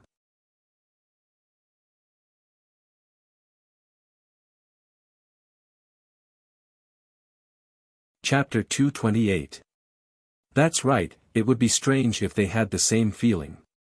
In Zhang Xiaohua's mind, his mother's hair should be gray and wrinkled. His father's hair should be even whiter and his back should be bent due to exhaustion. His hands, which used to support him since he was young, should be unusually rough. His elder brother's hair should also be gray at an early age. His face was full of bitterness and hatred. His elder sister-in-law should have died early and looked like a village woman. However, what about now? Just now when she threw herself into her mother's arms, her hair seemed to be abnormally black and her skin was very good. Although there were crow's feet at the corners of her eyes, there weren't many. Her father's hand that held her hand just now seemed to be more delicate than when she left home. She didn't feel that it was rough at all. Moreover, when her father walked back, his back was straight. Her elder brother and sister-in-law didn't see it clearly, but it wasn't like what she imagined. Why was everything different from what she imagined? Zhang Xiaohua looked at Zhang Kai's black hair under the oil lamp and his face that didn't change much from 2 years ago when she left. She asked, "Father, why is your hair so black? I remember that when I left, your hair was gray." Zhang Kai couldn't help touching his hair and smiled, "Who knows? Last year, my hair slowly turned black and gray. This year, it was completely black. When the villagers asked me, I didn't know what to say. I could only say that it was dyed with herbs by the town's doctor. That's right, your mother also had the same, and Mr. Lu behind the house. According to Mr. Lu, it should be because of the well water on the south slope. However, I don't think so. How can the well water be so magical? Zhang Xiaohua's heart moved and asked, Father, about the spring water, you didn't tell the villagers, right? Zhang Kai shook his head and said, Mr. Lu and your sister-in-law repeatedly told me not to tell them. How can I tell them? Even if it's not because of the well water, I can't tell them because the South Slope village is so good. Zhang Xiaohua nodded and said solemnly, Father, this matter can't be told to others. Maybe the villagers don't have bad intentions, but there are too many bad people outside the village. If someone hears the news, our family will suffer. Zhang Kai smiled and said, I know. Xiaohua, quickly drink water. Don't be thirsty. Zhang Xiaohua then remembered that she still had to verify her discovery. Sure enough, this time, the tea had the same reaction. The heaven and earth yuan qi really existed. Zhang Xiaohua was enlightened. His spring water was indeed extraordinary. It was just as Mr. Lu had said. His family's abnormalities were due to the spring water. However, Zhang Xiaohua didn't know how to explain these things to her family. After drinking a few more cups of tea, Zhang Xiaohua's thirst was quenched. Her qi also increased slightly. Zhang Xiaohua couldn't help but think, drinking tea can also cultivate. It's really interesting. Do I have to drink tea every day in the future? Just as she was thinking, Zhang Xiaohu and Zhang Xiaolong came back. Zhang Xiaohua's heart moved, she poured a cup of tea for Zhang Xiaohu and said, Second brother, you're also thirsty. Quickly drink some water. After that, she carefully observed Zhang Xiaohu's movements. Unfortunately, Zhang Xiaohu was the same as before. He drank it in one gulp and didn't have any abnormalities. Then, he raised the empty cup and said, Good tea, it's really delicious. Another cup. Not long after, Guosufei also came back. Lu Qian cooked 2 more vegetarian dishes. The family then started to eat. Zhang Xiaolong asked, Qianqian, do we need to call father over? Zhang Xiaohua was stunned, but she immediately woke up. Isn't that Mr. Lu? Sure enough, Lu Qian smiled and said, At this time, he must have eaten already. No need to call him. After a while, call him over to drink tea. He must be very happy to see Xiaohu and Xiaohua. At this time, Zhang Xiaohua carefully looked at her brother and sister-in-law under the light. Sure enough, there was no change as she thought before. Her sister-in-law was still beautiful. Even that kind of temperament was restrained. There was no shadow of a rural woman. Her brother was also dignified. Compared to before, there was a kind of elegance. If one didn't know the inside story, it was completely impossible to tell that he was a farmer in the countryside. Zhang Xiaohua couldn't help but feel a little puzzled. How could the spring water give people knowledge? His big brother's temperament was just like Li Jinfeng's. This meal, Zhang Xiaohua ate happily. The taste of the food in Zhang Xiaohua's mouth may not be as delicious as the food in Huanxi Manor, but this kind of warmth and feeling was a world of difference. It made Zhang Xiaohua eat several bowls of rice and was reluctant to put it down. Lu Qian only ate a small mouthful of rice. She didn't dare to eat more. Zhang Xiaohua ate like this, tonight's meal was not enough. After the meal, Guosufei and Lu Qian cleaned up. Everyone was about to sit down when they heard someone shouting outside, Brother Zhang, is today's tea ready? Lu Qian happily said, Father, you are here. I was about to call you over. Xiaohu and Xiaohua are back. The person who pushed the door and came in was Mr. Lu. Zhang Xiaohu and Zhang Xiaohua quickly got up and went to the courtyard to greet him. Mr. Lu was overjoyed and said, No need for formalities, no need for formalities. When did the two of you come back? Why didn't you send a message beforehand? I heard that the escort agency often has a business of welcoming and delivering guests. It shouldn't be difficult to send a message.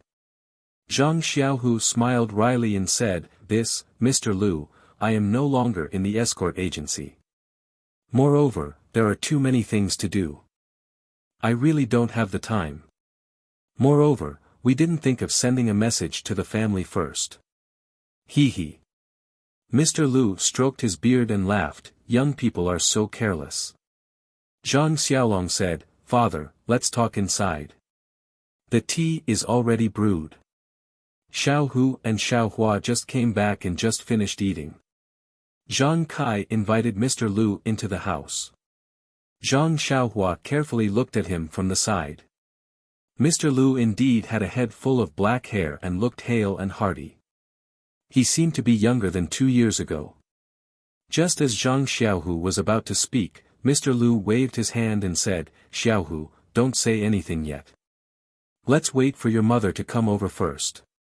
Last time, young Master Li from Lu Town came over for the new year, but he didn't explain it clearly. The whole family wants to know about your experiences outside, especially your mother. During this period of time, she would go to the entrance of the village every night to take a look.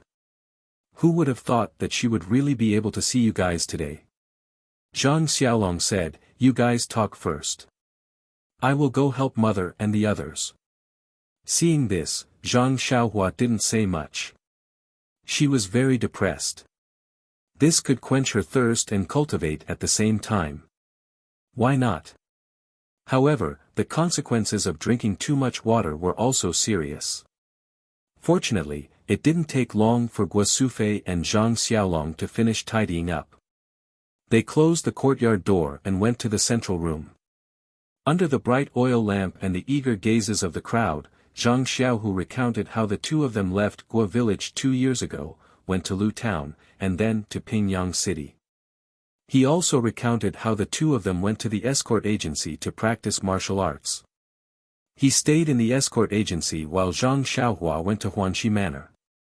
Later on, he became an armed escort and went out to escort escorts. Naturally, Zhang Xiaohu skimmed over the hardships involved. However, Guo Sufei could only wipe away her tears as she listened. How could she not understand the hardships involved when a son traveled thousands of miles and was worried about his mother? After that, Zhang Xiaohu hesitated for a moment. He then told them about how he went to the seaside town as an escort, how he met Zhang Xiaohua by chance, how they came back together, and how the escort leader made things difficult for him. In fact, he didn't want to talk about this. However, if he didn't talk about this, he wouldn't be able to explain how he was accepted into the Misty School.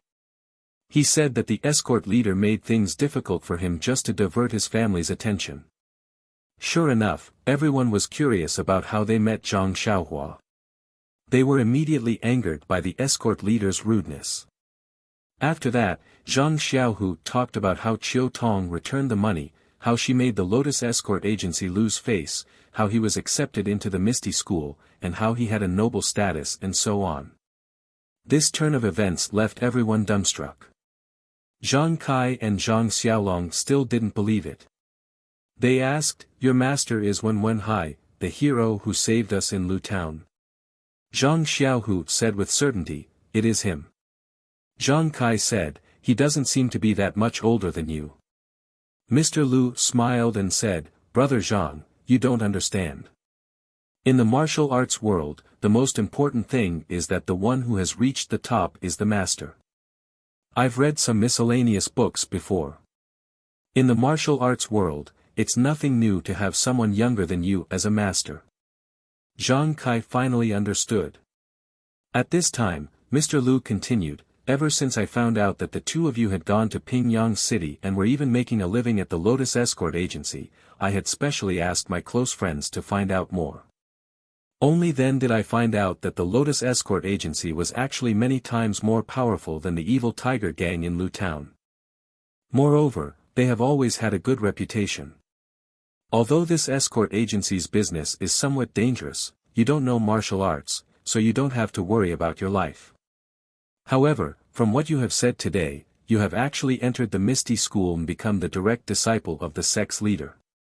This is undoubtedly your great fortune. However, this Misty School is not ordinary. That Lotus Escort Agency is merely a branch of the Misty School and already has such a reputation. The status and reputation of the Misty School in the martial arts world is not something that we can imagine. Just like what Brother Zhang said before, just a token from Hero One was able to make the evil Tiger Gang retreat. His status must be extraordinary. To put it bluntly, Xiao Hu, how did you manage to climb up his thigh? Hit the nail on the head. When Zhang Xiaohu heard this, he looked at Zhang Xiaohua and smiled bitterly. This, Mr. Liu is extremely right. The Misty School does not even know who I am. For me to be able to enter the Misty School as a disciple, it is entirely because of Xiaohua's face. Ah! Everyone was shocked. They all looked at Zhang Xiaohua. Lu Qian even almost screamed out loud. She covered her mouth with her hand and stared with wide eyes at the young man who used to be so weak in her eyes. Zhang Xiaohua thought for a moment and drank a mouthful of tea. She enjoyed the pleasant feeling of the vital qi entering her body and smiled as she said, "The matter, it is like this."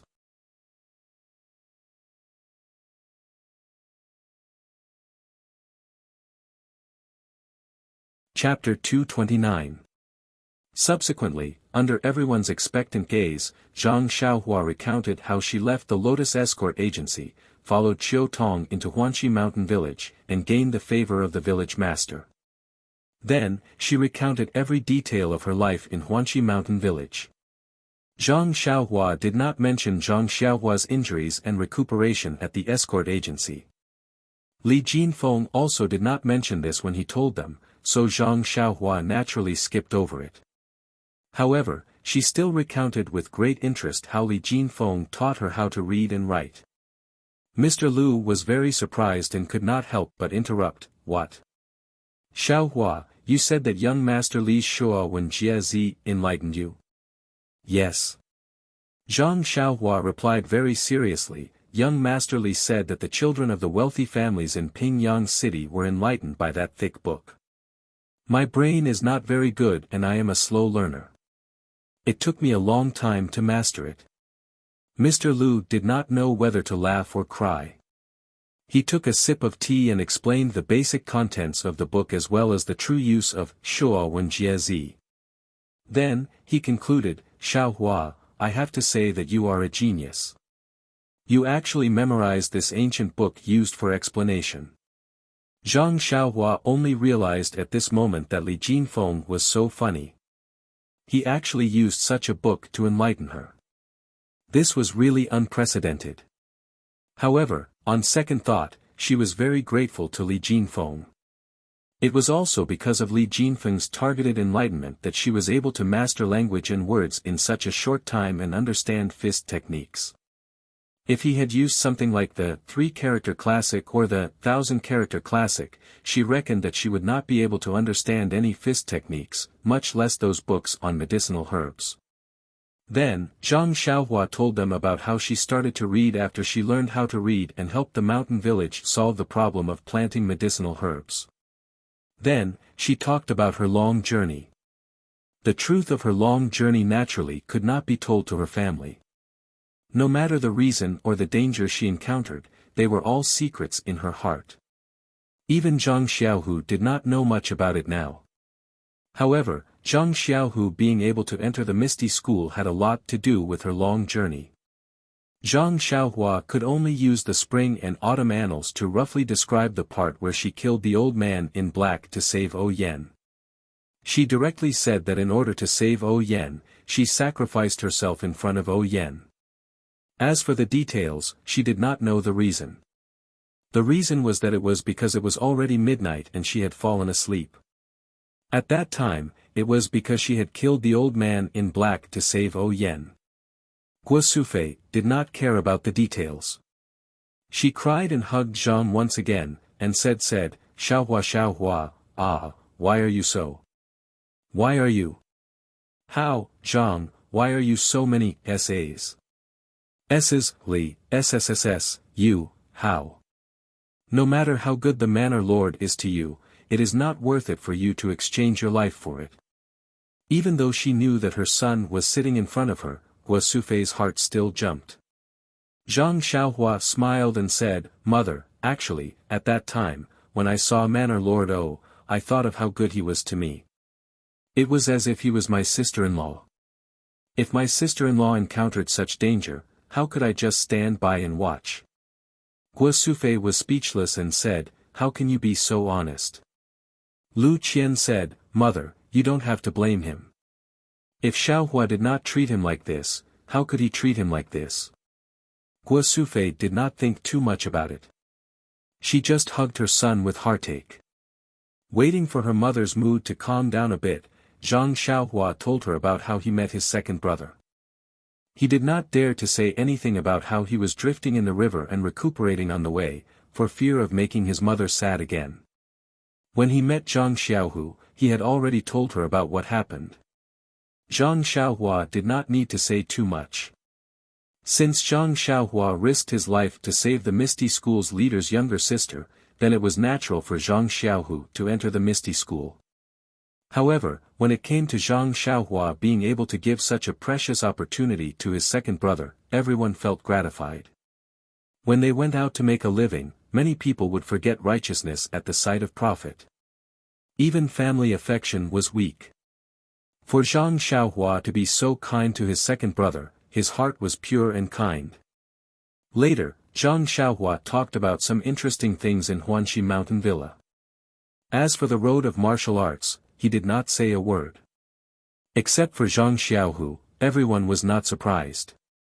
They only thought that Zhang Xiaohua was just a servant in Huanxi Mountain Villa and did not practice a lot of martial arts.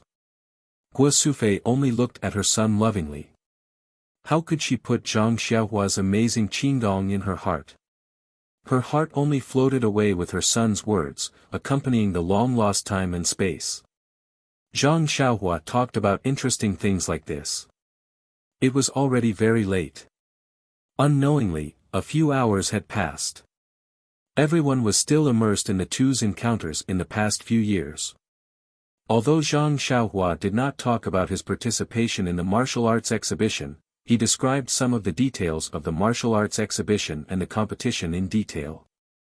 After all, this kind of thing was not something that people like Zhang Kai and Guo Sufei could come into contact with. Even Mr. Lu could not. Zhang Xiaohua was also excited.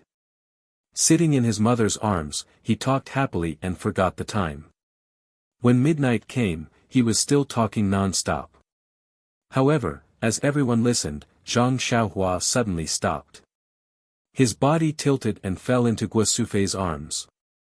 Guo Sufei was shocked and hurriedly called out to him. Everyone else also immediately stood up. Only Zhang Xiaohu smiled and said, Mr. Lu, father, mother, big brother, big sister-in-law, it's okay. He's always like this. I think it's already midnight. Didn't Xiaohua just say that he will definitely fall asleep at midnight? Isn't saving their manor lord like this? Moreover, when I came back from the south with him, he was also like this. Only then did everyone relax. Guo Sufei leaned over to listen to Zhang Xiaohua's snoring. Only then did she truly relax. Zhang Xiaolong said, Mother, let me carry Xiaohua to the small house. Lu Qian hurriedly said at this time, that, Xiaolong, wait a moment. I haven't tidied up the small house yet. Xiaohua and Xiaohu came back in a hurry and were busy cooking. I'll go now. After saying this, Lu Qian hurriedly left. Zhang Xiaolong's words caused Guo Sufei's tears to flow again. She said, No, Xiaolong. You don't know, Xiaohua, he's pitifully light now. I can easily carry him. Ah! Everyone was very surprised. How was this possible? No matter what, Zhang Xiaohua was still a teenager.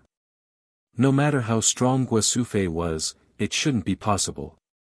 Guo Sufei only thought that her youngest son suffered outside and became very thin. However, Zhang Xiaohu knew that his younger brother had always been greedy. The Huanxi manor would not mistreat the servants. How could his younger brother become thin?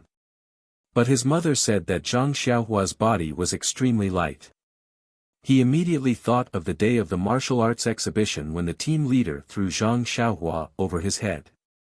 Thinking of Zhang Xiaohua's Big Dipper magical fist, Zhang Xiaohu became thoughtful and quickly explained to Guosufei, "Mother, although Xiaohua doesn't live with me, he's not too far away from me. I've also seen the food in their manor. It's not like what you think. It's many times better than what we usually eat. Moreover, Xiaohua only takes care of a few fields of medicinal herbs. It's much smaller than our family's farmland. It's definitely not the reason for suffering. Maybe it's because of his light weight." Cultivation of martial arts. Everyone was surprised again. "You're saying that Xiaohua also cultivates martial arts? You can practice martial arts because you're in the escort agency and entered the Misty School. Xiaohua also didn't have a master. How can he practice martial arts?" Zhang Xiaohu's face was filled with a bitter smile. He secretly said in his heart, "Not only can he practice martial arts, he's even better than me." His mouth said, "This, I'm not sure. It's better to ask him tomorrow." At this time, Lu Qian also came back and said that the small house had been cleaned up. Guosufei carried her son and wanted to go over. How could Zhang Xiaolong let his mother carry him? Mr. Lu also said, "In this dark, it's better to let the young people work." Only then did Guosufei let go of Zhang Xiaohua. Zhang Xiaolong reached out and took him. Just like what his mother said, Zhang Xiaohua's body was very light. It was as if he was a child who played on his shoulders when he was young. After Zhang Xiaohua was put to bed, everyone returned to the central room. Zhang Xiaohu took out a pile of scattered silver and some small banknotes from his chest and said, "Father, Mother, this is what we brothers have earned in the past 2 years in Pingyang City. You can keep it. It's also a small token of our appreciation." Zhang Kai looked and said, "You should keep some for yourselves. It's inevitable that you'll need it when you're outside. It's not like the countryside where you can provide for yourself."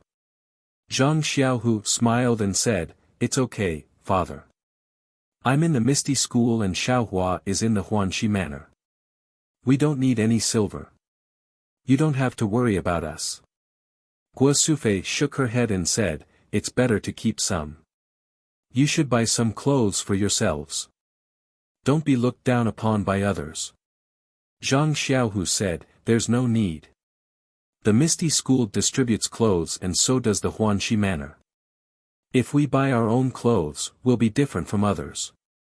My clothes are also from the escort agency. I don't wear the sex clothes. You should keep the silver. It's not easy to earn money in the countryside." Zhang Kai nodded. Zhang Xiaolong motioned Lu Qian to come forward and take the money. After a quick count, Lu Qian couldn't help but cry out, "Io, there's a banknote worth 100 taels." Zhang Xiaohu said, "This is a token of appreciation from the Huanxi Manor's manor lord to Zhang Xiaohua." Only then did everyone come to a realization. In the village, they would usually only see copper coins. There were very few pieces of silver. The largest denomination that Zhang Kai's family had ever seen was a 50-tael silver note that was still hidden at the bottom of the cabinet. When Lu Qian saw such a large amount of money, she was naturally shocked. In fact, this 100 taels of silver was only a few taels of silver. Zhang Xiaohu and Zhang Xiaohua's salary.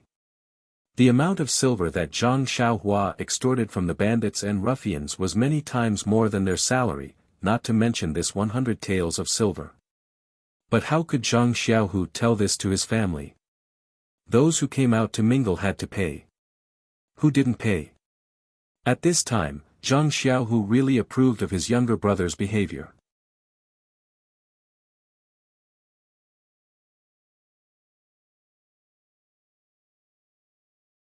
Chapter 230.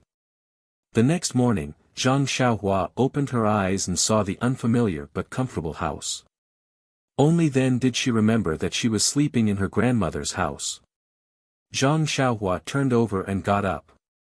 It was still early. Zhang Xiaohu also slept late last night and had not woken up yet. Zhang Xiaohua went out of the house alone. The courtyard was quiet. The rising sun had just sent its first ray of warmth to this ordinary small courtyard. Zhang Xiaohua stayed in the courtyard for a moment, then went out and went straight to the back of the house. Her grandmother's grave was very clean. The small grave mound was very clean and there was not even a blade of grass growing. At a glance, one could tell that someone often tidied it. Zhang Xiaohua saw it from afar and felt a dull pain in her heart. Walking to the grave, Zhang Xiaohua knelt on the ground in a daze. After a long time, a voice came from behind, "Xiaohua, I haven't seen you for a few years. You've grown up. You're also very good at dealing with people. If your grandmother's spirit is in the underworld, she would be happy." Zhang Xiaohua suddenly looked back and said, "Father, there are many things that I don't know if I'm doing right or wrong. However, as long as I feel that I can live up to my conscience, I will do it. Maybe it's right, maybe it's wrong, but it's better not to let myself regret it." Looking at his son's mature face, Zhang Kai said with relief, "Father is just a farmer in the countryside. I won't say anything unnecessary. As long as you think it's right, do it and don't regret it." "I know, Father," Zhang Xiaohua said, "I'm good at everything outside, but I miss home and grandmother." Zhang Kai said with a smile, "Your elder brother often comes to tidy up your grandmother's grave. Every time, he said that if there is any oversight, Xiaohua will not let him go. Ha, everyone is like you. We all miss her. By the way, Father, you and elder brother have worked so much these 2 years. It's been hard on you." "It's nothing. We're used to it. We're not used to not working for a day." "Well, don't say so much. Go back and prepare the meal." After dinner, Zhang Xiaohua put down her bowl and chopsticks and said, "I'll go get some water." Lu Qian said, "There's no need. Xiaohua, your brother has been carrying water for the past 2 years. You should sit down and rest first." "No, you don't need to rest. Sister-in-law, I slept all night and have already recovered. I'd better do my old job." After saying that, he rushed out to get the bucket. Zhang Xiaolong and Lu Qian couldn't resist him, so they had to let him go. Zhang Xiaohua went out of the gate and walked towards the back slope. Many people in the village knew that Zhang Xiaohua and his brother had returned home in glory. Along the way, many villagers greeted him. Zhang Xiaohua responded with a smile. When they left the village, they saw fewer and fewer people. The land at the back slope was not good. There were not many people who cultivated the land. Even if they cultivated the wasteland, it was still some distance away from Zhang Xiaohua's land. It was still early, so no one came out. Zhang Xiaohua leisurely walked to the front of his land. Now that it was autumn, the crops were about to be harvested. Seeing that the wasteland he cultivated was full of fruits, Zhang Xiaohua was full of joy. After looking at his land, Zhang Xiaohua went down the slope and came to the back of the well. This time, he came to draw water, not only to draw water, but more importantly, to see what the mystery of the well water was, that it contained the qi of heaven and earth. Zhang Xiaohua put the bucket on the ground and looked around to see that there was no one around. Then he sat cross-legged and calmed his heart. According to the method of Carefree Heart Sutra, he released his perception. Once this perception was released, Zhang Xiaohua was shocked. This kind of surprise was not inferior to that day in Zhang Qingyue's small courtyard. The qi of heaven and earth around the well was frighteningly rich. It was not inferior to the Misty School's pharmacy hall. Moreover, the qi of heaven and earth around the well was not like what Zhang Xiaohua had perceived before. It came from the top to the top, diffusing between heaven and earth. Zhang Xiaohua immediately understood that there must be something strange in the well, or there must be something rich in qi of heaven and earth that could emit qi of heaven and earth. Perhaps it was a primordial stone. However, according to Carefree Heart Sutra, primordial stones all contain chi of heaven and earth. How could they emit chi of heaven and earth? However, Zhang Xiaohua's cultivation was still shallow and he could not control his perception too far. How could he discover the secret in the well? In addition, since last night's qi deviation, Zhang Xiaohua had not had time to investigate his qi. At this time, he also used the method of Carefree Heart Sutra, and found that the qi in his meridians was normal. There was no change. If there was any difference, it would be that Zhang Xiaohua felt that his qi was a little lively today, flashing slightly. The slope was such a good place to practice, so naturally, Zhang Xiaohua would not let it go. He unconsciously drew qi into his body, wanting to practice a little. However, as soon as he released his perception, just as he drew the qi of heaven and earth to his side, he suddenly felt a strong attraction above his right hand, leading his perception to deviate in that direction. Zhang Xiaohua's perception could not be released too far. It seemed that there was something there, but he could not reach it. Zhang Xiaohua immediately gave up on drawing qi. He opened his eyes, stood up, and looked at the direction. It seemed to be the field that he had just walked down. What could be there? Zhang Xiaohua did not understand. Every stone and soil in that field was opened by him. He knew it as clearly as his own palm. What was strange about it? However, he still threw down the bucket and returned to the field on the slope. He looked around, but there was nothing eye-catching. The field was full of crops. Could it be that it was buried in the crops? Zhang Xiaohua looked around and walked to the big stone lying on the side of the field.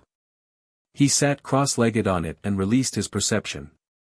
However, the qi of heaven and earth above the field was normal, not more than that at the mouth of the well. After his perception went around the field, he found nothing. Therefore, Zhang Xiaohua repeated the same trick and prepared to draw qi into his body.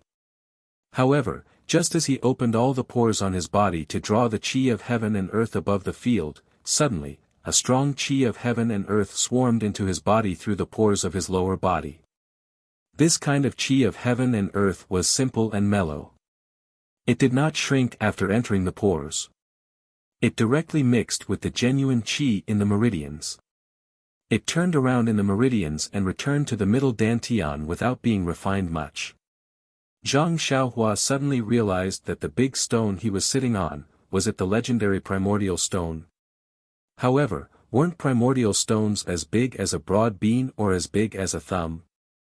How could the primordial stone he was sitting on be bigger than a crouching cow? Was this really a primordial stone? Thinking of this, Zhang Xiaohua no longer used the usual method of drawing qi into his body. Instead, he used the method of absorbing primordial stones recorded in the Carefree Heart Sutra. However, he changed the meridians of the Shaoyang Sanjiao meridians from his hands into the meridians of his legs and buttocks. Weren't they both drawing qi into the meridians? What was the difference? The absorption of the primordial stone was indeed very different from the absorption of the qi of heaven and earth. Zhang Xiaohua had just used the method to absorb the primordial stone when the boundless primordial qi under him seemed to want to push Zhang Xiaohua up to the sky. At this time, Zhang Xiaohua wanted to sit on top of a fountain and let the primordial qi wash into his body. His body was like a small boat in turbulent waves and he almost could not stabilize his body. Zhang Xiaohua had never thought that he would encounter such a strange phenomenon in such a situation. He could only calm his heart and concentrate on absorbing the primordial qi that entered his body. He guided it into his meridians and deduced how it flowed through his meridians. The true energy in his meridians gradually grew from the thickness of a cotton thread to that of a finger, and then continued to expand. This time, the speed at which the true energy rotated seemed to be much faster than before. As long as the true energy flickered, it would immediately flow a considerable distance. Zhang Xiaohua drew qi into his body with all his might and refined it with all his might. Unknowingly, he had entered a mysterious realm. It was as if the entire world did not exist and he was the only one in the world. His own qi drawing, his own refining, and his own thoughts were the core of the entire world. After an unknown amount of time, the qi in Zhang Xiaohua's body gradually reached a peak. His meridians could no longer hold this qi. Zhang Xiaohua's thoughts seemed to have been stripped away. He was very rational in controlling everything. With a turn of his mind, he advanced to the second level of the cultivation method according to the method shown in the Carefree Heart Sutra. Abundant qi filled his meridians. Suddenly, according to his thoughts, it rushed towards a certain place in his meridians. That place seemed to have a layer of membrane. No matter how abundant the qi was, it could not easily break through. Therefore, Zhang Xiaohua continued to draw primordial qi from the primordial stones while controlling his qi to attack it. Once, twice, he did not know how many times he had attacked it. Zhang Xiaohua's mind gradually became tired, but the qi in his meridians had also reached a limit. Zhang Xiaohua seemed to have understood something. He used all his strength to guide this qi and rushed towards that place without caring about anything else. A "kacha" sound was heard. Zhang Xiaohua's heart was struck by lightning. That membrane was actually broken through. The abundant qi seemed to have found a place to vent. Like a flood, Zhang Xiaohua's Carefree Heart Sutra had officially entered the second level of cultivation. Just as Zhang Xiaohua heard the sound of thunder in his heart, his entire body and mind suddenly entered a new realm, and a brand new feeling filled his entire senses. Zhang Xiaohua did not have the time to sort out these feelings, and silently activated the second layer of the Carefree Heart Sutra, using all his strength to mobilize the vital energy in his meridians, and in this new environment, he continuously refined it. This refining was not just a new meridians, but also the vital energy. When the vital energy was in the first layer, there was no room for it to be refined, and in this new meridians, more than half of it was refined. The second layer meridians connected with the first layer meridians at the place where Zhang Xiaohua attacked, forming a brand new meridians, and the originally abundant vital energy returned to its previous level after being refined. However, as the vital energy from the vital stones outside his body continued to be absorbed, the vital energy gradually expanded from the thickness of a cotton thread to the thickness of a finger, and the circulating speed was still very fast, and in a flash, it covered a certain distance.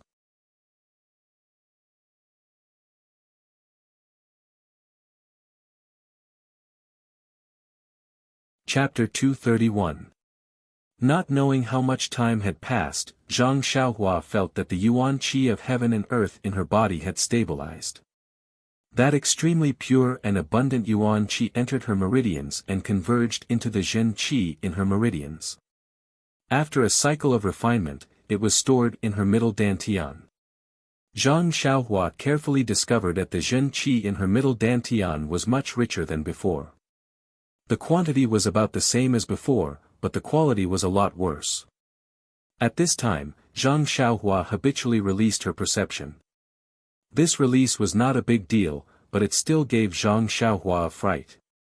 That perception was like an eye, able to see everything around her. It was not like before when she could only sense the yuan qi of heaven and earth. Zhang Xiaohua's heart moved. She thought of the records in the Carefree Heart Sutra. Wasn't this the divine sense mentioned in the Heart Sutra? This was a remarkable ability that could be achieved when the Heart Sutra was cultivated to the 6th level or above. How could she know it now? Zhang Xiaohua very interestingly tried out the remarkable ability she had just learned. This divine sense was like Zhang Xiaohua had grown an extra pair of eyes. She could see up and down, left and right, front and back. Moreover, this divine sense was not just like a pair of eyes, it was more like Zhang Xiaohua had grown an extra antenna. That divine sense wrapped around the crops in the field. Zhang Xiaohua could really feel the heaviness of the crops. Zhang Xiaohua wanted to use her divine sense to break off the fruits on the crops. Unfortunately, after trying, she could not do so. Presumably, it was because she had just learned it and was not yet mature. Zhang Xiaohua's divine sense had just been cultivated and could not cover far. It could only cover an area of about 5 feet. However, this small distance already made Zhang Xiaohua very happy. It was like she had gotten a new toy. She played with it endlessly until she was tired. Then she felt it withdraw like the ebbing tide. As soon as Zhang Xiaohua's divine sense approached her, she realized that she was not sitting on the huge primordial stone alone. Her second brother, Zhang Xiaohu, was also standing beside her anxiously. Her surroundings were not as bare as when she first arrived. There was already a rough thatched hut built around her. Now she was sitting cross-legged in this small thatched hut. Zhang Xiaohua was astonished. He opened his eyes and was about to stand up when he suddenly discovered that the world in his eyes was somewhat different from the past. It was as if a veil had been lifted. Looking outside through the gaps in the straw hut, the entire world was clearly layered. Even the straw beside him could see the spirit within. Zhang Xiaohua could not help but understand. His heart sutra had entered the second layer. This was the benefit brought about by the advancement of his cultivation method. Thinking up to this point, Zhang Xiaohua could not help but feel a trace of anticipation in his heart. If there were such changes after just cultivating the first level of the cultivation technique, what kind of changes would it be if he cultivated all 18 levels of the cultivation technique?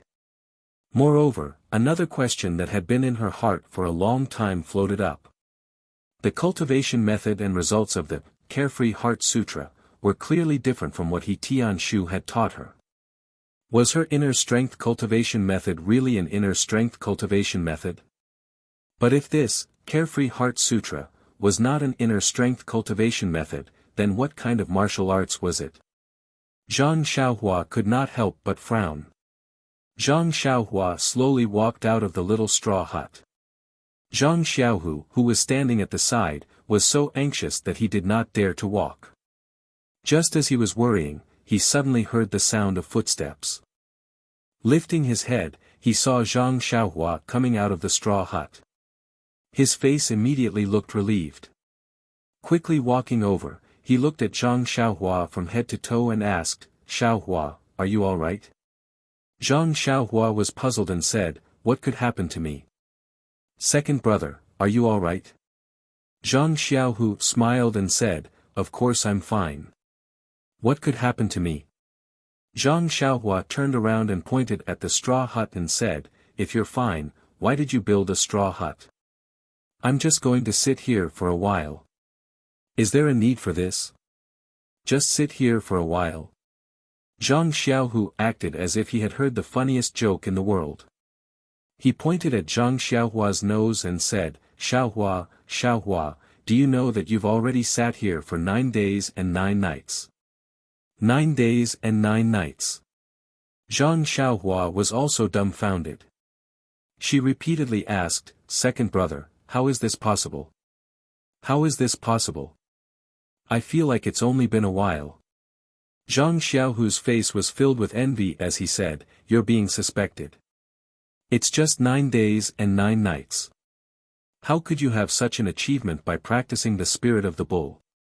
I heard from my master that some internal experts would practice in seclusion for several days. You've only just started, so how could you practice in seclusion for such a long time?" Zhang Xiaohua thought about it and still chose to remain silent. It wasn't that she didn't trust her second brother, but Zhang Xiaohu was still a disciple of the Misty School.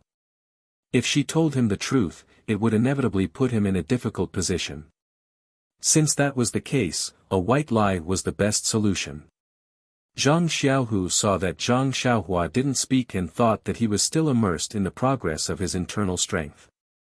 He asked again, "Xiaohua, what level is your internal strength at now?" Zhang Xiaohua said, "How would I know? I don't have a master to guide me. I'm just practicing blindly, so I'm not very clear." Zhang Xiaohu hurriedly said, "It's okay, Xiaohua. When we return to the Misty School, I'll help you ask my master. He'll definitely tell me." Zhang Xiaohua heard and quickly said, "Second brother, please don't. I'd rather practice on my own." If I have any questions, I'll ask you. If I don't ask, don't look for Hero Wen, okay? Zhang Xiaohu saw this and could only nod. Zhang Xiaohua hurriedly changed the topic and asked, "Second brother, what's the matter with this straw shed?" Speaking of the straw shed, Zhang Xiaohu laughed and said, "You're still talking about it. That day, didn't you rush to fetch water? We waited for a long time but you didn't come back. Big brother came to look for you and saw you through the bucket beside the well. He thought you fell into the well and was scared to death. He didn't have time to report it and took something to fish for you in the well. Naturally, he didn't get anything out of the well. So big brother ran back like a madman and didn't dare to tell mother and secretly pulled me out. So big brother made a rope and tied one end to his body and the other end to mine. You know, big brother has always been better at swimming than me. He rushed down the well and I couldn't do anything about it. But he stayed at the bottom of the well for a long time and still didn't find any trace of you. At this time, mother, father and sister-in-law also felt that something was wrong and rushed over. You don't know how mother cried at that time and father didn't know how to comfort her. Fortunately, sister-in-law was smart and felt that you wouldn't fall into the well so easily. So we looked around. Big brother found you on the edge of the field, but you were sitting there motionlessly and seemed to still be breathing. Seeing your smiling face, big brother didn't dare to touch you and called me over. I saw you meditating in the medicine hall's guest room during the martial arts exhibition, so I told them that you were cultivating your internal strength and that it was a critical moment and couldn't be disturbed. So I persuaded them to go back. Mother and father naturally didn't want to go back, so I could only say that if they disturbed you, your life would be in danger. So they went back. Big brother and I kept watch from afar, but soon it was night time and you still hadn't woken up. Mother was afraid that you would freeze, and she was also afraid that the villagers would come and disturb your cultivation. We couldn't explain it to them, so we built you a straw hut. This straw hut was hard to build. Big brother and I built it from afar, then we quietly carried it over and covered you. It was just like covering a bird in the snow when we were young. When Zhang Xiaohua heard this, she thought of the danger of qi deviation when she had just returned to the Guizhuang house. She couldn't help but feel a lingering fear. Fortunately, there was an expert like her second brother. If there wasn't, she might have suffered qi deviation again. She didn't know if she would be lucky enough to escape safely this time. Thinking of this, Zhang Xiaohua said with an apologetic face, "Second brother, it's all my fault for being greedy for cultivation. I've brought you a lot of trouble." Zhang Xiaohu laughed and said, "What trouble? It's just that big brother and I have been watching over you for a day and a night. It's just like watching melons in the past. It's no big deal. However, you should hurry back home. You don't know how worried mother and father are. No matter what I say, they don't believe me. Only when they see that you're fine can they be at ease." Zhang Xiaohua said, "Okay, let's go back together." The two brothers returned to the village together. The familiar villagers asked from time to time, "Xiaohua, where have you been these days? I heard that you came back, but why didn't I see your shadow?" Zhang Xiaohu answered first, "Xiaohua went to Lu town. There are still some things to do." When the villagers saw that Zhang Xiaohua actually had something to do in Lu town, their eyes immediately filled with awe and no longer asked any more questions. When the two of them returned to the Zhang family's small courtyard, the whole family sat in the central room with worried faces. When they saw Zhang Xiaohua and Zhang Xiaohu come back, their faces all changed and they were very happy. Zhang Xiaohu said first, "Look, Xiaohua is back. She didn't lose a single hair. I was right, she was just practicing internal strength. You don't have to worry." Zhang Xiaohua looked at her mother's extremely worried eyes and said, "Mother, it's really just practicing. It's just that I accidentally used too much time. Look, I'm really fine." Before Guo Sufei could say anything, tears flowed out first. She wiped her tears and said, it's not that I don't want you to practice martial arts diligently, but the next time you want to practice martial arts, tell me in advance so that I won't worry, okay? Zhang Xiaohua said with heartache, Mother, I know. It won't happen again. The next time I practice martial arts, I will definitely tell you in advance. Zhang Kai also bit his pipe and couldn't help but say, it's good that you're fine. Next time, you must be careful. Tell me in advance so that I won't worry about others. Zhang Xiaohua said carefully, I know, father. I will. Mr. Lu was also at the side. He sighed and didn't say anything. Lu Qian asked, Xiaohua, you've been sitting for 9 days and 9 nights. Are you hungry? Hearing this, Zhang Xiaohua's stomach made a rumbling sound. Zhang Xiaohua blushed and said, Sister-in-law, now that you mention it, I'm really hungry. Lu Qian smiled and said, then hurry into the house. Drink some water first. I'll bring you food right away.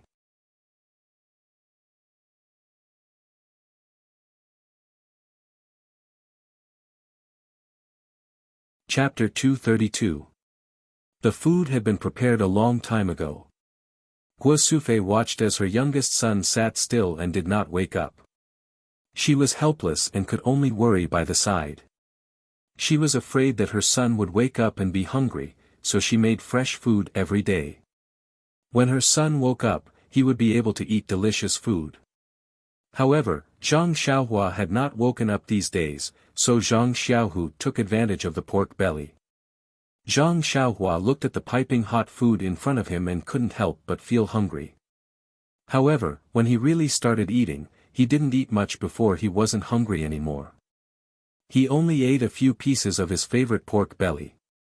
However, he ate a few more mouthfuls of some fresh vegetables. Seeing her son put down his chopsticks after eating a few mouthfuls, Guo Sufei quickly asked, Xiaohua, is it not delicious? Mother will make more for you. Tell me, what do you want to eat? Looking at his mother's flustered appearance, Zhang Xiaohua quickly stopped her and said, Mother, I'm really not hungry. Although my stomach is growling, I'm not hungry after eating a few mouthfuls. Really? Guo Sufei certainly didn't believe it and wanted to go out in a panic. Zhang Xiaohua had to pull his mother and sit down to eat the vegetables. Seeing her son wolfing down the food, Guo Sufei calmed down. After finishing the meal, Zhang Xiaohua drank 2 mouthfuls of water and calmed down. Looking at everyone's eyes, Zhang Xiaohua was about to speak, but Guo Sufei said, Xiaohua, don't say anything. We know you are practicing martial arts. You must be tired after practicing for so long. Go to sleep first. Zhang Xiaohua didn't know whether to laugh or cry and said, Mother, I'm really not tired. I don't need to sleep. We can practice internal strength instead of sleeping. How could Guo Sufei believe it? Even if Zhang Xiaohu patted his chest and guaranteed it, it didn't stop Guo Sufei's love. Zhang Xiaohua was forcibly dragged to the east wing by Guo Sufei, which was where Zhang Kai and his wife lived. Guo Sufei pressed her on the Kong bed and made her rest. Zhang Xiaohua originally didn't want to close her eyes, but seeing her mother sitting by the Kong bed, looking at her with heartache, she had no choice but to close her eyes. How could Zhang Xiaohua fall asleep at this moment? Out of boredom, Zhang Xiaohua thought of the divine sense that he had just learned. With a thought, his divine sense spread out like a big net. The entire Zhang family's small courtyard was within the range of Zhang Xiaohua's control. It was as if he was standing high on the roof and could see all the movements in the small courtyard. He saw his mother lovingly looking at him. He also saw that in the central room, his father and Mr. Lu were drinking tea and talking about something. His eldest brother and eldest sister-in-law were also asking his second brother something. His second brother was talking and laughing, and from time to time, he would talk to his father. The horse that he rode back was tied to a big tree in the courtyard, eating fodder with relish. In the pigsty and chicken coop behind the house, the livestock and poultry were all living peacefully. When Zhang Xiaohua's divine sense swept through the central room again, he was surprised to find that he could actually feel the vitality in the tea. Thinking of this, he swept his divine sense into the kitchen again. Sure enough, the faint vitality in the water jar was the spring water from the well. This discovery made Zhang Xiaohua very happy. In the future, he didn't need to sit cross-legged and use the Carefree Heart Sutra to sense vitality. He could use his divine sense anytime and anywhere. After playing for a long time, Zhang Xiaohua really couldn't lie down anymore. She opened her eyes and sat up. Guo Sufei rebuked, "Xiaohua, why did you only sleep for a while? How can this be? Lie down for a while." Zhang Xiaohua said with a smile, "Mother, I suddenly thought of something. I can't sleep anymore. Let's go out. I'll tell father." Guo Sufei saw that Zhang Xiaohua insisted on not sleeping. She guessed that there really was something, so she didn't force him and led her son back to the central room. After entering the central room, Zhang Xiaohua took out her money pouch from her bosom and poured out some scattered silver. She also took out some small banknotes from her bosom and gave them to her father with a smile. She said, "Father, this is some silver I got from Huanxi Mountain Villa. Please take it." Zhang Kai took a look and smiled, "No need. Little Blossom, your second brother already gave me your money a few days ago. You can keep these for yourself. When you go out, you spend a lot of money. You and your second brother have places where you need money. I've already accepted your second brother's money. You two brothers can use these for yourselves." Zhang Xiaohua didn't speak. She turned her head and asked Zhang Xiaohu, "Second brother, the small package I put on the Kong, you didn't touch it, right?" Zhang Xiaohu said, "I never touch your things. It should still be on your Kong. I've been worried about you these past few days, so I didn't pay attention to it." "What, is there something valuable inside?" Zhang Xiaohua smiled and didn't speak. She went out to get it. When Zhang Xiaohua came back, she put the small package on the table and untied the knot, revealing the things inside. Everyone was stunned.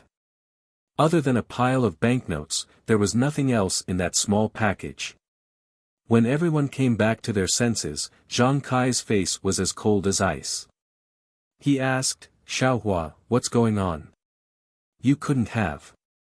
Before he finished speaking, she cut off Guo Sufei and said, "Child's father, what are you thinking? Is our family's Xiaohua that kind of person?" Then, with some surprise and some joy, she asked, "Xiaohua, what's going on? Tell Nyangqin properly." Zhang Xiaohua looked at her mother's trusting eyes and said, "Father, Mother, these are all from the Misty School and Huanxi Manor. Don't worry, they came from a clean source." Zhang Xiaohu had seen the plot of Zhang Xiaohua extorting the mountain bandits. He didn't dare to believe it and asked tentatively, "Why didn't I know about these banknotes?" Zhang Xiaohua said in a bad mood, "Second brother, if you have the ability, you can win against that Yuan Xing boss. Will definitely reward you like this." Zhang Xiaohu shrank his head and said, "Hee, I knew you didn't work in vain in the arena." "Arena?" Everyone was puzzled again. Zhang Xiaolong curiously asked, "What's going on?" Xiaohua, why didn't you mention it a few days ago?" Zhang Xiaohua said embarrassedly, "I didn't say. I didn't want you to worry. In fact, it's nothing. It's just a friendly match between two gangs. Hurry up and say it. Say it completely." Guo Sufei said angrily. Helpless, Zhang Xiaohua could only recount the events of the martial arts exhibition from beginning to end. He even recounted the events of Chang'e and the others in full detail. Zhang Xiaohua didn't care, but when she heard Chang'e's name, Zhang Xiaohu suddenly felt her heart burning. Her face was a little red and her expression was very unnatural. Everyone listened attentively. Only Lu Qian was very sensitive and felt Zhang Xiaohu's strangeness. It had to be said that a woman's sixth sense was very powerful. After listening to Zhang Xiaohua's story, Guo Sufei's heart was scared and her face was a little pale. Seeing this, Zhang Xiaohua quickly said, "Oh right, I forgot to say. The people I fought with were all children around 10 years old. You guys can rest assured. Hearing this, everyone's hearts settled back into their stomachs. That's right, Zhang Xiaohua was already 14 years old. If he fought with him, wouldn't it be obvious that he was bullying him? They had directly forgotten that Zhang Xiaohua had just started learning martial arts. It was just that age was a problem. Guo Sufei probed, just because you defeated 2 younger monks, the Misty School's gang leader rewarded you with so much money? Then, she turned around and asked Zhang Xiaohu, what about you? Why didn't you win? Zhang Xiaohu scratched his head, thought for a moment, and said, Mother, that monk is older than me. Guo Sufei suddenly said, oh, so it's like that. Zhang Xiaohua said with a smile, it's not like that. Mother, the Misty School rewarded me with 1,000 taels of silver. They are all 10 taels of silver for one. There are also 2,000 taels of silver from the Huanxi Manor. They are 5 taels of silver for one. In fact, 1,000 taels of silver is enough to reward me. According to the manor head, the key was that when I saved her last time, she felt that the 100 taels of silver I took was too little. She felt guilty, so she gave me an extra 1,000 taels of silver. 3,000 taels. Everyone was dizzy, including Mr. Liu. This was an incomparably huge sum. The shock that the Zhang family received from Zhang Xiaohua last time had not yet passed. This time, Zhang Xiaohua brought back another 3,000 taels. This truly shocked the Zhang family to the core. After a long time, Zhang Kai finally came to his senses. This huge amount of money really belonged to his family. He indicated to Guo Sufei to put away the silver, but Guo Sufei hesitated for a moment. Then, she trembled and tightly held the small package in her hands. She walked back to the east room and came out after a long time. At this time, Guo Sufei's expression had already returned to normal. She even held a few silver notes in her hand. She walked in front of Lu Qian and handed it to her, saying, Qian, you have been married into our Zhang family for so many years. It has really been hard on you. This is 200 taels of silver. Take it and buy some accessories. When Lu Qian heard this, her face flushed red. She hurriedly declined, Mother, look at what you are saying. I came to our Guizhuang house not for money. You are treating me like an outsider. Zhang Kai also nodded and said, Qian, take it. Originally, these silver taels of silver should be kept by you. But Xiaolong's 2 younger brothers are not married yet. This silver taels of silver have to be kept. So, I let your mother keep it first. You can use it as pocket money. Lu Qian looked at Zhang Xiaolong and then kept the silver notes. When she heard this, Guo Sufei's face revealed a trace of gloominess. She asked with some worry, Xiaohu, you are practicing martial arts in Pingyang City. When will you be able to return to the Guizhuang house? A few days ago, there were a few ladies who proposed marriage to me. You are not young anymore. You should consider it. Mother is also anxious to hold a grandson. Zhang Xiaohu's face darkened. He said angrily, Mother, I am still young. Let's talk about these things in the future. Moreover, where did they go back then? They saw that I came back first and wanted to join in the fun. I am not going to do it. When Lu Qian heard Guo Sufei's words, she also lowered her head deeply. She held the silver notes tightly in her hand and did not say a word. Zhang Kai sighed and smoked again. Mr. Liu also had an awkward expression. He picked up the teacup and drank continuously. Zhang Xiaolong looked at Lu Qian lovingly. For a moment, the whole house was silent. Even if a needle fell to the ground, it would make a sound.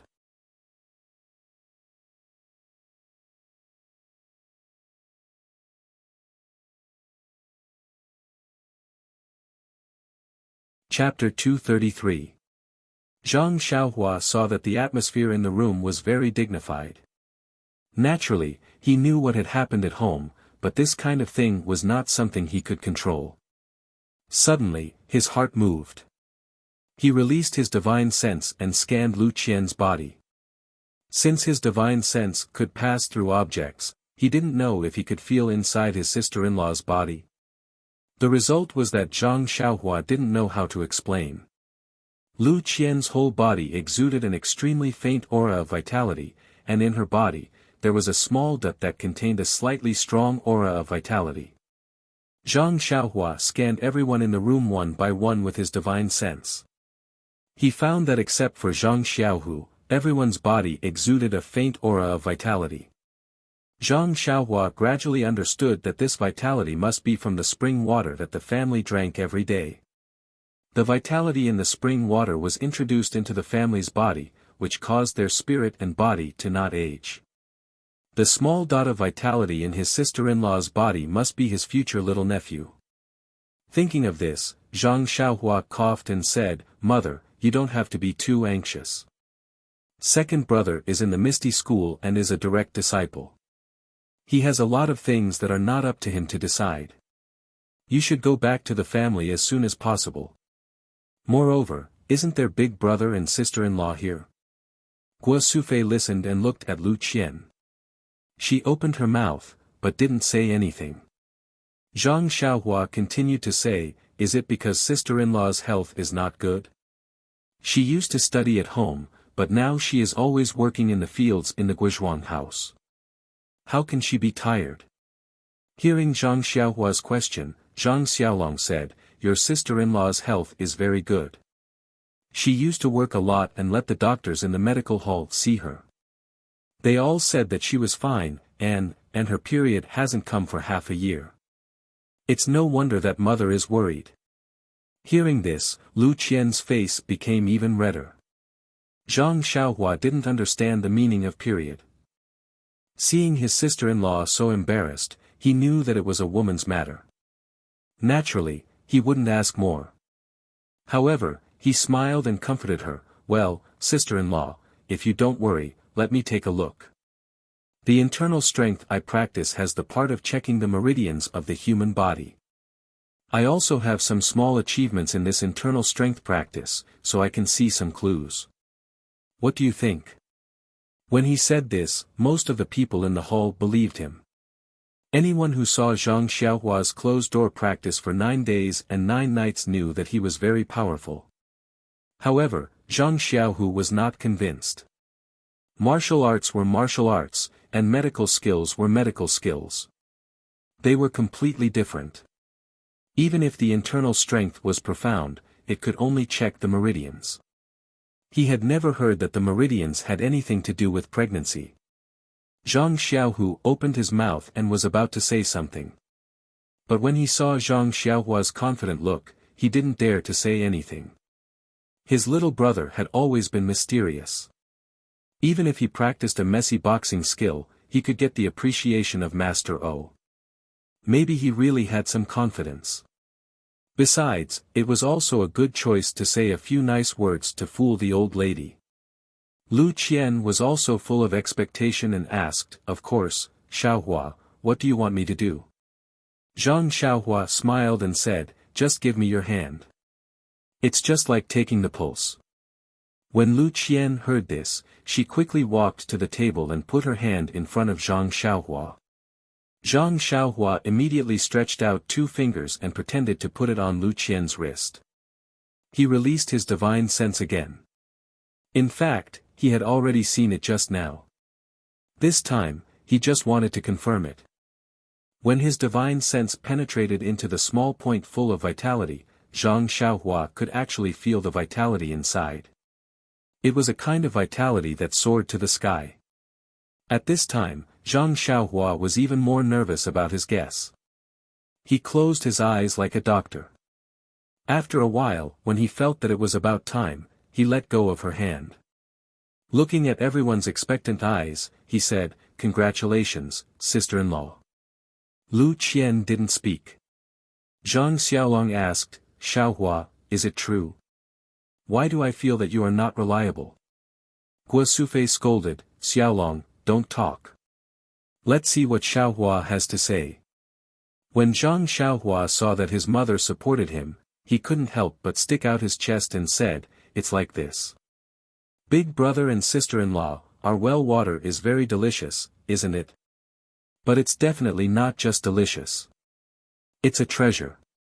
I won't say the specific details. Big brother, don't you see that father and mother haven't aged much in these few years? Even Mr. Liu has a strong character. Sister-in-law has been drinking this well water, so it has a little impact on sister-in-law. This impact is a very good impact. I have checked sister-in-law's body according to the secret method of my internal strength. Not only there is no problem, but I also want to solemnly announce that sister-in-law is really pregnant." "Really?" Guo Sufei was stunned. "It can't be." Zhang Xiaolong didn't believe it. Zhang Xiaohu even curled his lips and said in his heart, "If it's about meridians, I can still believe it. But directly going to the main topic, I don't believe it no matter what." Zhang Xiaohua saw that her family members had different expressions. She clapped her hands and said, "I guarantee with my personality that what I said is absolutely true. It's just that this little thing is still very small now. It is trying its best to absorb the good things in the spring water. Maybe when it absorbs enough, it will grow up. At that time, you will see it. Then, do I still dare to drink the well water?" Lu Qian was a little skeptical and asked. "Of course you have to drink, and you have to drink more. If not, I don't know when my little nephew or niece will come out." Zhang Xiaohua said firmly. "So it's like this." Lu Qian was a little hesitant. She couldn't always drink water. Zhang Xiaohua saw her sister-in-law's look, and she seemed to understand her meaning. The vitality in the spring water was too thin. If the fetus really needed this vitality, it was really hard to say how much water it could drink. Suddenly, Zhang Xiaohua's heart moved. "Isn't there an incredible vitality stone in the field on the south slope? Can't I just knock a piece from it and bring it to my sister-in-law?" However, the vitality of the vitality stone was restrained, and there wasn't much vitality emitted. She didn't know if it would work. Thinking of this, Zhang Xiaohua asked everyone to wait for a while, and she went out to the south slope. In the crops on the south slope, the vitality stone was still there, and no one paid attention to it. Zhang Xiaohua walked around the vitality stone for a long time, and she also took the stone and smashed it for a long time, but it seemed that no vitality stone was chipped off. In desperation, Zhang Xiaohua thought of her small sword. She took out the small sword from her arms and stabbed it at the corner of the vitality stone. A warm current flowed into the small sword from her left arm. The usually invincible small sword also suffered a setback this time, so Zhang Xiaohua persevered and stabbed dozens of times at the same point of the vitality stone. Returning to the central room, everyone was waiting impatiently. Zhang Xiaohua looked around and saw his money pouch on the table.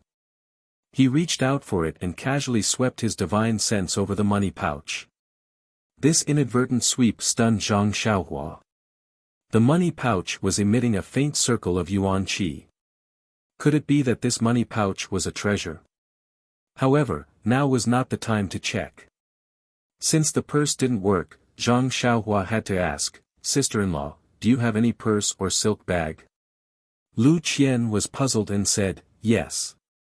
Then she took out a small silk bag from the west room. Zhang Xiaohua took it and put the vitality stone in it. Then she said to Lu Qian, "Sister-in-law, you wear this silk bag close to your body. It may be useful for children." Lu Qian carefully took it and walked into the west room.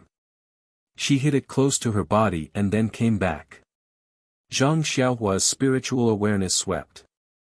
Sure enough, the vitality stone in the silk bag actually established a connection with the small dot in Lu Qian's body. A trace of vitality entered the small dot through Lu Qian's body. Zhang Xiaohua pretended to take her pulse and said, "Sister-in-law, it's like this. It's really useful for the fetus. Don't leave this silk bag in the future." Lu Qian nodded solemnly. Zhang Xiaohua initially had the mood of watching the fun. But seeing Zhang Xiaohua become more and more serious, he was confused. This younger brother of his, really has such a magical ability? After Zhang Xiaohua finished instructing Lu Qian, she picked up her purse from the table and put it into her arms. His hand touched another object in his bosom. He thought for a moment and took it out. He said to Zhang Xiaolong, "Big brother, I don't have anything good to give to my nephew. This fist manual is mine. Let's give it to him as his first gift in this world." Finished speaking, she handed the Big Dipper magical fist manual to Zhang Xiaolong. Zhang Xiaolong didn't know whether to laugh or cry.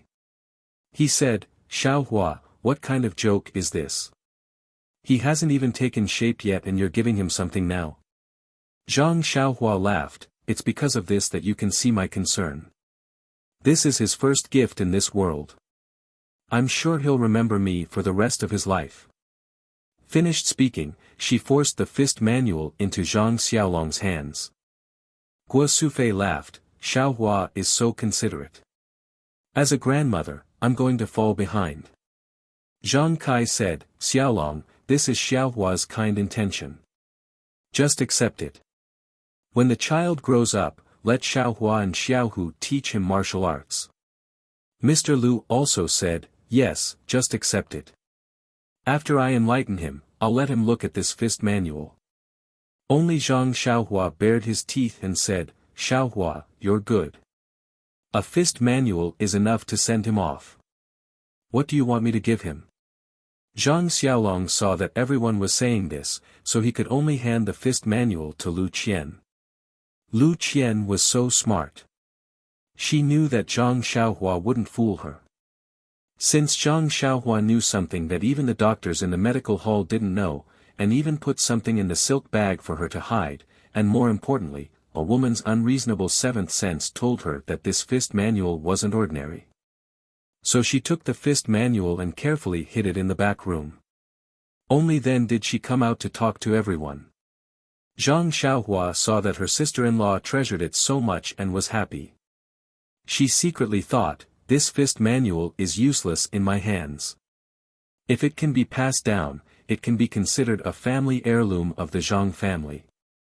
If many people learn it, maybe in a few decades, there will be a Beidou school. Just thinking about it makes me happy."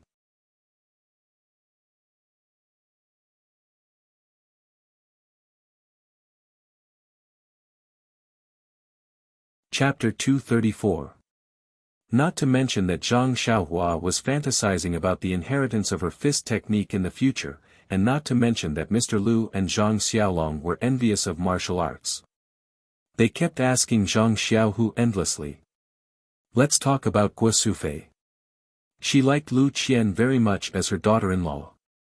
Everything was good when she married into the family, but her belly was still not there, which made her unhappy. If it was in another family, this mother-in-law would have already said vicious words, but Guo Sufei was not such an unreasonable person. Lu Qian also did all kinds of things very well. This made Guo Sufei bury her thoughts in her heart and not let others know. Today, when she talked about Zhang Xiaohu, she inadvertently pointed it out in her words. She thought that she was still a distance away from being a grandmother, but she didn't know that Lu Qian was already pregnant. So, Guo Sufei had already scolded the doctor in the medical hall thousands of times in her heart. In her eyes, Lu Qian was a model daughter-in-law. The more she looked at her, the more she liked her. After waiting for a cup of tea's time, Guo Sufei couldn't help but say, "Qian, you have been sitting for a long time. Maybe you are tired. Go back to the room and lie down." Lu Qian said with a red face, "Mother, I'm not tired. Xiaohua just came back. Sit for a while and talk." Guo Sufei said, "He is a child. He only knows how to be naughty. He didn't greet us when he was practicing martial arts. Anyway, there is nothing now. He will be at home for a long time. You are different from before. You have to be careful. Rest more and pay more attention to your meals. By the way, what do you want to eat?" Tell mother, I will cook for you.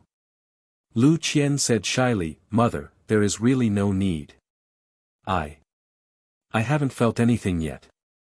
Maybe Xiaohua saw wrongly. It is not necessarily. Guo Sufei said, Xiaohua has never lied since he was a child. I believe what he said. You should go to the inner room to rest. When Zhang Xiaohua heard her mother praising her, she couldn't help but blush. She didn't expect that she still had such an honest image in her mother's heart. However, this seemed to have nothing to do with being honest. Moreover, it seemed that there were many times when he was honest in the past few years. Zhang Xiaohua touched her nose and said, Nyangqin, it's still early. Sister-in-law just got pregnant. Why let her rest so early?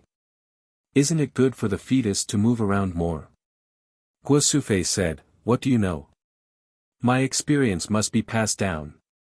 By the way, Xiaohua, since you can read and write now, why don't you write?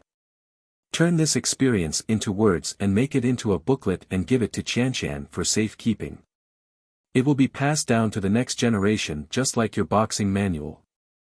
When our Zhang family becomes a big family in the future, this will be our heirloom. What do you think?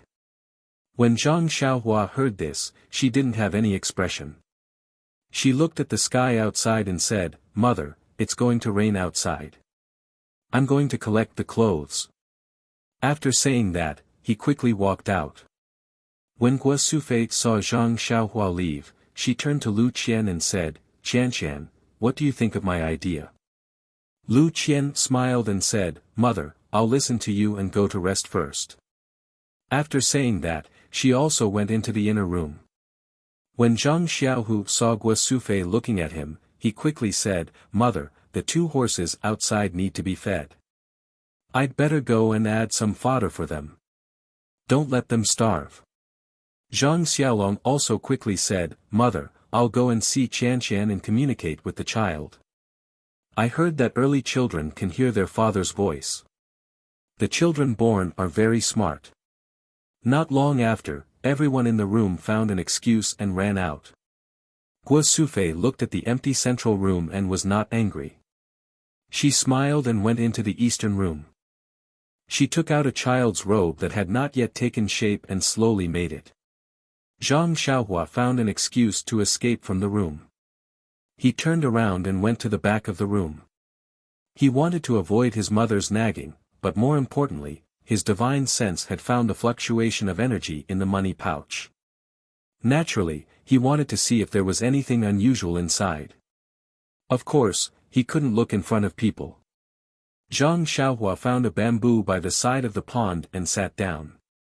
He took out the money pouch he had seen in the cave from his bosom. He did not use his divine sense to check it. Instead, he poured out all the things inside. There was a shabby jade pendant, a small white stone, a pearl hair clip, and some other miscellaneous things. Seeing the pearl hair clip, a pretty little face appeared in Zhang Xiaohua's mind. His face unconsciously revealed a smile, but then he was disappointed. He thought, I don't know what little Meng is doing now. Maybe I won't be able to see her in this lifetime. After pouring out the things inside the money pouch, Zhang Xiaohua turned the money pouch upside down. He didn't find anything unusual. Could it be the things inside the money pouch? Zhang Xiaohua first picked up the jade pendant and looked left and right. He didn't find anything strange about it. Then he picked up the small stone. This thing was strange, but he couldn't find any clues. Just as he was about to change to something else, Zhang Xiaohua suddenly became happy. He thought that because he released his divine sense, he found the difference in the money pouch. How could he just use his eyes to look at it? It seemed that he still couldn't adapt to the life of having divine sense. Thinking about it, he released his divine sense and wanted to sweep the small stone in his hand. Sure enough, the small stone emitted a faint yuan qi fluctuation. Zhang Xiaohua also saw the wonderful use of divine sense from the Carefree Heart Sutra. He tried to immerse his divine sense into the small stone according to the instructions of the Carefree Heart Sutra, but the stone unexpectedly didn't have any reaction. After a while, Zhang Xiaohua slightly frowned.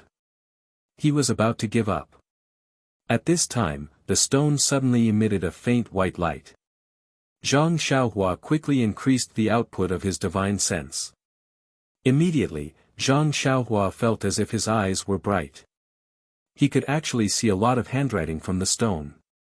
It was as if he was reading a book. Zhang Xiaohua increased the output of his divine sense. The handwriting became clearer and clearer. When he saw it clearly, Zhang Xiaohua couldn't help but suck in a breath of cold air. These numerous handwriting were not the usual handwriting. It was actually the same handwriting on the waist tag of the Misty School. Fortunately, what kind of person was Zhang Xiaohua? He was the genius youth who used the Shuo Wen Jia Zi to enlighten himself. Although these ancient characters were not commonly used now, and not many people even recognized them, there were still many records in the Shuo Wen Jia Zi. It was just that everyone knew that these characters weren't used, so no one would really study them. No one would use the Shuo Wen Jia Zi to enlighten themselves and recite it from beginning to end. Therefore, even if Zhang Xiaohua didn't want to recognize them, it was impossible. Moreover, when Zhang Xiaohua was recuperating at the Lotus Flower Escort Agency, other than reading the Fist Manual, young Master Li Jinfeng often gave him those old books from the academy. Among them, there were 2 books written with these ancient characters. But to be able to see the handwriting on the stone as if he was reading a book, this was the first time Zhang Xiaohua encountered. He couldn't help but be surprised. When Zhang Xiaohua concentrated on reading, he saw a row of large characters in front of him, elementary alchemy. He couldn't help but be stunned. Alchemy? What was that? Alchemy? Elementary? Zhang Xiaohua was confused. But when he continued to read, it seemed to be a general outline or preface. Looking at it, Zhang Xiaohua was even more confused. The things written in this preface, Zhang Xiaohua had never heard of before. Moreover, the words were obscure and very different from the ancient book he had read before. The words used were very different, so he simply didn't know what was written. Zhang Xiaohua looked at it for a while and gave up. However, it seemed that in this preface, he saw the 2 words medicinal herbs, which attracted Zhang Xiaohua's attention. He decided to find some time to study it carefully. Putting away the small stone, Zhang Xiaohua used his divine sense to sweep the hair clip again, but he didn't find any fluctuations of primordial qi. Finally, Zhang Xiaohua looked at the broken jade pendant. Sweeping it with his divine sense, the jade pendant also had a very faint fluctuation of primordial qi. Zhang Xiaohua couldn't help but be surprised. The heaven and earth primordial qi was thin. Before he had his divine sense, he didn't find anything. Now that he had his divine sense, how could strange things appear one after another? Picking up the jade pendant, Zhang Xiaohua already had his previous experience, so he directly immersed his divine sense into it.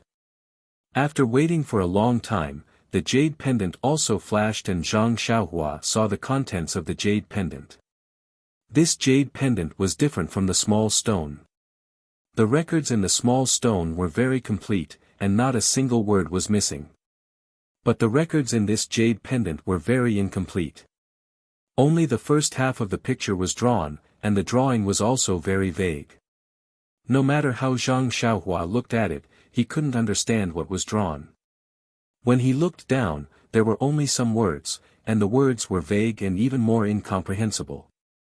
Until the end, there was a passage of about 300 or 400 words, which was relatively complete. When he looked carefully, it was the birth escape technique. The ancient method of writing the word escape was very complicated. Zhang Xiaohua thought for a long time before he remembered it. But even if he knew how to read it and knew what it was, what was this birth escape technique? Zhang Xiaohua didn't know. Moreover, Zhang Xiaohua could also recognize the 300 or 400 words of the incantation. It seemed to be about how to operate and how to use it, but although he knew it, he didn't understand it. After looking at it for a long time, Zhang Xiaohua withdrew his divine sense from it and carefully put it into his clothes. When he had time, he would study it himself. Then, Zhang Xiaohua used his divine sense to scan the rest of the scattered things one by one. There were no more fluctuations of primordial qi, so he wanted to put them all into the money bag. Coincidentally, when Zhang Xiaohua casually swept his divine sense over the money bag, he found that the money bag was still emitting primordial qi fluctuations. Zhang Xiaohua was stunned. He remembered that he had already taken out all the things in the money bag, and seemed to have turned the money bag upside down. How could there still be primordial qi fluctuations? After thinking for a while, Zhang Xiaohua understood. Could it be that the fluctuations of the money bag itself? So Zhang Xiaohua took the money bag in his hand, and immersed his divine sense into it. At first, there was no movement, but when Zhang Xiaohua expanded his divine sense, suddenly, his eyes lit up, and a space half the size of his small house appeared in his mind.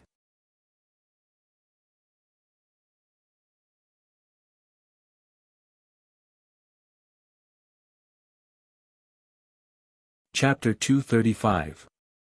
It was a small space. It was flat, like a big box. However, this box was too big. It was half the size of Zhang Xiaohua's hut. It was very neat and tidy. Besides a small three-tiered shelf, there was nothing else. On the shelf, there were a lot of porcelain bottles, very neatly arranged, and under the shelf, there were a few crooked bottles. At this time, Zhang Xiaohua was completely stunned, and simply did not have the mind to look at the things on the shelf. He just looked at the small money bag in his hand, and used his spiritual awareness to feel the space inside the money bag, which was almost bigger than the chicken coop in the Zhang family's small courtyard. He felt incomparably inconceivable. What the hell was going on? Was there another world hidden in this money bag? When Zhang Xiaohua withdrew his spiritual awareness, the money bag was restored to an ordinary money bag, and Zhang Xiaohua could not find any flaws, but when Zhang Xiaohua's spiritual awareness penetrated again, he once again saw the space inside the money bag. This was repeated several times, and it never failed. Suddenly, Zhang Xiaohua thought, this money bag was used to store things, so was that space the place to store things? So, he withdrew his spiritual awareness, and put the pearl hair clip into the money bag. But when he released his spiritual awareness again, he did not see any pearl hair clip in the space. Looking again with his eyes, the pearl hair clip was still in the money bag. Zhang Xiaohua could not help but understand, this money bag seemed to have two places to put things, one could be seen with the eyes, and the other could be seen with the spiritual awareness. However, Zhang Xiaohua's problem came again. The place that could be seen with the eyes, was put with the hand, but the place that could be seen with the spiritual awareness, what was the method used to put things in? Zhang Xiaohua held the pearl hair clip in his hand, and put it in the money bag, but could not put it in the space. If there was nothing in the space, Zhang Xiaohua may think that it was impossible to put things in, but there was something in the space, indicating that there must be a method to put it in, but, what was this method? Zhang Xiaohua was extremely bored, and swept the shelf in the space with his spiritual awareness. Suddenly, Zhang Xiaohua had a bright idea, since he did not know how to put things in, but if he knew how to take things out, then wouldn't it be the same? So, Zhang Xiaohua began to try to take things out, since this space could only be entered by the spiritual awareness, presumably taking things out must be related to the spiritual awareness. Naturally, Zhang Xiaohua thought of when he had just woken up from seclusion, and the feeling of sweeping the field crops with his spiritual awareness, as if he had an extra hand, he could touch everything in the field. However, Zhang Xiaohua seemed to be unable to use his divine sense to sense this space and use his divine sense to pick up things. Thinking of the Worry-Free Heart Sutra about the use of spiritual awareness, Zhang Xiaohua temporarily withdrew his spiritual awareness from the money bag, and first recalled the skills in the Worry-Free Heart Sutra, and then practiced outside, and then once again immersed his spiritual awareness into the money bag. This time, while Zhang Xiaohua was perceiving the money bag, he also divided a trace of his spiritual awareness, and wrapped it around a porcelain bottle on the shelf, wanting to take it out of the space. Unfortunately, Zhang Xiaohua's spiritual awareness was just able to leave the body, and was really weak. How could he take this real object? Even if Zhang Xiaohua used all his strength, that porcelain bottle still didn't move. Zhang Xiaohua couldn't help but be anxious, and secretly said in his heart, "Come out." Just as this thought arose in his mind, that porcelain bottle suddenly disappeared, and then suddenly appeared in Zhang Xiaohua's other hand that wasn't holding anything. Zhang Xiaohua's hand suddenly had something appear, and he was so scared that he almost threw it away. Fortunately, his eyes were very sharp now, and he saw it clearly the moment he threw it away. Zhang Xiaohua curiously put the porcelain bottle in front of his eyes, and observed it up and down. This was a small bottle carved out of jade. It looked exquisite, and it was warm to the touch. Even a layman could see that it was extraordinary. But it was a bottle used to hold things, and presumably the things inside were even more extraordinary. Unfortunately, Zhang Xiaohua could only guess this point, because that jade bottle was empty. Since he knew how to take things from the space, naturally he also knew how to put things from the outside into the space. Zhang Xiaohua followed suit, and used his spiritual awareness to wrap around the porcelain bottle in his hand. At the same time, he also immersed his spiritual awareness into the money bag, and thought, "Put it in." Sure enough, that jade bottle suddenly disappeared, and entered the money bag. Ha ha ha, Zhang Xiaohua burst into laughter. This thing was really fun. In the future, if he hid something in the money bag, he was afraid that no one would be able to find it. Thinking, Zhang Xiaohua took out that small stone and the broken jade pendant from his bosom, and put them into the space of the money bag. Then, subconsciously, he also took out the hair clip from the money bag, and put it together into the space. At this time, Zhang Xiaohua suddenly thought, if there were people who could use their spiritual awareness, wouldn't this money bag become a public thing? Anyone who could perceive this money bag, wouldn't they be able to take things from it? However, just as this idea just arose, Zhang Xiaohua laughed. If this money bag was really like that, who would put things inside? So Zhang Xiaohua put the money bag on the ground, and also wanted to try to take things from it, but his spiritual awareness could only sense the fluctuations of the yuan qi on the money bag, and couldn't immerse it. When Zhang Xiaohua took the money bag in his hand, he was able to perceive the space of the money bag. So it was like this. Since he knew that others couldn't casually take things from his money bag, Zhang Xiaohua felt relieved, and carefully counted the things in the money bag. Although his spiritual awareness couldn't move the jade bottles, but he could see the things in the jade bottles. Zhang Xiaohua looked at the jade bottles one by one, trying to find something from them, but when he almost finished looking at all the jade bottles on the shelf, he didn't find anything useful. Zhang Xiaohua was somewhat disappointed, and finally, he saw a few crooked jade bottles at the bottom of the shelf. These jade bottles were different from the others. These jade bottles were sealed. Zhang Xiaohua was overjoyed. Presumably there was something inside. He took out one of the jade bottles. This jade bottle was clearly much coarser than the jade bottle from before, and the quality of the jade was also not on the same level. Presumably, the things inside wouldn't be the same as the things in the previous jade bottle. Zhang Xiaohua took the coarse jade bottle and looked around. On the top of the bottle, there were 3 carelessly written characters, "Qi generating pill." These 3 characters were also ancient characters, and seemed to be casually written. Zhang Xiaohua curled his lips, and said in his heart, "I reckon it's not some good stuff." Even the name was written so casually. The mouth of the bottle was sealed, but now, how could it stump Zhang Xiaohua? He swept with his spiritual awareness, and sure enough, there were 3 medium-sized round things inside, which contained not weak yuan qi. If it was the Zhang Xiaohua who had never seen a yuan qi stone before, he would certainly be happy, and couldn't wait to take out these things, and swallow them whole. But now, Zhang Xiaohua's horizons were different. This insignificant yuan qi compared to a yuan qi stone was really insignificant, and it didn't arouse his interest in the slightest. Just as he was about to put the jade bottle back, he suddenly thought of the medicinal pills mentioned in the elementary alchemy book. Could it be that this qi-generating pill was the medicinal pill mentioned in the book? If it was like this, Zhang Xiaohua somewhat understood. Medicinal pills were originally medicinal pills that contained yuan qi, and the book also mentioned medicinal herbs. Presumably, this qi-generating pill was extracted from medicinal herbs. No wonder the Misty School had a specialized pharmacy for growing medicinal herbs. Presumably, those medicinal herbs were specifically used for alchemy.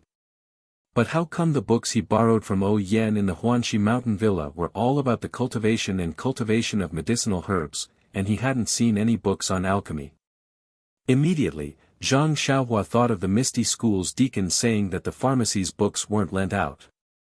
Presumably, those alchemy books were all in the pharmacy. Thinking of the pharmacy's deacon's face, Zhang Xiaohua lost his interest in reading the books. Forget it, he would first finish reading the book in his hand. Thinking of this, Zhang Xiaohua put the jade bottle back into the space. Zhang Xiaohua put the money bag into his bosom, pulled out a green foxtail grass from the ground, and bit it with his teeth. Lying on the ground, he looked up at the white clouds in the sky, leisurely floating. He felt that his heart seemed to have forgotten something, but it was at the edge of his mind, and no matter how he thought, he couldn't remember it. At this time, a large piece of white clouds piled up in the southern sky, like a crouching cow. Zhang Xiaohua couldn't help but daydream, how good would it be if I could lie among the white clouds in the sky? It must be much better than riding a cow. Crouching cow stone. Zhang Xiaohua's eyes flashed, and he climbed up from the ground with a zing sound. That huge piece of primordial stone that looked like a crouching cow. Zhang Xiaohua instantly remembered what he had forgotten. This primordial stone might be useless to others, but to Zhang Xiaohua, it was a real treasure.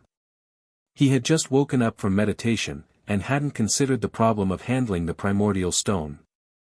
That piece of primordial stone was incomparably huge, so he definitely couldn't move it away.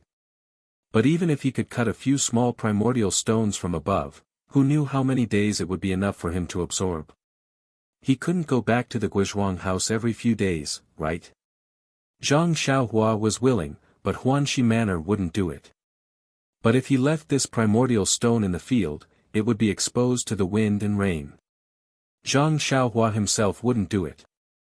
If by any chance it was carried away by others and used to tie cattle and sheep, wouldn't he regret it? Now, this small money bag actually had such a large space, it was simply a large warehouse that he could carry around with him. Didn't it just solve the problem of how to carry the huge primordial stone? But, he didn't know whether such a large and heavy primordial stone could be placed in this money bag. Would it burst this money bag, or was this money bag too heavy? It didn't matter if the money bag was heavy, Zhang Xiaohua could also lift it up. But if it was really heavy, how could he carry it in his arms?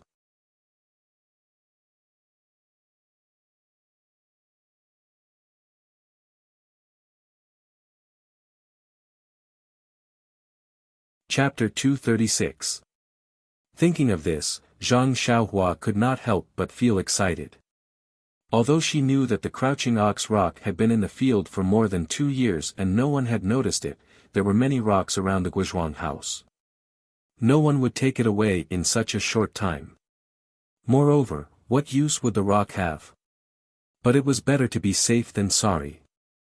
What if someone took advantage of the fact that Zhang Xiaohua was not around and had evil thoughts about the worthless rock? The more Zhang Xiaohua thought about it, the more likely it was. She ran out from the back of the house and hurried out of the village. It was better for such a precious thing to fall into her purse first. Just as she ran to the front of the Zhang family's courtyard, she met the happy Zhang Xiaolong and the shy Lu Qian.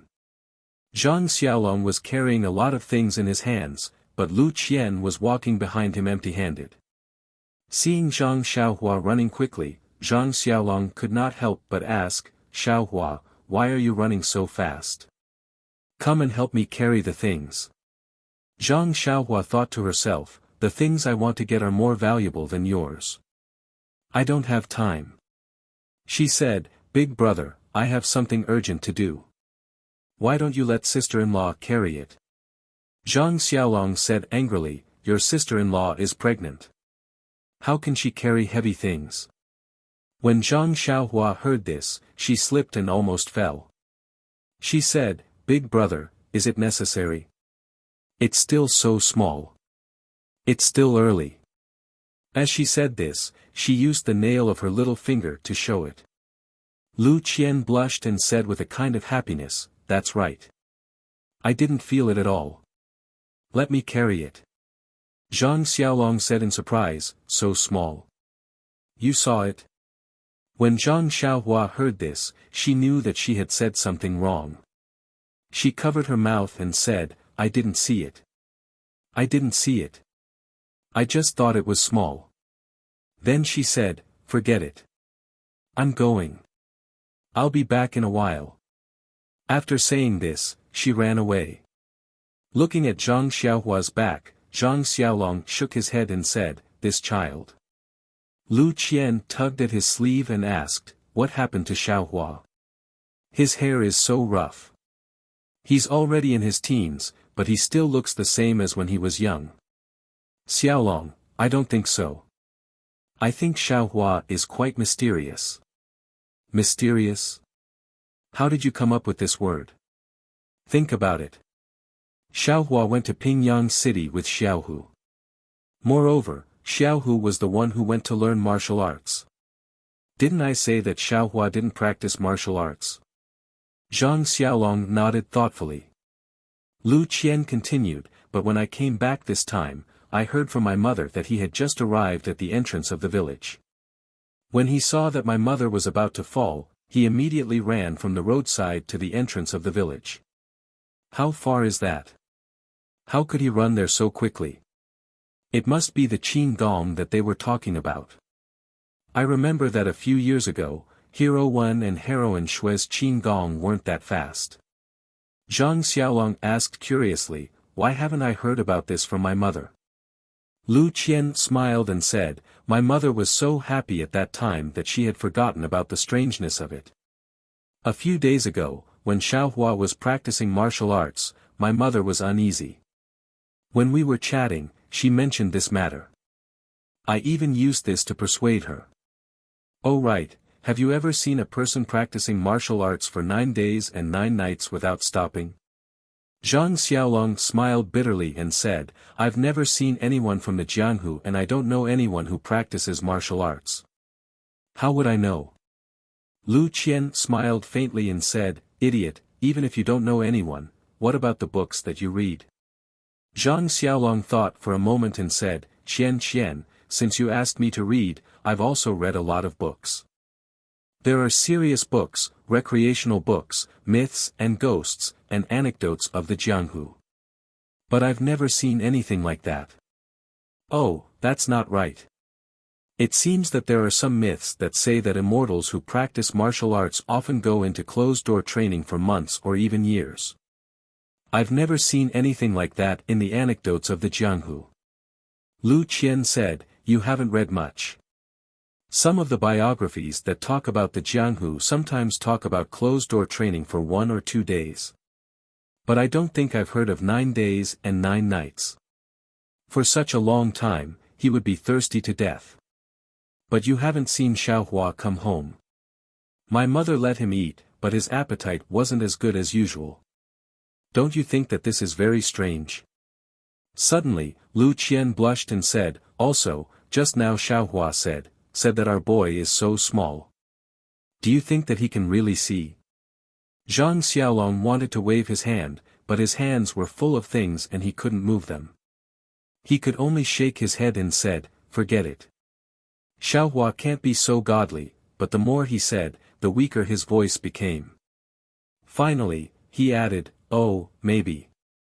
Immediately, he said with certainty, it's best if he can see. Let him see the child's situation every day and tell us about it. Moreover, Xiaohua is our biological brother. The more powerful he is, the happier we will be, right? Lu Qian said, yes, I really didn't expect that the little Xiaohua of the past would be so powerful now. Then, I think that when our boy grows up, we must let him practice the martial arts manual that he gave to our boy. I think he will have a bright future. Zhang Xiaolong laughed and said, why? Not letting him study and become a high-ranking official? Lu Qian said, idiot, do you know anything about both civil and martial arts?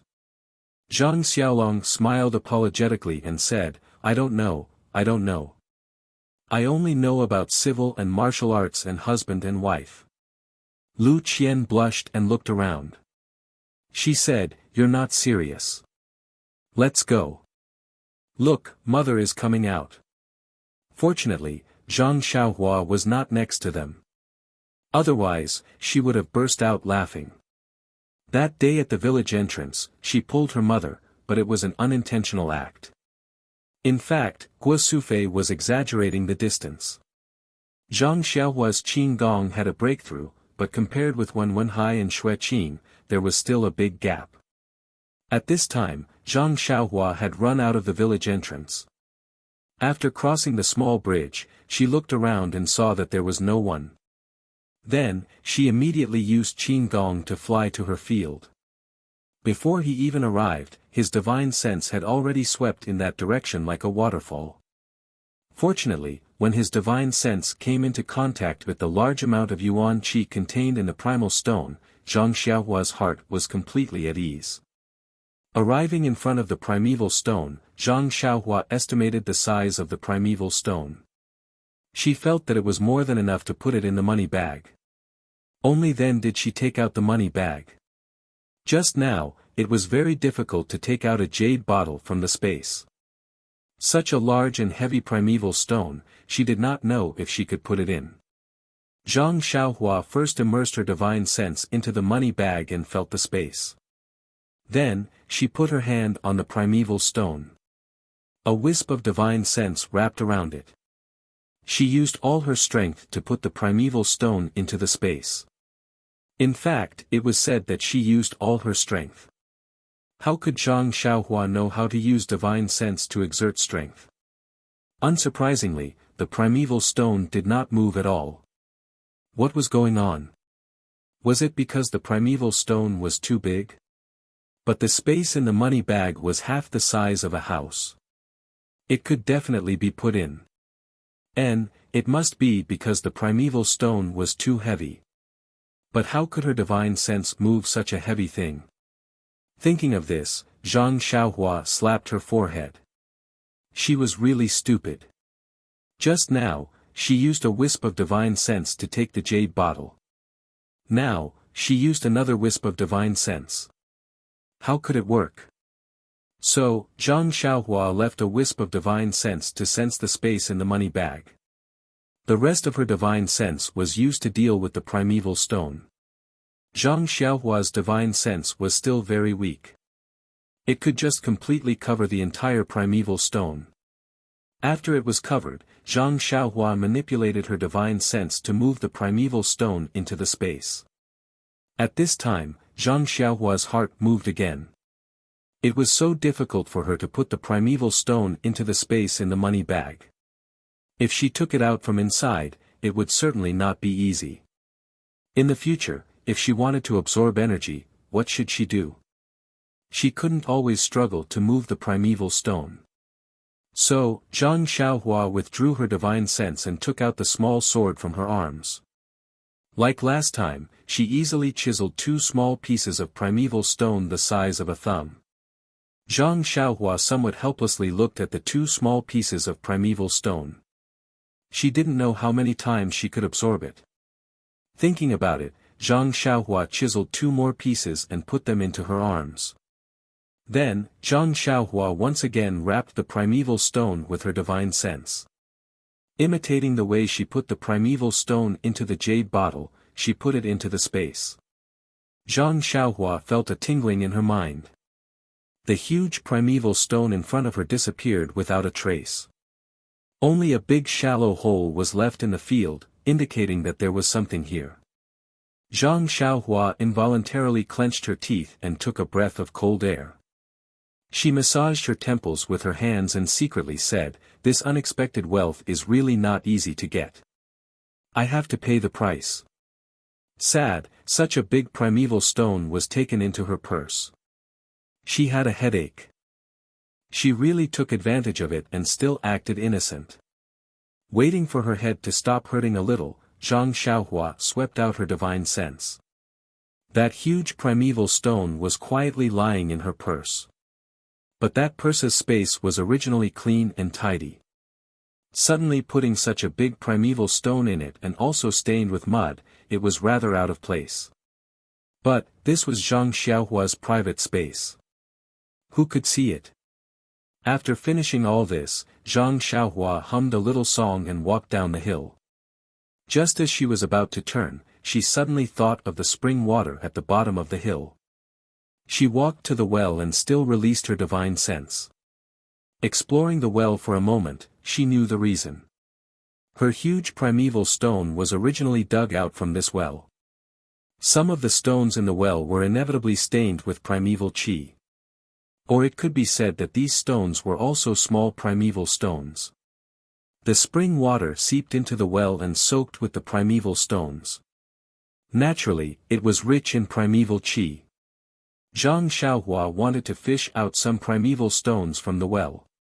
But in her divine sense, those primeval stones were really small, comparable to grains of sand. It was not easy to get them. Moreover, Zhang Xiaohua knew that her family drank the water from the well. The primeval qi in the water was very good for their bodies. Why would they do such a desperate thing? Zhang Xiaohua was thinking when he suddenly felt someone coming from behind. She turned her head to look. It was her second brother Zhang Xiaohu. Zhang Xiaohu carried 2 buckets of water. It was obvious that he was here to fetch water. Seeing Zhang Xiaohua, he was very happy and said, "Xiaohua, why did you come here again? Just now when Big Brother came home, he said that you had an urgent matter. What is it? Could it be related to this well?"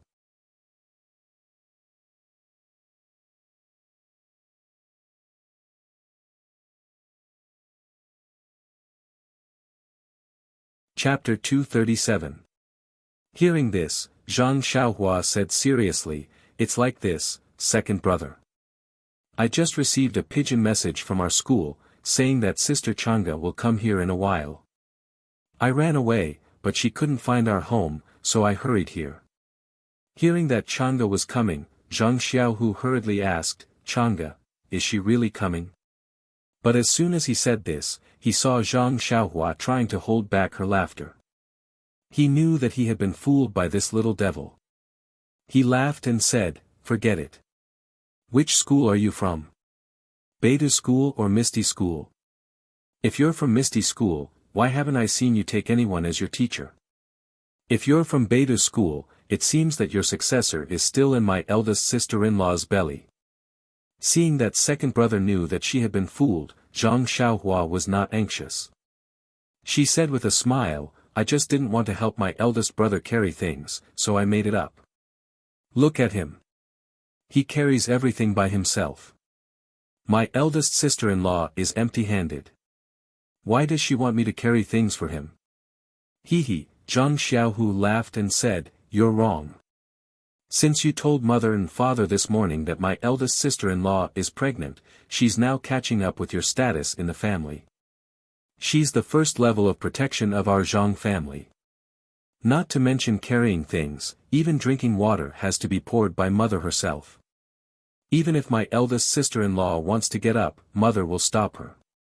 You see, didn't you say that the well water is good for the baby? Mother made another water tank and asked me to carry more water home." Zhang Xiaohua shrugged and said, "Anyway, we have to leave home in a while. My eldest sister-in-law can take my place. I don't care. But her position won't last long. Mother loves the house and its crow. When the baby is born, my eldest sister-in-law will be left behind. Oh, by the way, second brother, the spring water is better fresh. If it's left for a long time, it won't have any effect. You'd better not pick it.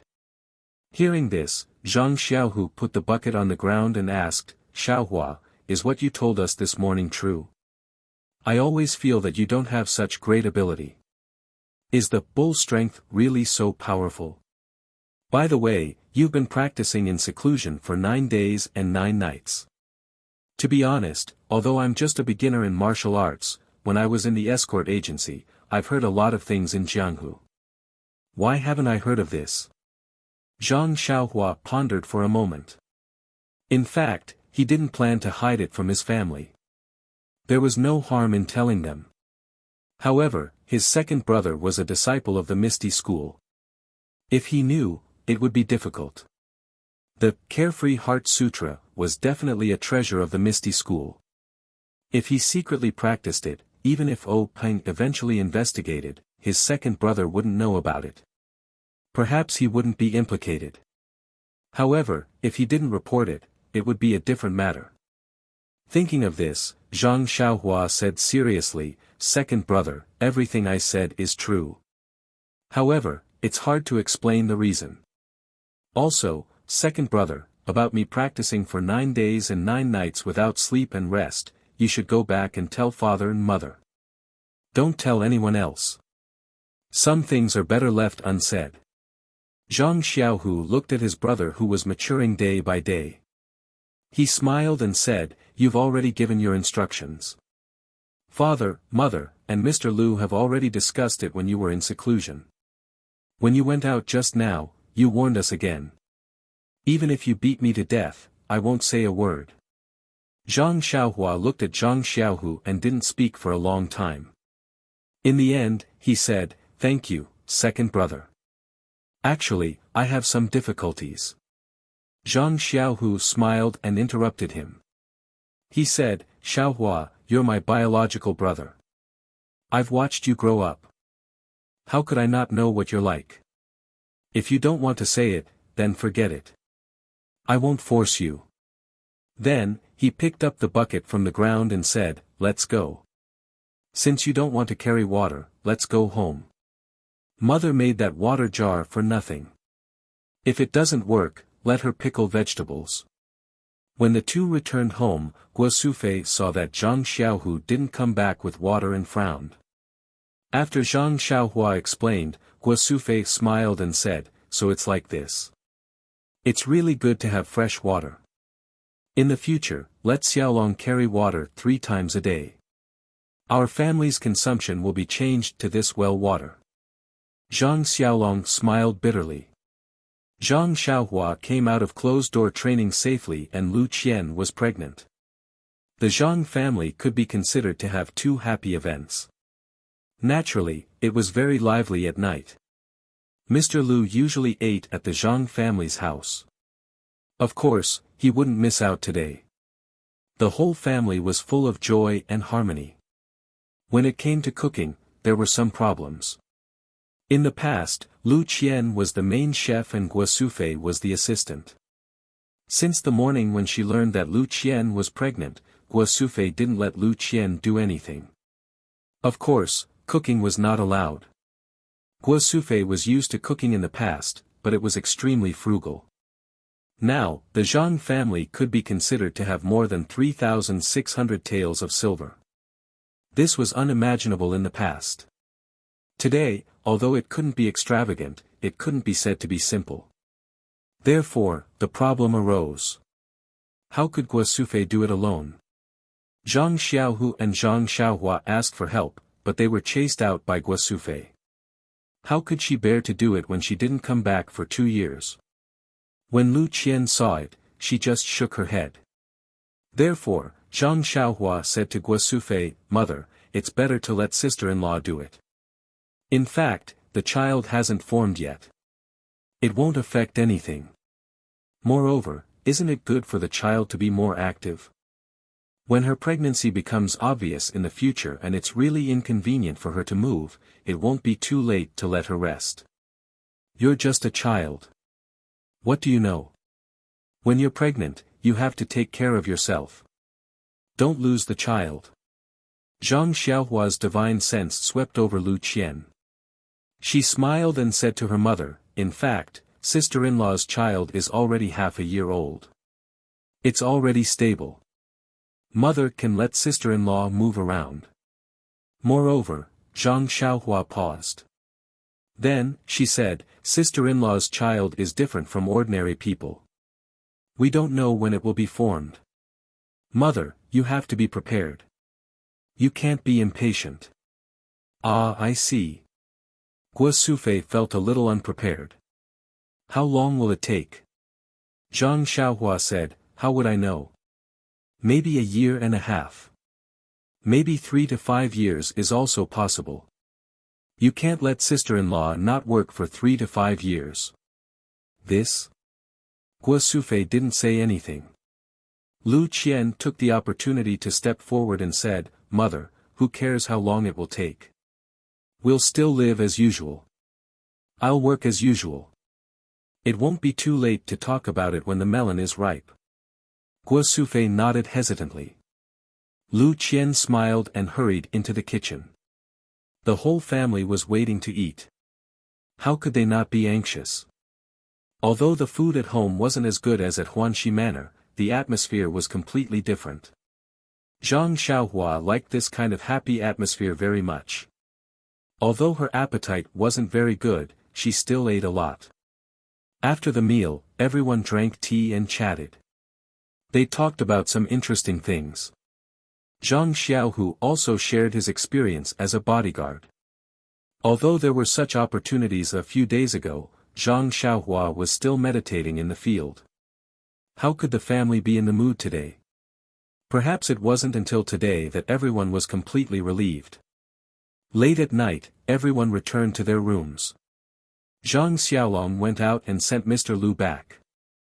When they returned to the room, Zhang Xiaohua asked, Second brother, do you sleep or practice at night? Zhang Xiaohu said, Usually, I practice. I've just started practicing the art of ethereal magic. It's time for me to consolidate it, so I need to practice more. A few days ago, I saw you meditating, so I didn't dare practice. Zhang Xiaohua nodded and said, Then let's practice together. Zhang Xiaohu smiled and said, Okay, let's compete. Let's see who can improve faster. In fact, he had long lost confidence in his younger brother. Practicing for 9 days and 9 nights is not something an ordinary person can do. Although he didn't have the opportunity to test Zhang Xiaohua's internal force, he absolutely believed that he may not be his younger brother's opponent. Zhang Xiaohu closed the door, walked to the Kong and sat cross-legged. According to Wen Wenhai's teachings, according to the records of ethereal divine art, he practiced breathing and refined his internal force. Zhang Xiaohua wasn't in a hurry. He just sat cross-legged and released his divine sense to feel the energy around him. He sighed softly. How could these few strands of energy be enough for him to practice? He saw Zhang Xiaohu meditating and couldn't help but sweep his divine sense towards Zhang Xiaohu. However, he didn't feel any signs of energy. Zhang Xiaohua couldn't help but feel strange. Listening to second brother's tone, his ethereal divine art was already at the entry level. His qi was also beginning to take shape. How could there be no signs of energy? Although his divine sense was like an eye, it was still sensitive to energy. Even the fetus in Lu Qian's body was only able to sense it because it absorbed energy. If there wasn't such an opportunity, how could Zhang Xiaohua know so much? Perhaps the ethereal divine art had some mysteries that he didn't understand. Thinking about it, Zhang Xiaohua took out 2 small stones from his bosom. He held one in each hand and closed his eyes to absorb the energy. Zhang Xiaohua originally thought that since the primordial stone was so small, the primordial qi within it must be limited, and the absorption would be very weak. However, just as he circulated his qi, he felt an extremely rich primordial qi flow out of the primordial stone in his hand and into his meridians. It was the same as sitting on the primordial stone a few days ago. Zhang Xiaohua quickly suppressed his astonishment and calmly absorbed and refined the primordial qi. However, he didn't immediately enter a meditative state. After a while, he stopped absorbing and didn't open his eyes. He just used his divine sense to sweep the stone. This sweep didn't matter. Zhang Xiaohua was surprised. The energy in the stone was still abundant. It didn't weaken because of his absorption. This small stone might not be too durable. If so, this small stone would be enough for him to practice for a long time. Thinking about the huge crouching ox stone in his purse, Zhang Xiaohua's mouth almost cracked from smiling.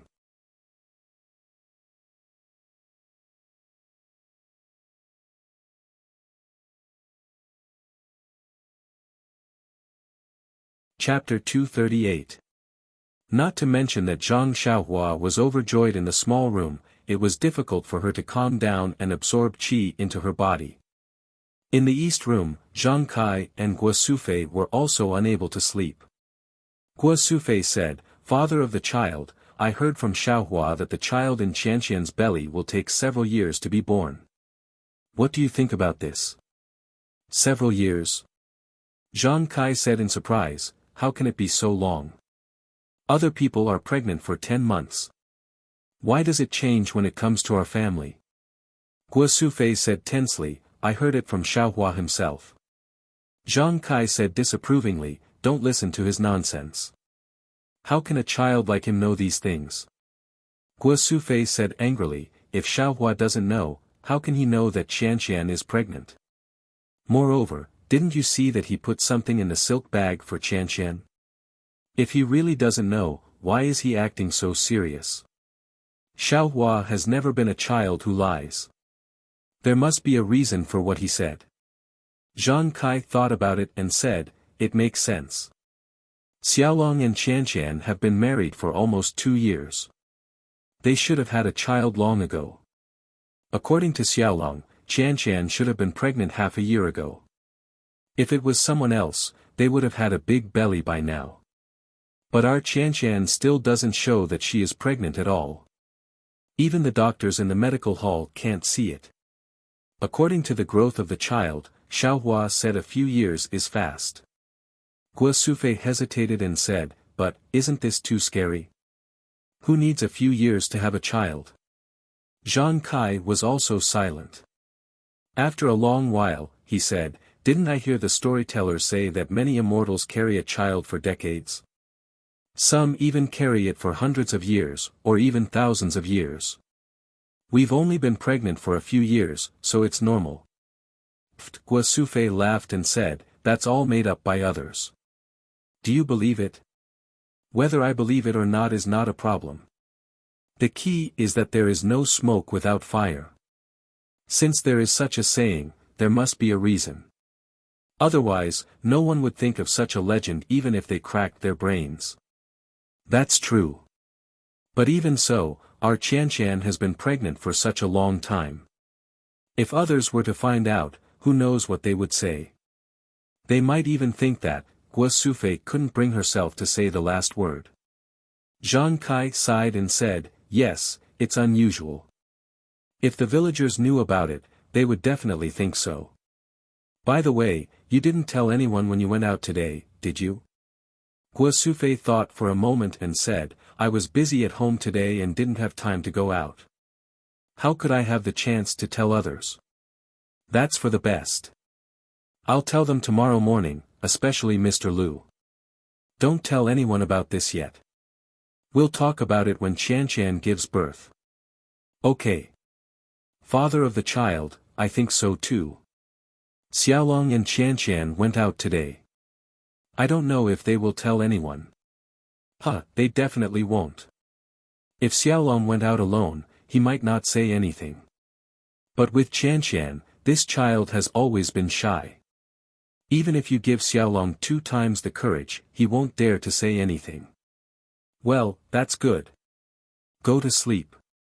There are still things to do tomorrow. These days, I've been worried about the child. The work in the field has been delayed. Let it be delayed. The child has brought back so much money. It's enough for us to live for a lifetime. Mother of the child, you're wrong. Money is just a worldly possession. No matter how much money there is, it's still a dead object. How can it be compared to the field? It's a living thing. We can rely on it for a lifetime. I know. Old man, go to sleep. We still have to go to the field tomorrow. In the west room, Zhang Xiaohua and Lu Qian also found it difficult to sleep. Not to mention the 3,000 taels of silver that Zhang Xiaohua had given to their mother and the dozens of taels of silver that their mother had given to them, just the fact that they were pregnant and the pregnancy might be very long was enough to make them talk non-stop. Zhang Xiaohua, who was cultivating, immediately fell into a deep sleep.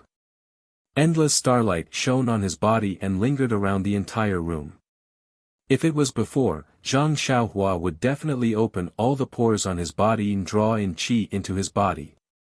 But now that Zhang Xiaohua had reached the second level of the Carefree Heart Sutra, his cultivation method had also changed.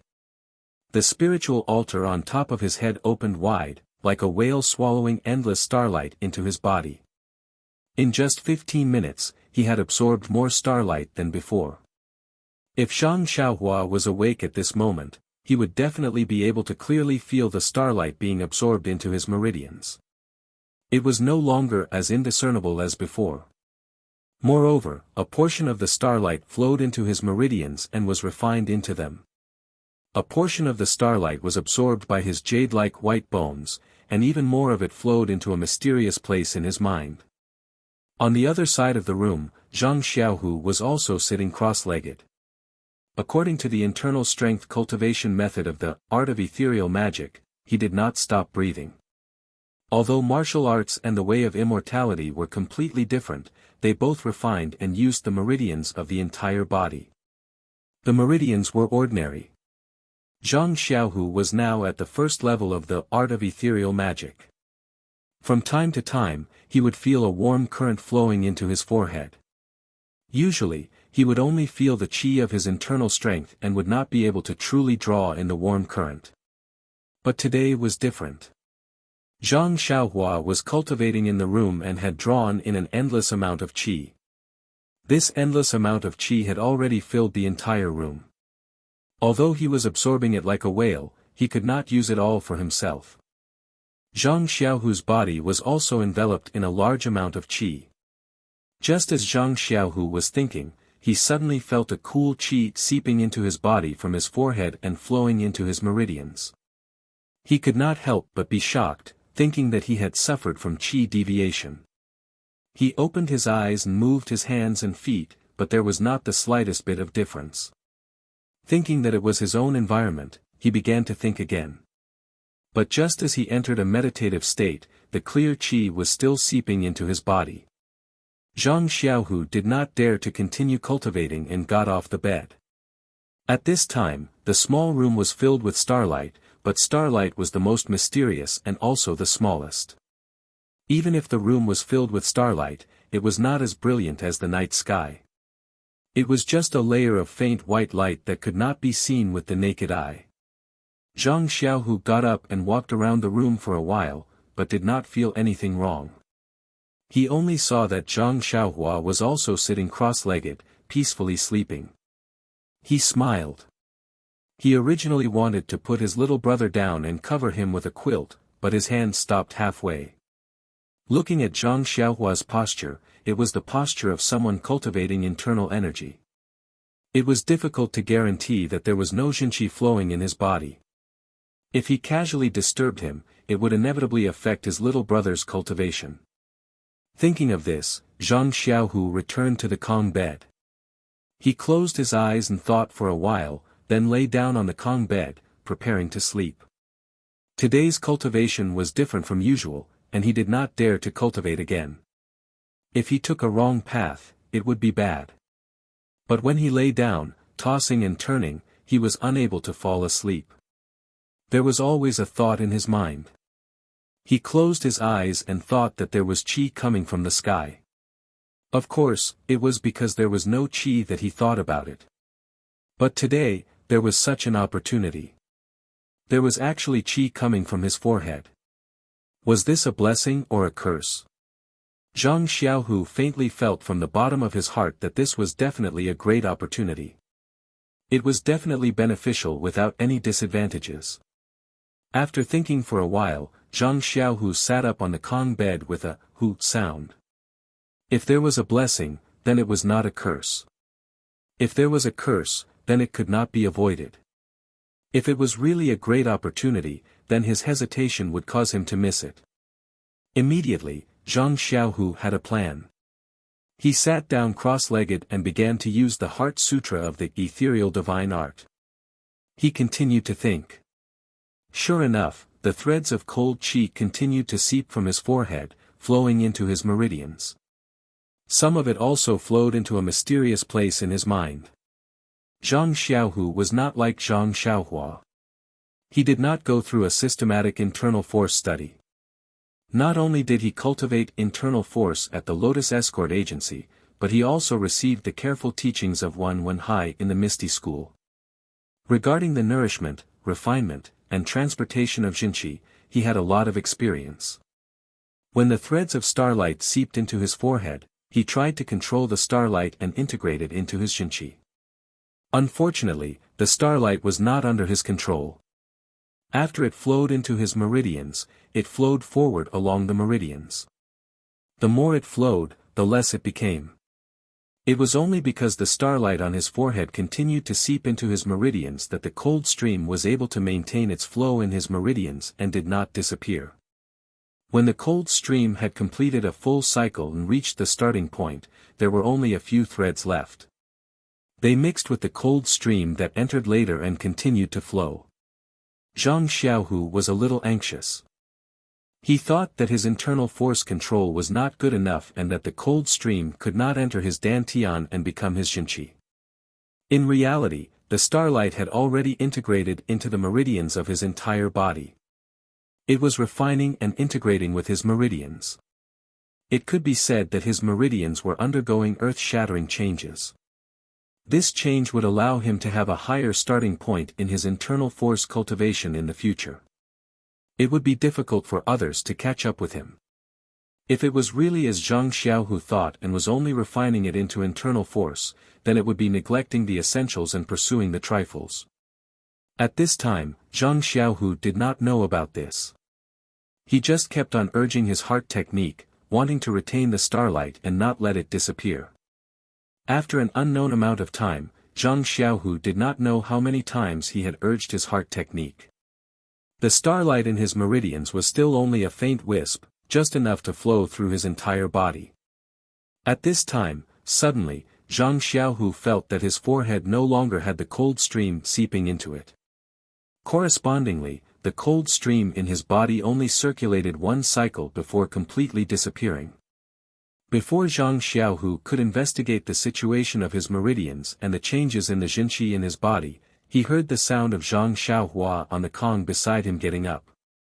Zhang Xiaohu opened his eyes and saw Zhang Xiaohua tiptoeing up from the Kong. She stretched, carefully opened the door, and walked out. Zhang Xiaohu's heart moved. Could it be that the cold stream on his forehead was related to his brother? Otherwise, when his brother got up, the cold stream would disappear. Suppressing the urge to get up, Zhang Xiaohu still silently used his heart technique to check the situation of his cultivation last night. In his dantian, the pitiful amount of Jinqi did not increase at all. Checking his meridians, there was also no change. Zhang Xiaohu could not help but feel a little disappointed. It seemed that his hard work last night was in vain. With a wry smile, Zhang Xiaohu also got up, opened the door, and went out.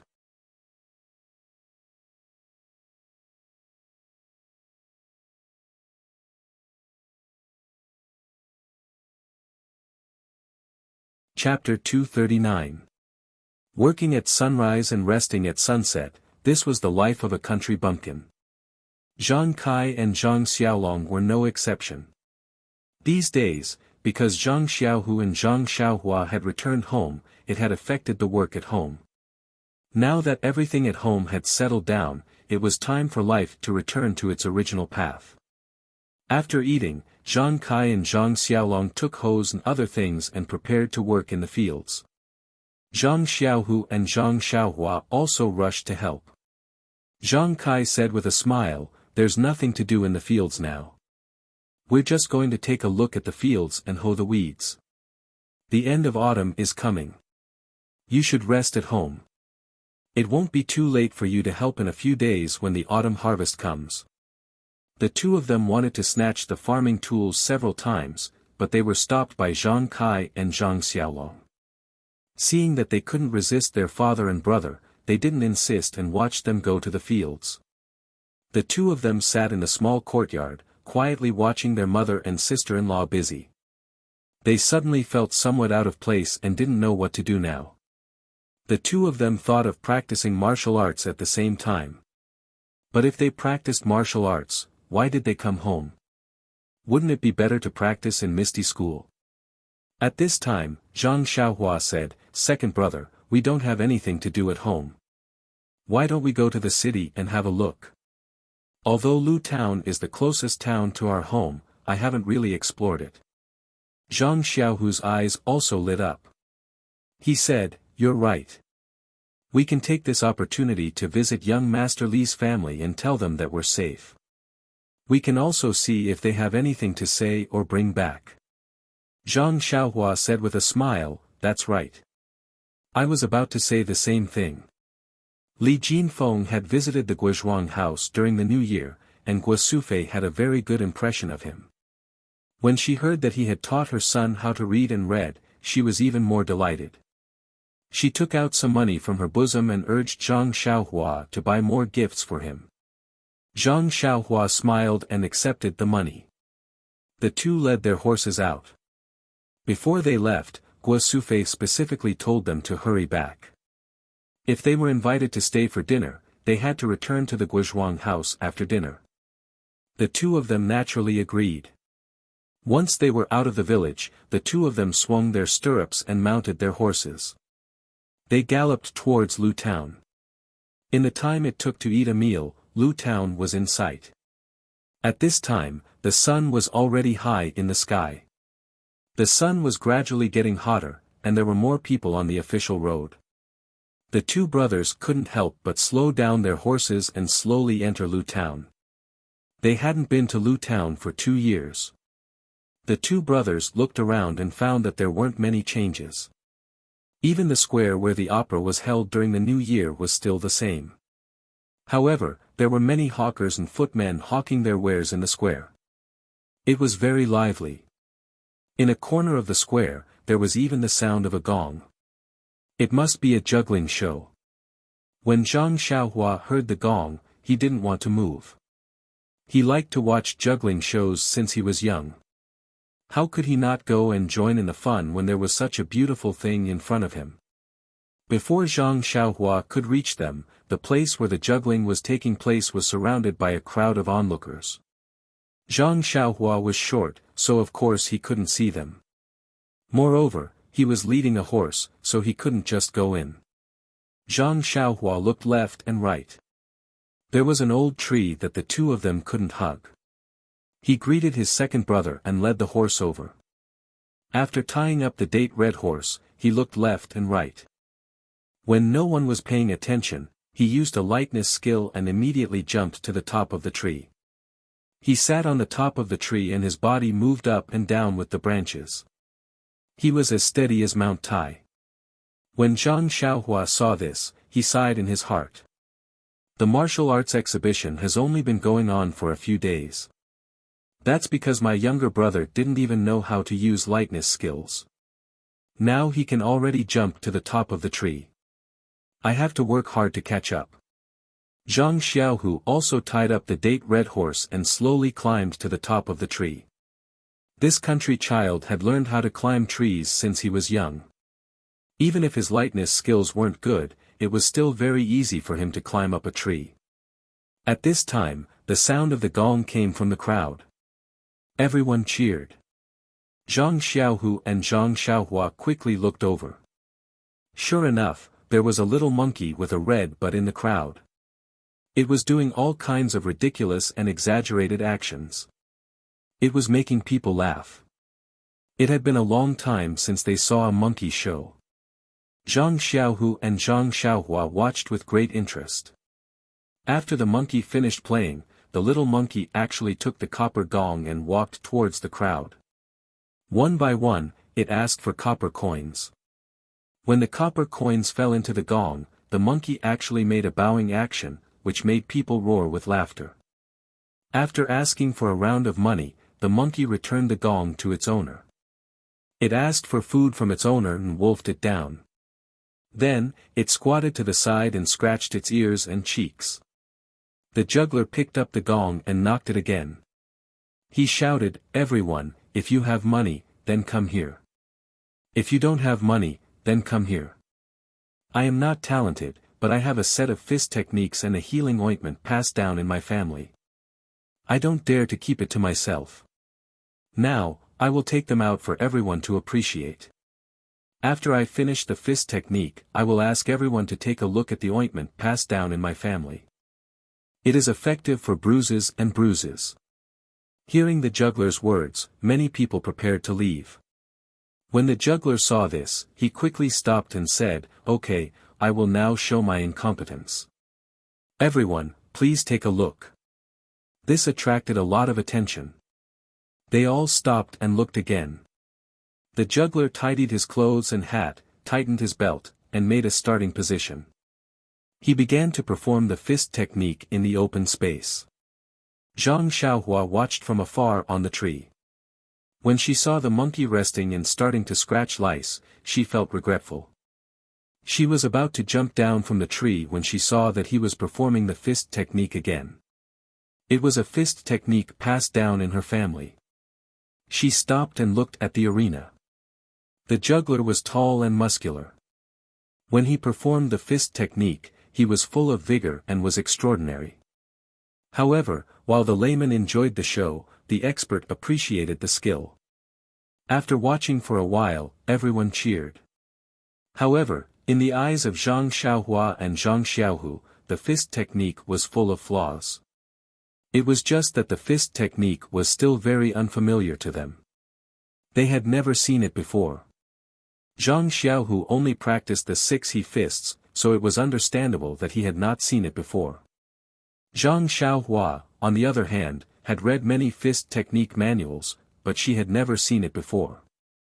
From the looks of it, this fist technique was indeed a family heirloom and was rarely seen in the pugilistic world. As the man was performing, he saw that in a corner to the east, the crowd was in a mess. Zhang Xiaohua was standing high, so she naturally could see further. Furthermore, with her sharp eyes and ears, she had long seen a short fatty. He was leading a few followers and was squeezing into the crowd. When Zhang Xiaohua saw the fatty's face, she could not help but grit her teeth together, producing a creaking sound. Zhang Xiaohu was watching the family heirloom fist technique with great interest.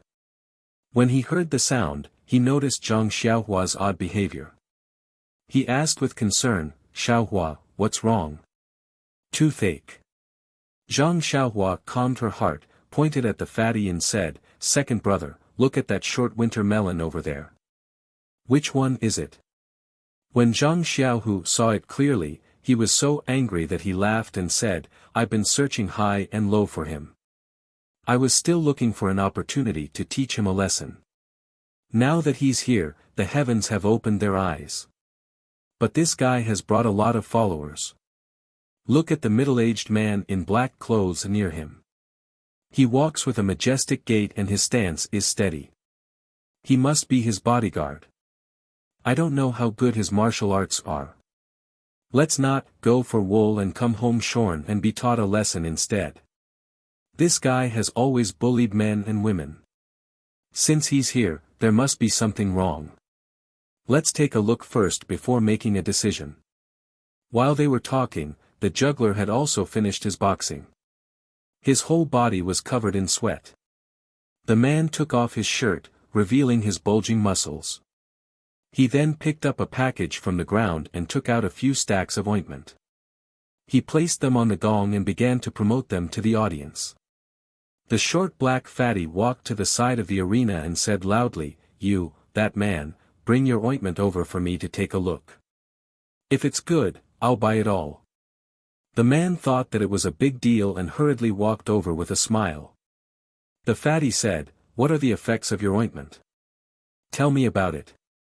The man said, "This is a secret recipe passed down in my family. It's brewed with precious herbs. It's specially used to treat injuries, fractures, and other external injuries. It's very magical. Young master, you'll know when you bring it home and try it." The fatty said, "I want to buy it, but I'm afraid that I'll be cheated. In today's society, the morals of the world are deteriorating day by day. Each generation is worse than the previous. The last time I bought a Dalmatian, I only found out that it was a dog when I went home and took a bath. Who do you think I can find to reason with?" The man smiled apologetically and said, "Young master, you must be joking. I value my reputation the most. I definitely won't lie." The fatty said, "It's best to try it on the spot. If it's really good, I'll buy it all." The man said, "I don't know if there are any patients with injuries. Please come and try it." The fatty smiled and said, "How can a sick person squeeze in? However, I do have an idea. I wonder if you want to try it." The man smiled and said, "Naturally, I'm willing to try it. However, I have to say that if this ointment is effective, young master should buy it all." The fatty said strangely, "Do I look like someone who goes back on his words?" The man smiled apologetically and said, I don't dare. I have 50 ointment here. Each one is 5 silver coins. Please count it." After saying that, he went to take more ointment from his bag. The fatty waved his hand and said, "No need. It's too troublesome. I believe you."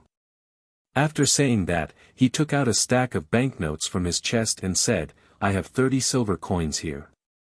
It's more than enough to buy your ointment.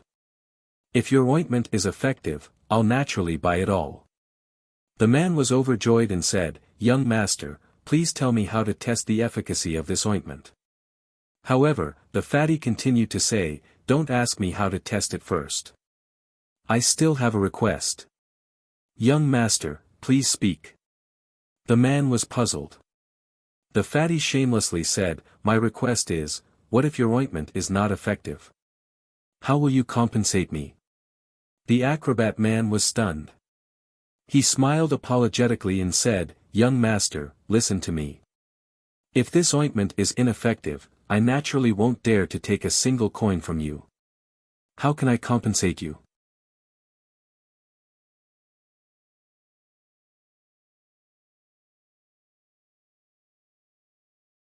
Chapter 240. The fat man said, "Why don't you compensate me? I came here to buy medicine, so I naturally have my own intentions. If you sell fake medicine, then wouldn't you be deceiving my childish heart? Leaving an indelible shadow on my path of growth? This is a problem that will affect my entire life. Do you think I won't take it seriously? Can I not compensate you for mental damage?" Zhang Xiaohua watched from afar and couldn't hear clearly. Otherwise, wouldn't she have fallen from the tree? However, Zhang Xiaohua came down from the tree and slowly squeezed into the crowd. She wanted to see what the fat man was up to. When the man heard this, he couldn't help but bitterly say, "Sir, please spare my life. I only have a few coins of silver on me. My entire fortune can't compare to your 30 taels of silver. How do you want me to compensate you?" The fat man laughed and said, "It seems like you are selling fake medicine. If your medicine is not fake, then why don't you dare to agree to my conditions?" The man looked around and saw that the crowd was quite far away from them. He knew that he was in trouble and sincerely said, "Sir, my medicinal plaster is real. My ancestor was a doctor from a famous sect and passed down this prescription. This little one has traveled north and south for many years and relied on this medicinal plaster. I have never seen anyone smash my stall. Sir, please rest assured." When the fat man heard this, the smile on his face became even wider and said, since your medicinal plaster is real, why don't you dare to agree to my conditions? Since you don't dare to agree to my conditions, then your medicinal plaster is fake. The man defended himself and said, Sir, what kind of reasoning is this? The fat man laughed sinisterly and said, Naturally, it is my reasoning. If you don't agree to my conditions, then this medicinal plaster is fake and I will smash your stall. The man helplessly said, Okay, I will listen to sir. However, this little one doesn't have 30 taels of silver in my entire fortune. We need to talk about it in advance. The fat man rolled his eyes and said, This is easy. Just put your prescription on the table. You. The man was so angry that he laughed and said, So sir has such thoughts. Sir, you are smart. Originally, I wanted to play with you.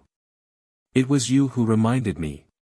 The fat man laughed and said, However, if your medicinal plaster is not effective, then what use do I have for your lousy prescription?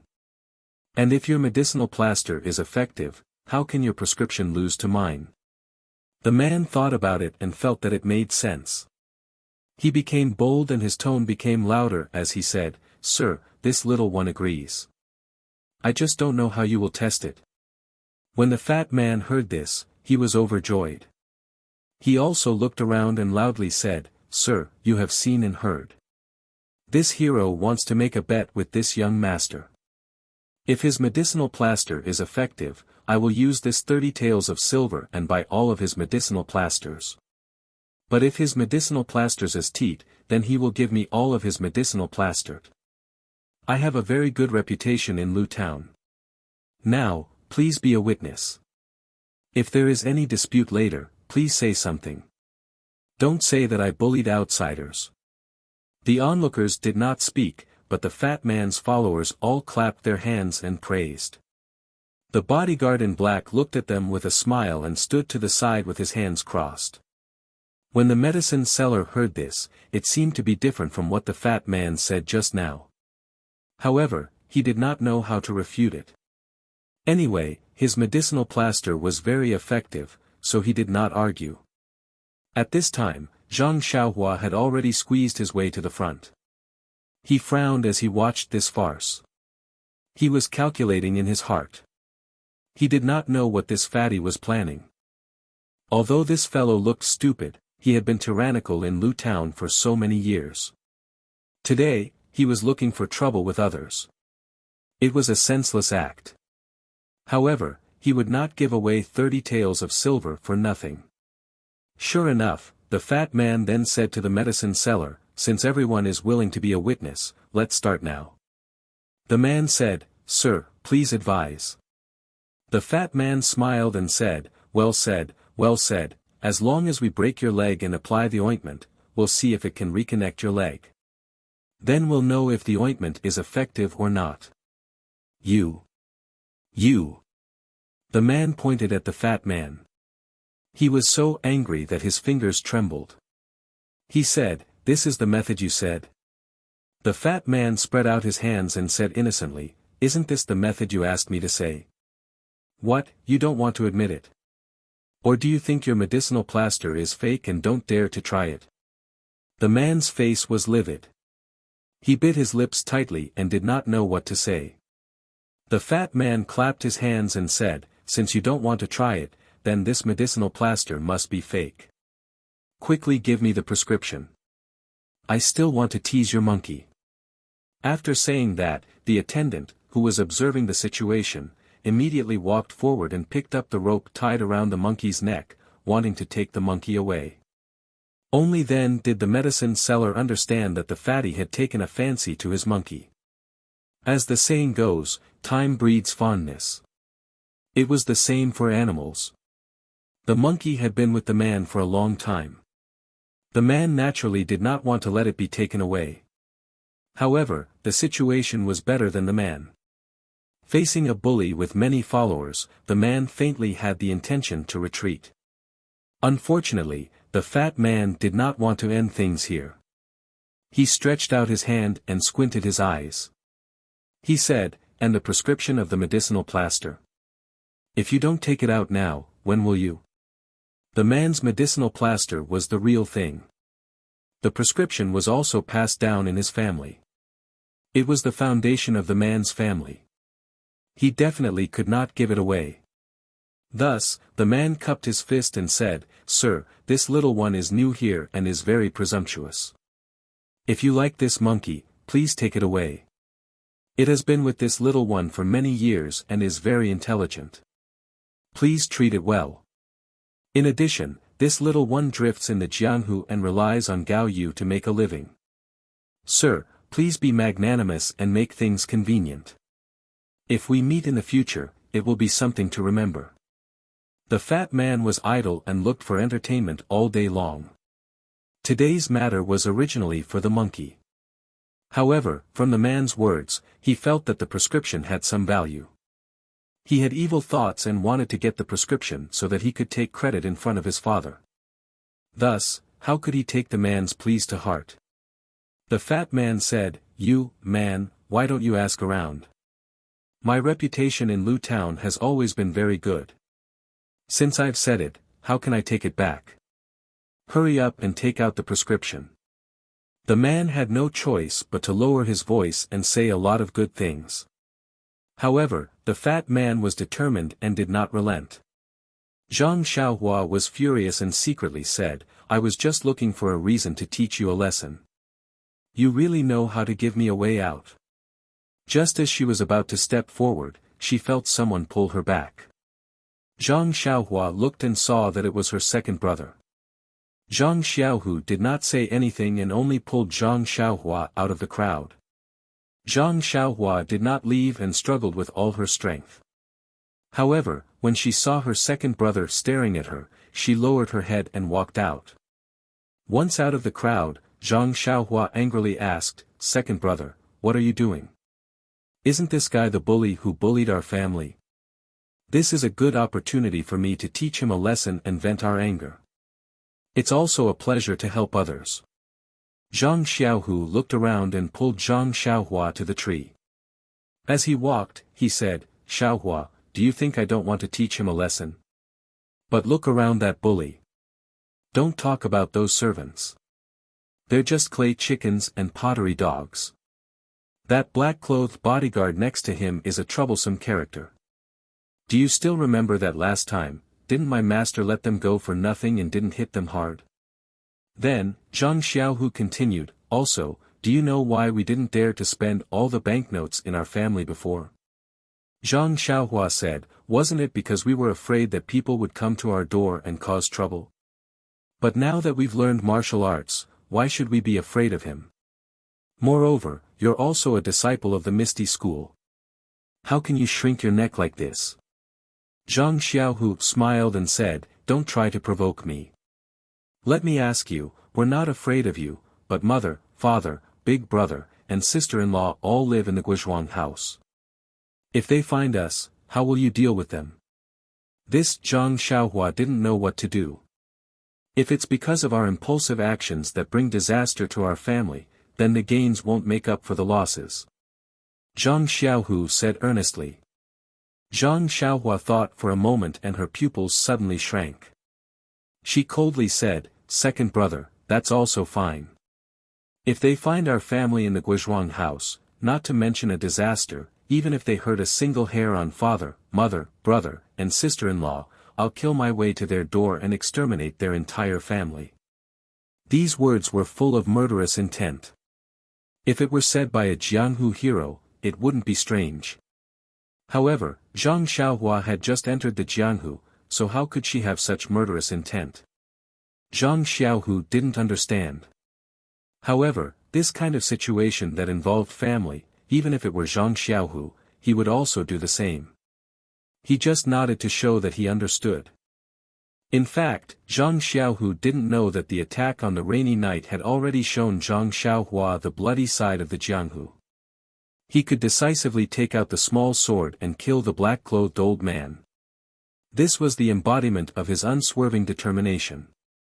Although Zhang Xiaohua was young and hadn't truly stepped into the Jianghu, his temperament was already mature.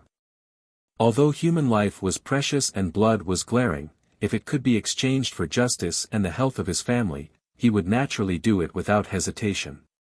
Zhang Xiaohu said again, although we're not afraid of trouble, if there's a way to avoid trouble, wouldn't that be better? Zhang Xiaohua didn't understand and said, second brother, you have a lot of experience. Just say it, I'll listen to you. Zhang Xiaohu took out a large handkerchief from his bosom and covered his face. He smiled and said, look, do you know who I am? Zhang Xiaohua was overjoyed and said, it should be like this. These two date red horses are also very eye-catching. Second brother, you stay here and help me hold the fort. I'll go find that guy to satisfy my craving. What do you think? Zhang Xiaohu thought for a while and said, okay, you go and try. If it doesn't work, then use Qin Gong to escape. Zhang Xiaohua was displeased and said, second brother, don't look down on me. Qin Gong is not used to escape.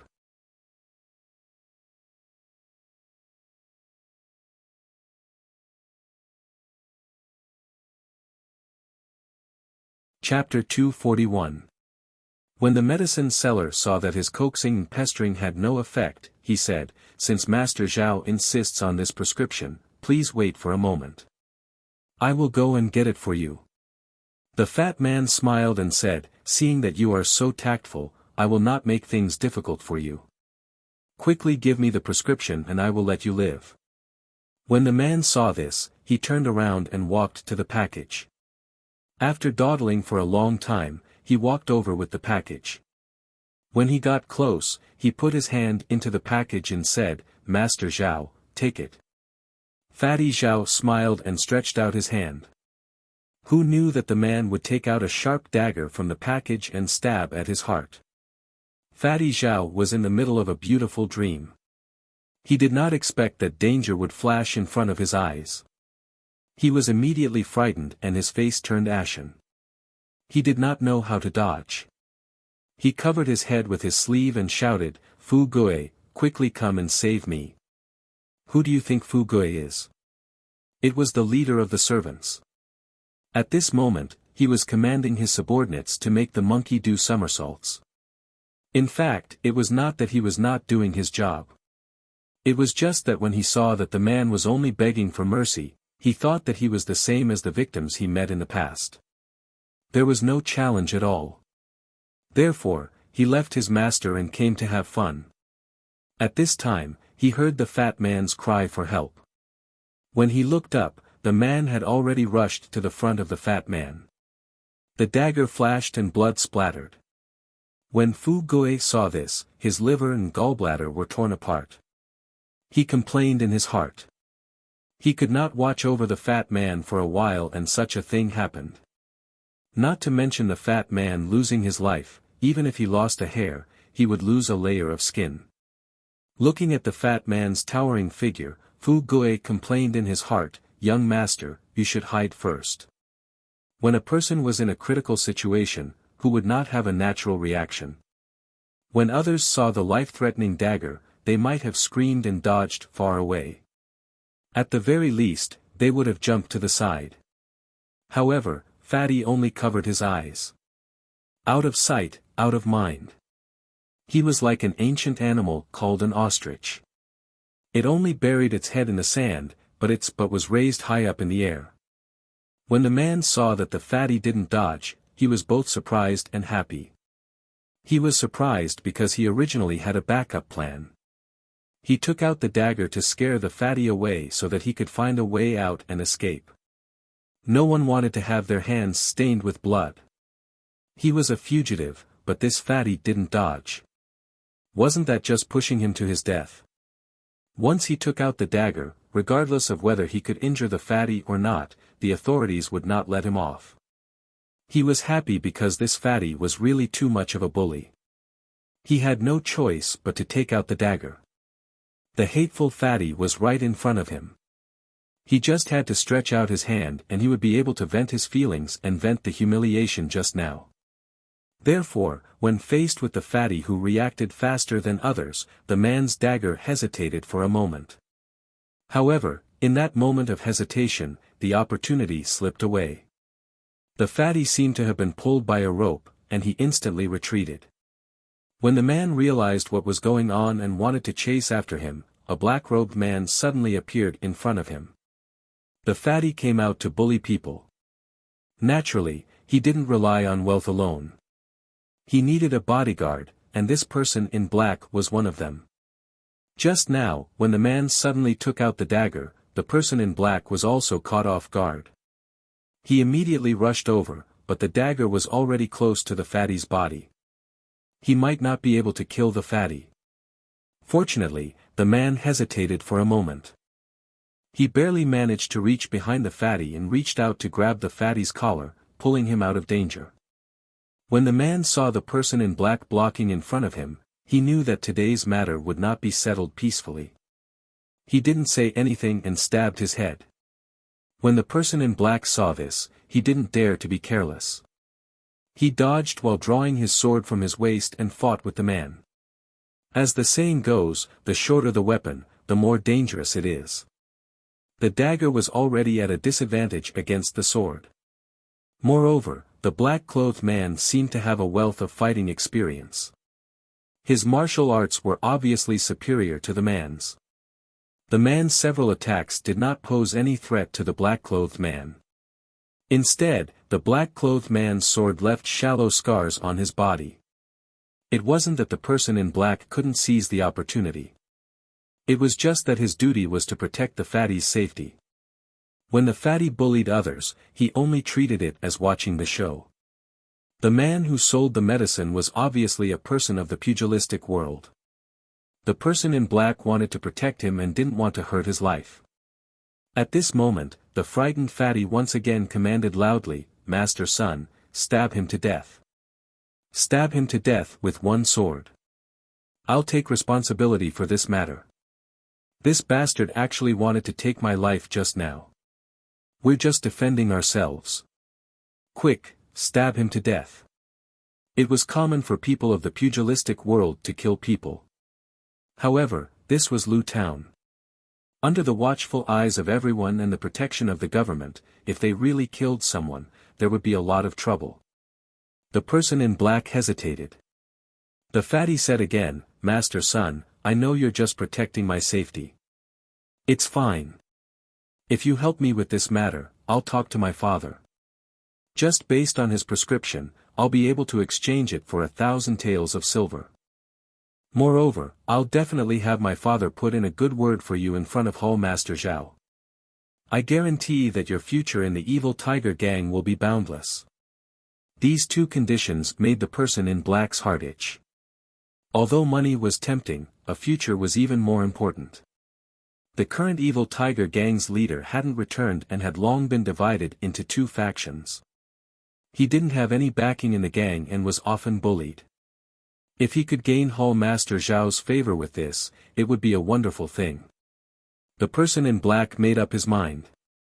He looked at the stranger in front of him and gritted his teeth, "Brother, don't blame me for being merciless. Who told you to provoke someone you shouldn't provoke? Leave your head behind and give it to me as a gift." As he spoke, he tightened his sword and blocked the man's dagger. Then, he kicked the man's crotch and sent him flying. Then, he flew forward and stabbed with his sword. The tip of the sword was aimed at the man's heart. When the man saw that he couldn't dodge, he couldn't help but close his eyes and wait for the piercing pain. At this time, a loud shout resounded throughout the square, "Fu Gui, save me."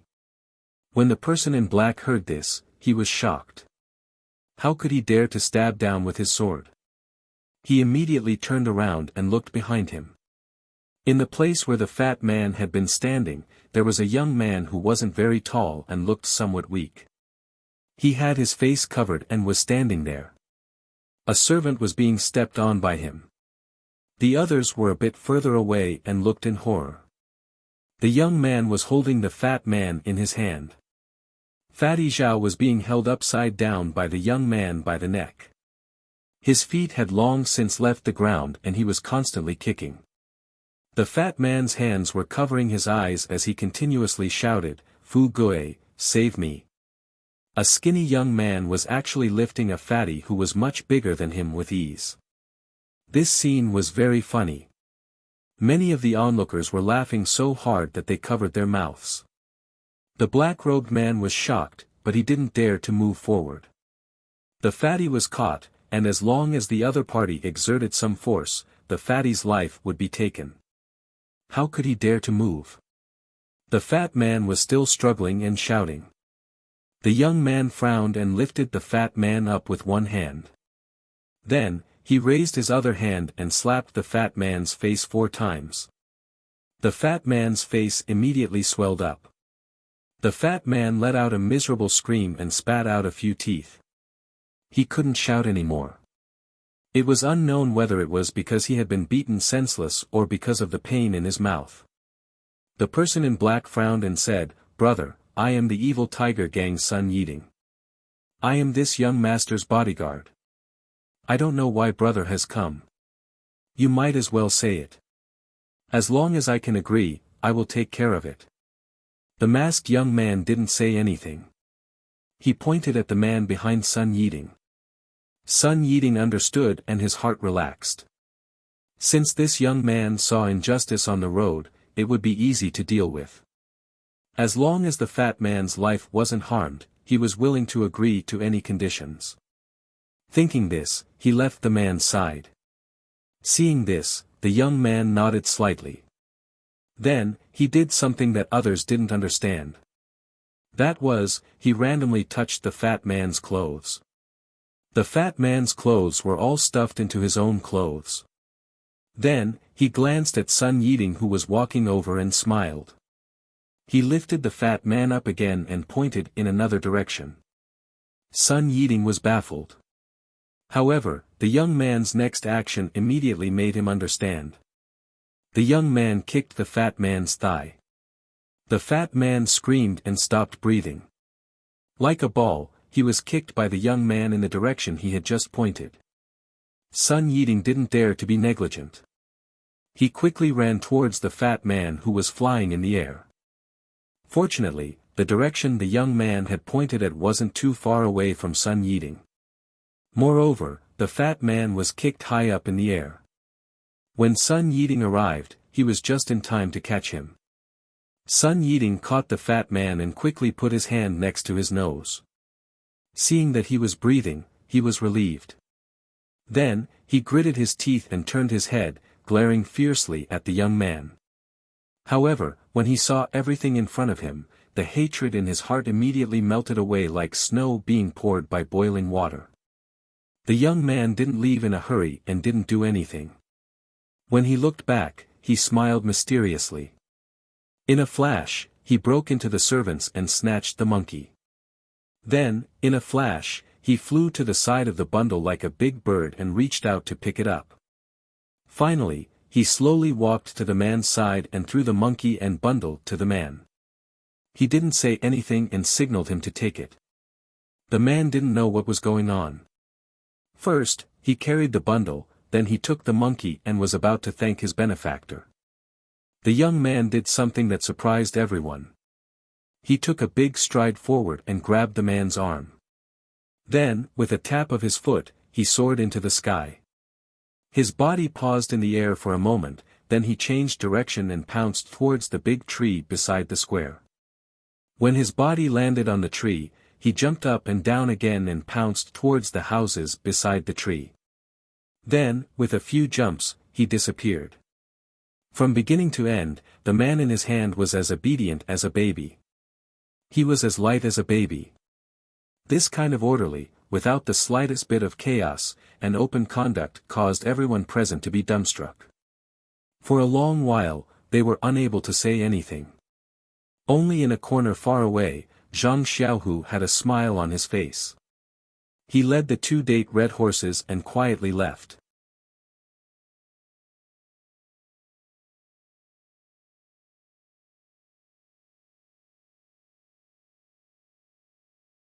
Chapter 242.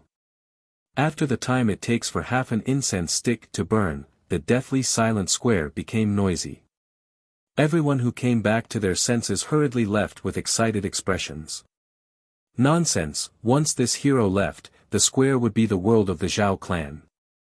Who would be stupid enough to stay and look for trouble? Didn't you see that the Zhao family's young master was dealt with? Maybe they were looking for someone to vent their anger on.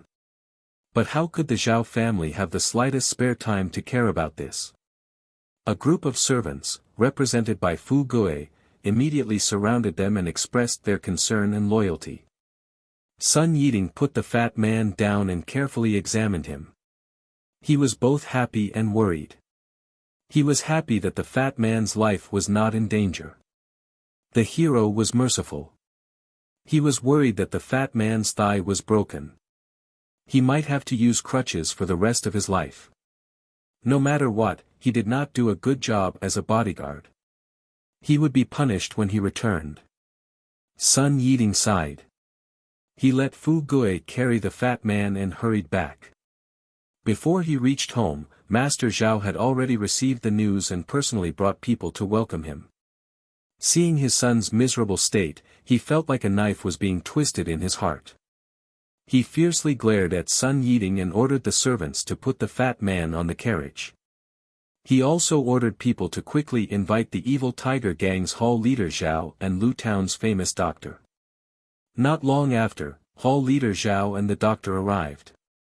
The doctor was led to the inner hall to treat the injury. Hall leader Zhao was invited to the central room to serve tea. Master Zhao impatiently said, "Brother Zhao, you have to help me. I'm looking for someone who is famous in Lu Town. Although my son is unbearable, I couldn't bear to slap him since he was young. You didn't see how badly he was beaten. I couldn't help but cry." Hall Master Zhao took a sip of tea and said, "Old Zhao, we're relatives, so there's no need to speak like we're strangers. You've been very close to our evil tiger gang for so many years. Even if I can't make the decision, I'll definitely ask the gang leader for instructions and give you justice." But at this point, he slightly frowned and stopped. When Master Zhao heard this, he immediately said, "Third brother Zhao, is it about the gift for the gang leader? Don't worry, I've already found a pair of jade bracelets. It's very exquisite. I'll let you take it out later. I definitely won't let you run for nothing." Hall Master Zhao waved his hand and said, "That's not it. Old Zhao, we've been friends for so many years. Why would I bring this up at this juncture? The gang leader wants us to search for antiques, but it's not something that can be done in a short time. What I want to say is that those who dare to go against you in Lu Town are probably not ordinary people. If it was the Misty School that Zhao Quansheng encountered a few years ago, I'm afraid we wouldn't have been able to do anything." Master Zhao smiled apologetically and said, I know. Third brother Zhao, we have to act according to our ability to take revenge. If we can't get what we want and instead get ourselves into trouble, why bother?" Hall Master Zhao cupped his hands and said, "Since old Zhao is so reasonable, I thank you in advance. Let me ask my subordinates about the situation first." When he called Sun Yiding to the front of the hall and told him everything, Hall Master Zhao's expression changed slightly. He tapped his fingers on the table and closed his eyes to think. After a while, he opened his eyes and said, "Old Zhao, I'll take care of this matter for you." Since he's not a disciple of a famous sect and covered his face, he must be afraid of being recognized. I'll let the people in the sect investigate and see who has the guts to go against you and our evil tiger gang. After he finished speaking, he gave Sun Yiding a few instructions and gave him a look. Only then did he let Sun Yiding leave. Master Zhao was very happy when he saw Hall Master Zhao agree so easily.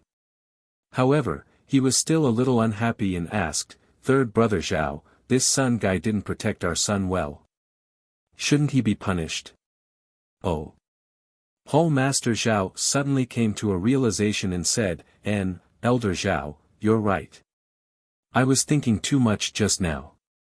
When we go back tonight, I'll definitely punish him. What kind of bodyguard is he? He can't even protect people well." Master Zhao was overjoyed and said, "That's good. Third brother Zhao, let's go. I've already arranged a banquet. Let's get drunk." Hall Master Zhao waved his hand and said, "No need to be polite. Old Zhao, let's go. Let's take a look at my nephew's injuries first.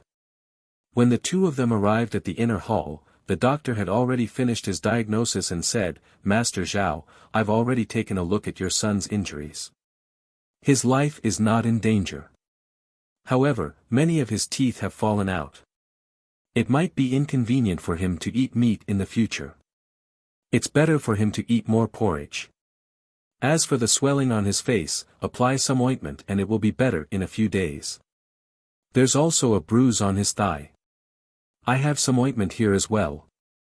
Apply some and it will go down in a few days. Master Zhao smiled and said, Thank you, doctor. However, my son's leg seems to be fractured. How should I treat it? The doctor stroked his white beard and said solemnly, About this, I'm a surgeon. This fracture is a matter of internal medicine. Master Zhao, please find someone else. With a plop sound, Master Zhao fell to the ground. When everyone helped him up, Master Zhao was so angry that he trembled and said, You, get out of here. The doctor calmly cupped his hands and said, No hurry, no hurry. The consultation fee is 3 silver coins and the ointment is 3 silver coins. A total of 6 silver coins. Master Zhao swayed and almost fell again. He waved his hand and asked the servant to give him the money. The doctor took the silver coins and walked to the door. He turned back and said, Oh right, Master Zhao, you fell for no reason. It's also an internal medicine problem. You should find a doctor as soon as possible. After saying that, he walked away. Master Zhao was so angry that he asked, Who found this doctor? Fu Gui walked out trembling and said, Master, it's this little one. Why did you find him? The young master's usual syphilis and gonorrhea were all treated by him. Master Zhao kicked Fu Gui's face and said angrily, Why aren't you going to find the medical saint? Fu Gui rolled and crawled away. Hall Master Zhao saw it and walked to the bed. He first checked himself and then said with a natural look, Old Zhao, it seems that your nephew is lucky. That person didn't want to kill you. I've already seen it. Although the injury on your thigh is serious, that person obviously held back his strength. He didn't break the bone, but only fractured it. As long as you find a good doctor and treat it carefully, there won't be any big problems. Really? Master Zhao was overjoyed. He heard the servant's description and thought that his son would limp forever. When he heard the news, he was naturally happy. In fact, this was also human nature. If Hall Master Zhao had said this earlier, he would still be heartbroken. However, he was already in despair before. Now that he had received slightly better news, his mentality inevitably changed slightly. At this time, the fat man on the bed groaned and woke up leisurely. Master Zhao felt sorry for his son and hurried forward. When the fat man saw his family, he was even more distressed. He grabbed Master Zhao's hand and said, Father, you must avenge your son. Master Zhao patted his son's hand and said, I know. I've already invited your uncle Zhao. He promised to avenge you. When Hall Master Zhao heard this, the flesh on the corner of his mouth twitched slightly, but he didn't say anything. After a while, Fu Gui brought another doctor over. Master Zhao asked worriedly, Can this doctor treat a broken thigh? Fu Gui flattered, Don't worry, master. I've already asked. Even if the third leg is broken, he can treat it. When Hall Master Zhao saw the doctor coming, he was about to leave. Master Zhao hurriedly said, Third brother, wait a moment. I'll get that jade bracelet for you. Master Zhao was about to leave when he heard the fat man scream, Father. Master Zhao hurried back and asked, Son, what's wrong? Does it hurt? The fat man groaned and said, Well, Father, your son did something wrong. Now I'm telling you. I hope you won't be angry. Master Zhao had a bad feeling and asked, Tell me, what's the matter? If it's not big, I'll let you go. The fat man said softly, About that, Father, the pair of jade bracelets you put in the study room, your son took it out today to show off to others, but what? Master Zhao asked anxiously. But, when I was caught just now, it was snatched away from my arms. You unfilial son. Master Zhao reached out and was about to hit him. When the fat man saw this, he immediately moaned loudly. Master Zhao's hand stopped in the air and he couldn't bear to drop it. When whole Master Zhao saw this, he smiled and said, "Old Zhao, it's fine. There's still a long time left. You can slowly search for it. That jade bracelet might not be able to catch the sect leader's eyes." Master Zhao smiled bitterly and said, "Third brother, that's the only way. Today, I've made third brother come here for nothing. Why don't we go to the hall and have a feast before leaving?" Hall Master Zhao smiled and said, "No need, old Zhao. I still have to rush back and get someone to vent your anger for you." After he finished speaking, he cupped his hands and left quickly. Master Zhao was left with a blank face. This Hall Master Zhao seemed to be a little absent-minded today. Not to mention that Master Zhao was feeling sorry for his son, Hall Master Zhao quickly walked out of the Zhao manor. Sun Yiding didn't rush back to the sect. Instead, he tactfully waited at the door. When he saw Hall Master Zhao come out, he quickly went up to him. When Hall Master Zhao saw Sun Yiding, he asked softly, "Yiding, did you do what I asked you to do?" Hearing the Hall Master call him Yiding, Sun Yiding's heart warmed. He went up and said, "No, Hall Master. You already gave me a look, how could I still do it? Moreover, I saw that young man's skills with my own eyes. How could I not know what to do?" Only then did Hall Master Zhao feel relieved. He smiled and said, "Yiding, I didn't expect you to be so thoughtful. Just now, old Zhao wanted me to punish you. Very good. You don't have to be a bodyguard in the Zhao family anymore. When you return to the sect, I'll make arrangements for you." Sun Yiding was overjoyed and said, "Thank you, Hall Master." Hall Master Zhao waved his hand and said, "You're welcome. From now on, you're one of my people. Just be careful when you do things." "That's right, although you didn't fight with him, can you tell which sect he's from?" "Although our evil tiger gang isn't a big sect and can't afford to offend a big sect, we can't just suffer in silence. We have to figure it out. Who knows, we might even have to go to their sect to seek justice." You're tuning into the Han Li's Wuxia Chronicles YouTube channel. We're so grateful for your support and don't forget to subscribe to join us on this incredible journey through captivating stories. Your generosity through donations truly makes a world of difference, as it's the primary source of revenue that allows me to expand and enhance this channel for you. Thank you from the bottom of my heart for being a part of this adventure.